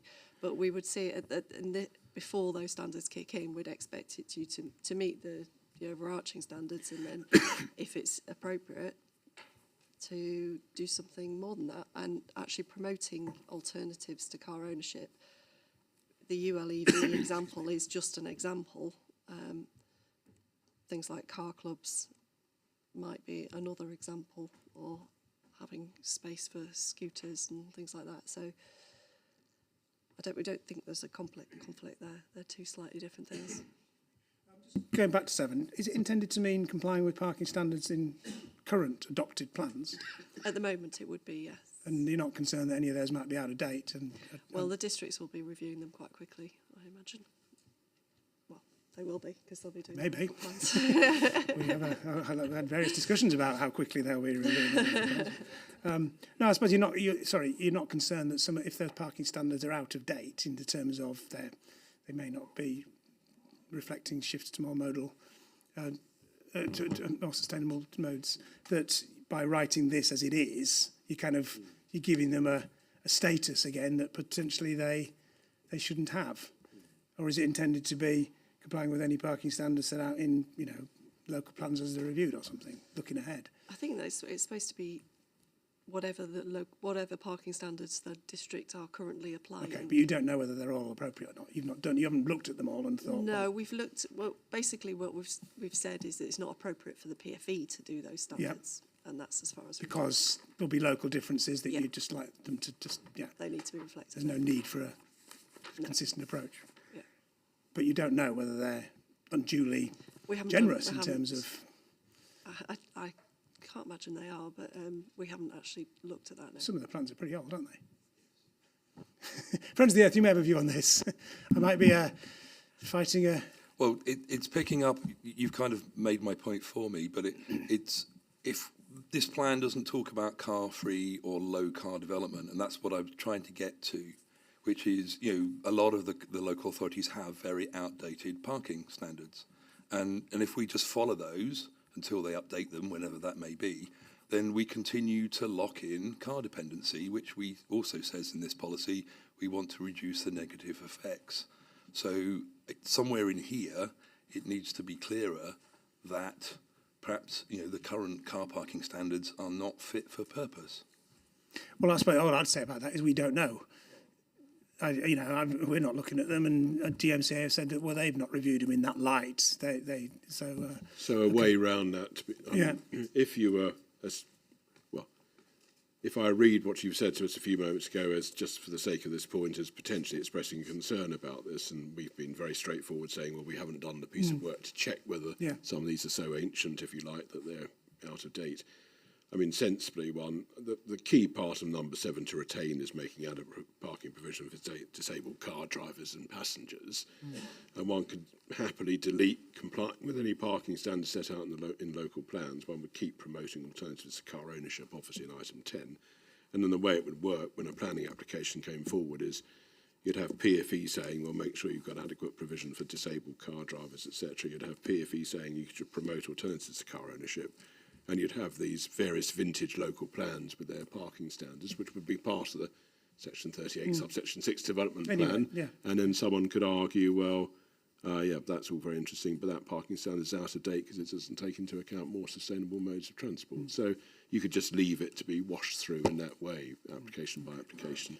So I don't, listening to what's been said, I don't think there was any conscious intention to lock into a plan to be adopted in whenever it's to be adopted, I don't know, next year or whenever it might be, PFE.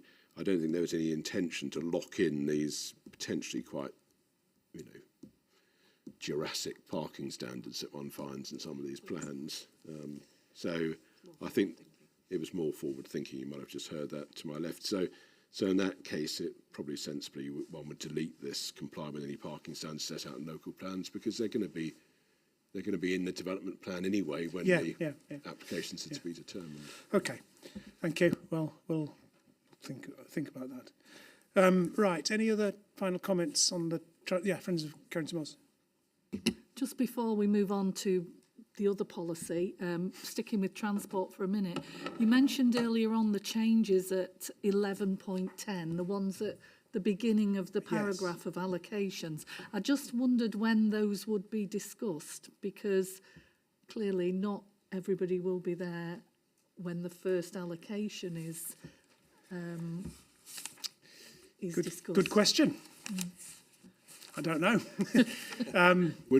Yes. We might have to. You might have to just add it to the list to be mentioned at every allocation, because we can't really discuss it now because we haven't got people who represent all the allocations here or represent views against all the allocations here. So I don't mind. I mean, we're here, but it just seems to be fairer to deal with it when we turn to the allocations. I'm just, sorry, this is going back to OD 5.2, isn't it? I'm losing track of where these were proposed. And this is the additional paragraph to 1110.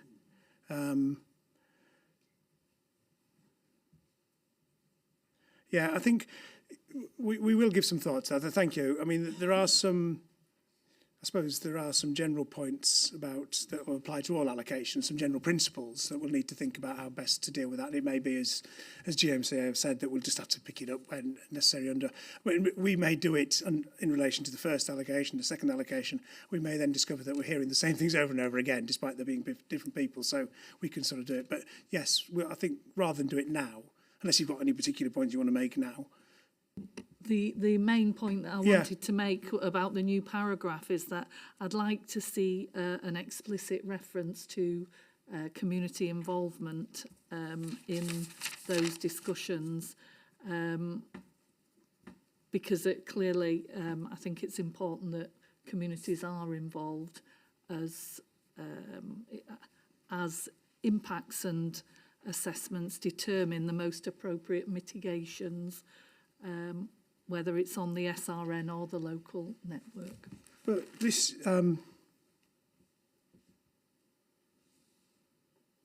is, I suppose this refers to both district local plan stage and planning applications. Well, I mean, there are processes associated with both of those things to engage the, public engagement, isn't there? So what would be different? Why would there be any particular aspect of this that would need any particular reference? So the experience that we've had so far is a decide, announce and defend experience, and we'd like to change that. Yes. More engage, deliberate, decide, if you like. But that's a principle that would apply to all aspects of the plan, of local plans being developed and planning applications being taken forward and pre-application discussions and everything. So it's not specific to. It would include this, but it's not specific to this. No, not quite, not specific, but this is a particular area where there are huge concerns in communities. And paragraph 9.2 of the plan does suggest that we would have more direct engagement in the futures of our areas. So paragraph 9.2. Yeah, okay. Yeah, got the ref. Yeah, thank you. Okay, thank you. But yes, a helpful reminder that we do need to pick up some of these things in relation to the cross-cutting things in relation to each of the allocations. So, thank you. Right, it is getting on. It's been helpful, going through those transport policies to me anyway. So thank you for all that. Let me just move on to the final point, which is about policy C2, digital connectivity. We have a modification proposed to this. Yeah, sure, okay. Just have a pause for a couple of minutes. Yep.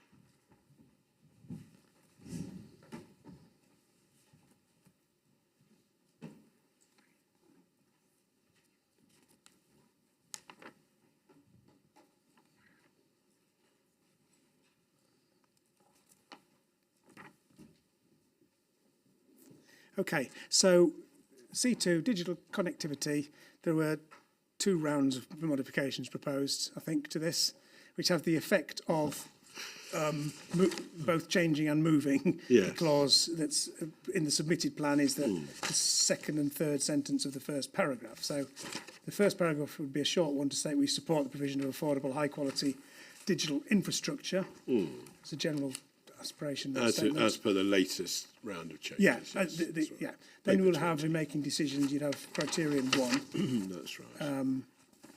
Which we'll come back to. And then part 2 would now encompass what was part of originally in the first paragraph. Yeah. That's right. But it would have changed to address some of the specific points raised by, I think, some of the developers about what is practicable or appropriate. No, practicable, I think, in Or this even case. feasible, I think, in this. Feasible in this case, is it? And we had the discussion, I don't know why we had the discussion earlier, but it's about whether... Indeed. But anyway, so I understood that.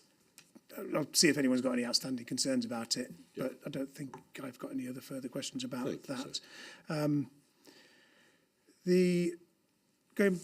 The requirements in criterion 2 relating, this is the bit that was in originally criterion 2, relating to full fibre and multiple ducting. You say is going beyond current building regulations, but it's consistent with the requirement consulted on in 2021. Is that right? This is a bit in item 2, which is still there, I think. Yeah. Yep. Do you want to...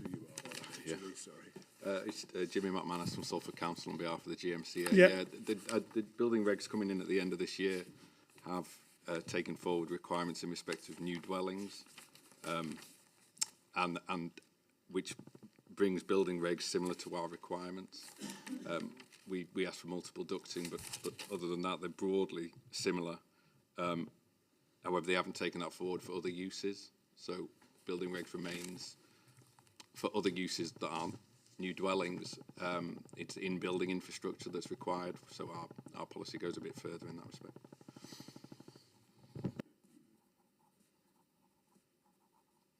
Okay. Right, so it wouldn't essentially be necessary, assuming those building regs come into effect for the new homes, but you'd say it was necessary to apply to all development. Is that that's the point?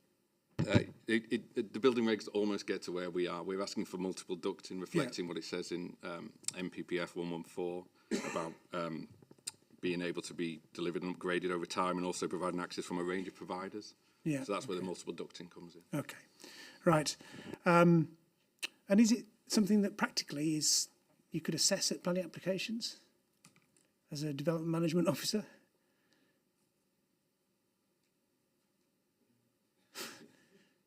Well,